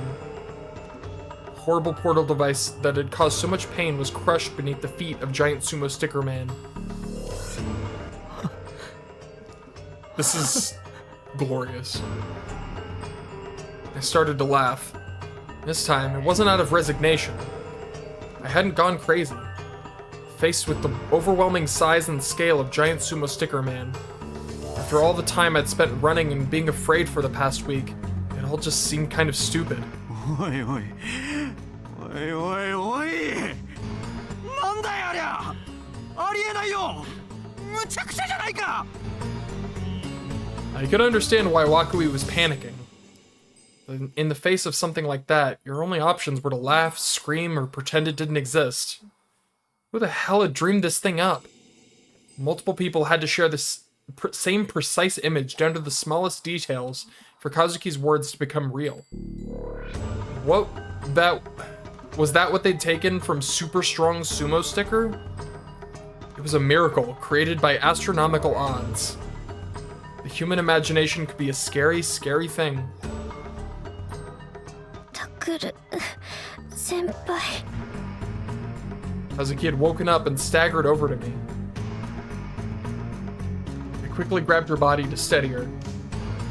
Her mouth fell open too when she saw giant Sumo Sticker Man. あれって、私が。きっとそうだ。That's so funny. だったら、 Kazuki closed her eyes tight. 涌井先生をぶっ倒してくれないかな。 As if in answer to her words. Yeah! Giant Sumo Sticker Man howled once more. Oh, that's horrifying. And waved a giant arm, knocking down the 107 building tower. As the rubble and dust flew up into the air, Giant Sumo Sticker Man looked at us. Did he recognize us? Or maybe Kazuki? Giant Sumo Sticker Man's central eye opened. It was a black pupil with a crimson iris, and the third eye was looking straight at us. When it saw us, a sense of indescribable terror and exhaustion raced through my body. My knees started to shake, and I couldn't even stand. My vision blurred, and my ears started to ring, and I felt like I was going to throw up. I imagined every drop of blood in my body freezing. My whole body started to shudder from the cold. It was a million times worse than the sumo stickers I'd seen around the city. What happened to Wakui? I forced myself to look through my blurred vision.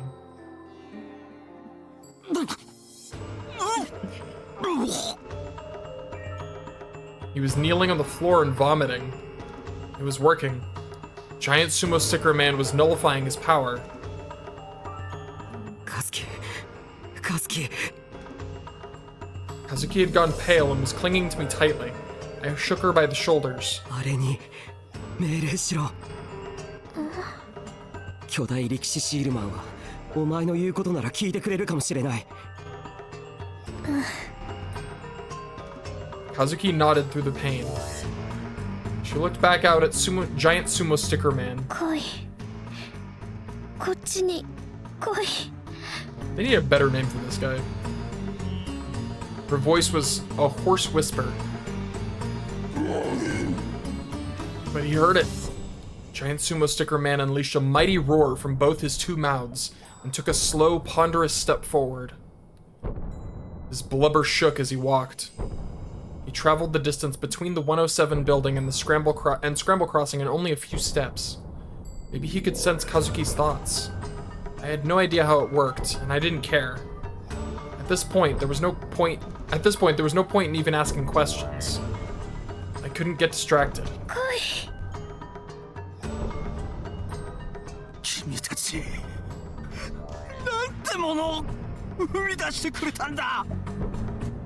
あのデタラメな存在は一体なんだ。世界の秩序とか一切無視か。 Dude, I love this thing so much. Wakui stood up and slowly moved towards us, shaking and wobbling as he moved. I slid between him and Kazuki and pushed him away.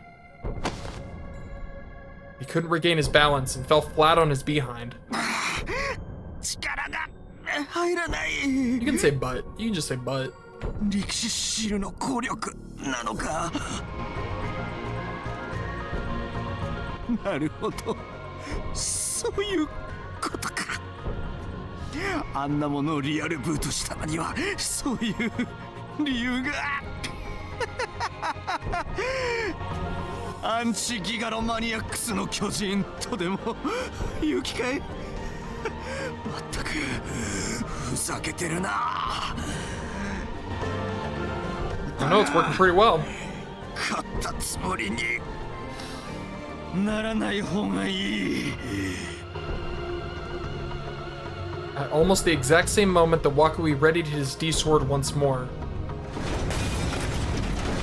there was a roar from below that shook the whole building. I looked down to see what had happened. The giant sumo sticker man was lying on top of an elevated section of the Yamanote railway line. He must have tripped on it. He grabbed the side of the station building and used it to help himself up, crushing the tracks in the process. Then he moved forward and slammed himself into the side of the Hikariwo. The Hikariwo was struck with the force of hundreds, no thousands of Yokozunas. Body slams continued, again and again. The building itself began to buckle, and the shockwave sent us to the floor. The glass broke and poured down on us. I felt a cold wind on my skin. When the shaking finally stopped, I looked up to see what had happened to Kazuki and Kurusu. I was relieved to see that they hadn't fallen out of the window. But Wakui was still alive. He'd stood up before we had and was cursing us in rage. There was another huge shock. Wakui and the rest of us were knocked away. I was worried that the Hikariwo might break. 君たち、悪いけどあれ、なんとかしてくれないかな。ああ、いや、いい。やっぱりいいや。先に君たちを殺すから。 Wakui didn't even have the energy left to keep up his good teacher act. He readied his D-sword, his face flushed with anger. He attacked us in desperation, even though it was obvious he could barely stand. He was obsessed, but I wasn't ready to give up either. We finally had our own trump card. This giant sumo sticker man. This name, this thing, and I was every bit of it. And I was every bit as obsessed with killing Wakui.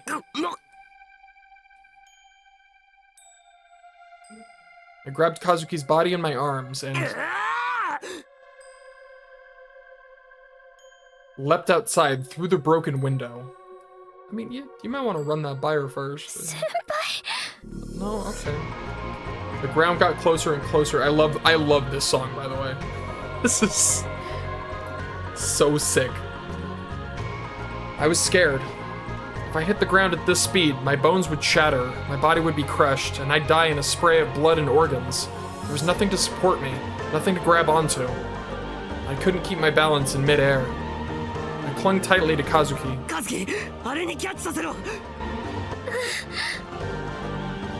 Kazuki quickly understood and looked around for it.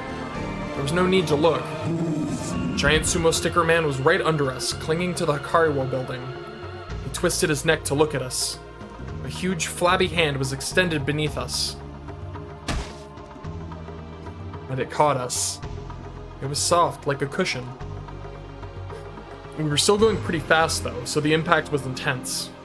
But at least we were alive. I looked up.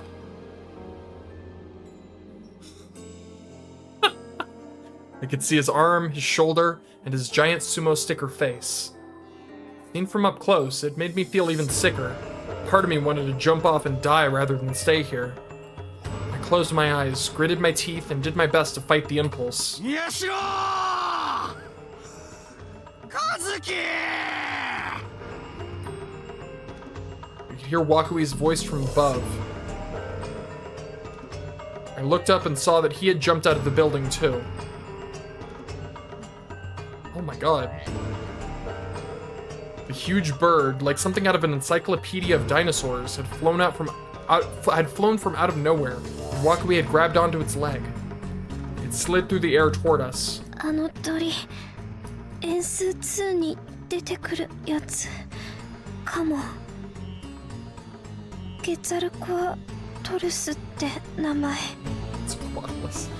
Tell me its weakness. Please tell me she identifies its weakness from the game and they use that to shoot it down. That would be so great. It was pink and almost completely featherless. I could tell it by comparing its size to Wakui's that its wingspan was over 5 meters long. There was no such bird as that, and even if there were, it wouldn't live in the middle of Tokyo, and even if it did, it wouldn't be taking orders from Wakui. Wakui's delusions had created it. Wakui flew past Giant Sumo Sticker Man, slicing into its shoulder with his D-sword. Its two mouths moaned in pain.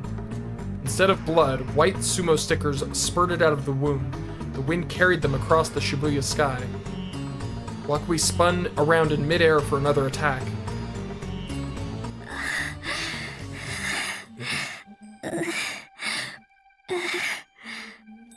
Kazuki.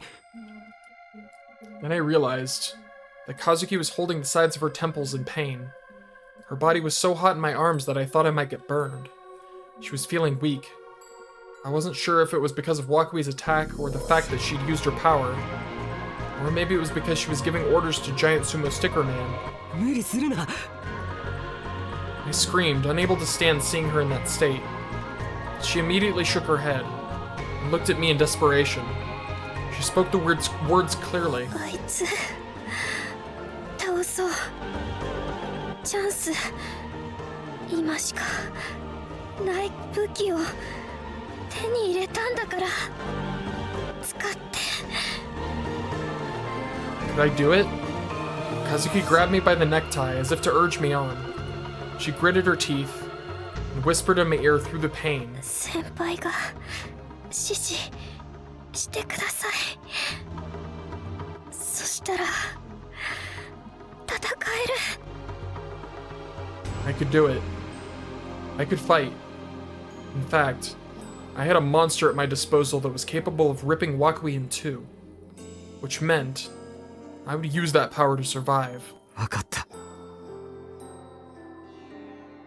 Kazuki nodded, and Giant Sumo Sticker Man's fingers closed around us. He brought his hand up and sat us on his shoulder. This is so freaking unhinged. It was a little more unstable than his palm, but at least here I wouldn't have to look at his face. Just as I thought, moving up here made me feel a lot better. I had Kazuki summon her D-sword and plunge it into Giant Sumo Sticker Man's neck, giving us support so we wouldn't fall off.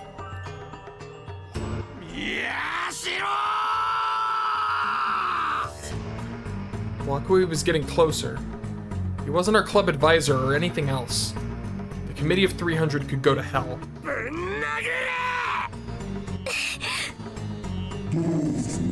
Giant Sumo Sticker Man's arm flew forward. He smashed Wakui with an open palm, the same way you'd swat a fly. Wakui landed hard near Memorial Park. The impact could have easily killed him, but he wasn't normal, so I wasn't going to show any mercy.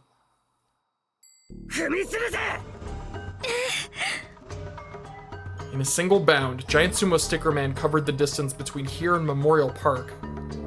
He could jump an amazing distance for a fat man. Kazuki and I clung as tightly as we could to the D-sword in order to avoid falling off. He landed hard, crushing the area where Wakui had fallen. The impact kicked up rubble and dust around his feet. Did we win? I looked down into the dust. Wakui's D-sword flew up through the cloud. It was so fast that there was no time to dodge. Sharp blade stabbed into my shoulder. Oh, no. It tore through flesh and bone. The pain was incredible. I felt like I was going to pass out. Kazuki held me up. She grabbed my hand and placed it on the D-sword. It was just barely enough to keep me from falling. I bit my lip to get through the pain, and looked into the direction the sword had come from.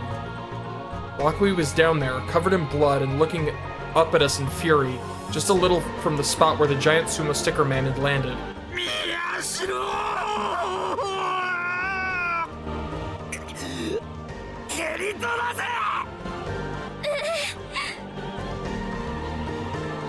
Giant Sumo Sticker Man flicked Wakui away with his foot. Wakui's body flew like a ping pong ball. At that point, the fight was over. But I wasn't done yet.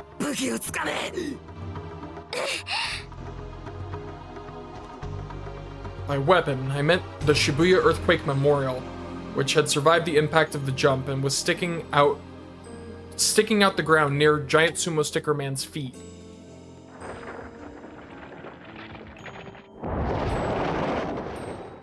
He reached down and yanked it out of the earth. That's unfortunate. His eyes locked on Wakui as he flew through the air. Oh my god, are we gonna hit him like a fucking baseball? Oh, that works too. Giant sumo sticker man flung back the arm holding the memorial.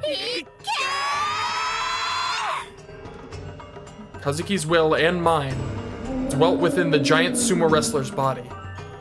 His arm snapped forwards. The memorial was flung like a spear. The spear instantly crossed the speed of sound. With a sonic boom, it smashed straight into Wakui and obliterated his body. And that was the end. The D-sword on my shoulder disappeared in a halo of light. Wakui was dead. He never had a chance. It was a one-sided slaughter. The giant sumo wrestler howled into the open air. He was a destructive monster. He was a brutal giant. He had created something that threatened to destroy the balance of the entire world. I looked up at the Hikari wall and saw Kurusu waving at us from the shattered sky lobby window. 死ねなかったね、先輩。 For better or for worse, both Kazuki and I had survived. What awaited us now was a hell worse than anything we'd gone through so far. We might have brought this terror not only to ourselves, but to the entire world. Nothing about the world would ever be the same, and we'd be left to make our way in it, like lost and frightened children. Even without the Committee of 300's decision, Kazuki and I were enemies of the world for creating such a place. Maybe it would have been better if Wakui had killed us. There was that, and the fact that I had no idea what we were going to do next, and the fact that my shoulder was still bleeding and it hurt like hell, but... Kazuki was in my arms, looking relieved and at peace. So at least for this one moment, I could be grateful for the warmth I felt. That's what I thought.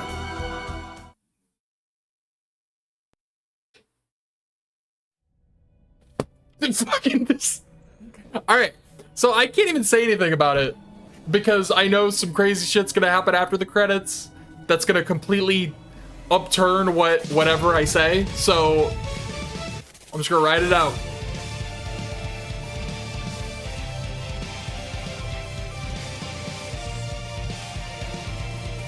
Let's just enjoy some Phantasm, shall we?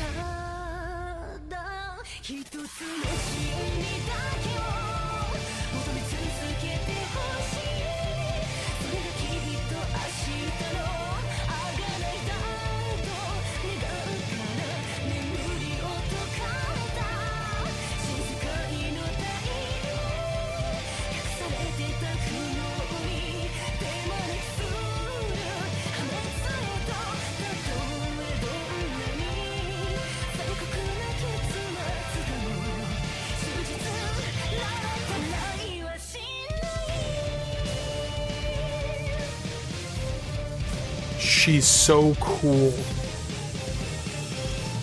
Yes, I am gonna say that every time because she's so cool. God damn it.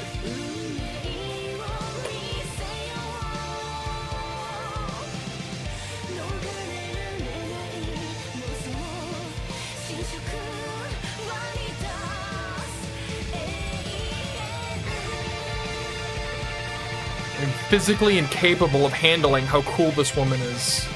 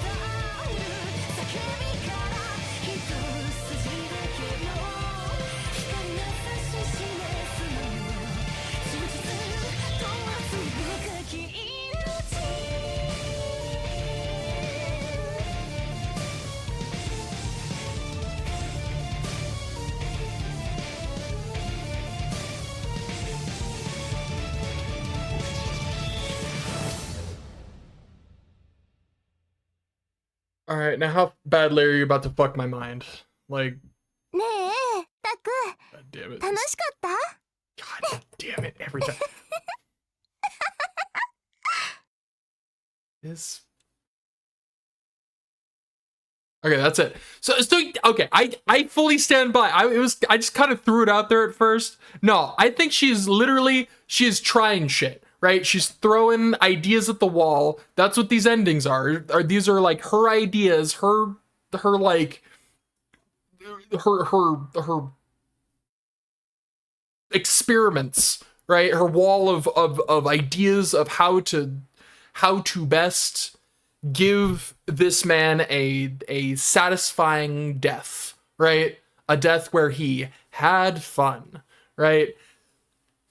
I stand by that thoroughly now. Like that is absolutely, that is the constant, right? That's what I'm looking for, is constants. Like what is constant over all these situations? And that is the main thing, is this chick being like, hey, I know you're dead, but did you have fun? Anyways, Deep Sky. Hooray.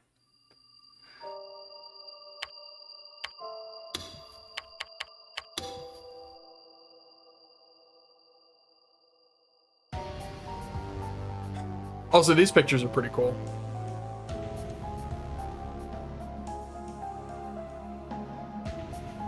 Alright. What was that song with the sumo sticker? Sorry, did I say sumo sticker? I meant giant sumo sticker man. What was that one called? This one? I don't think it's this one. No, that's terrifying. These are like early ones. No. No. No. Alright, I'll find it later. I'm calling it for today. I think I too am going to get some sleep. Or I'm gonna try. Probably not. Bye.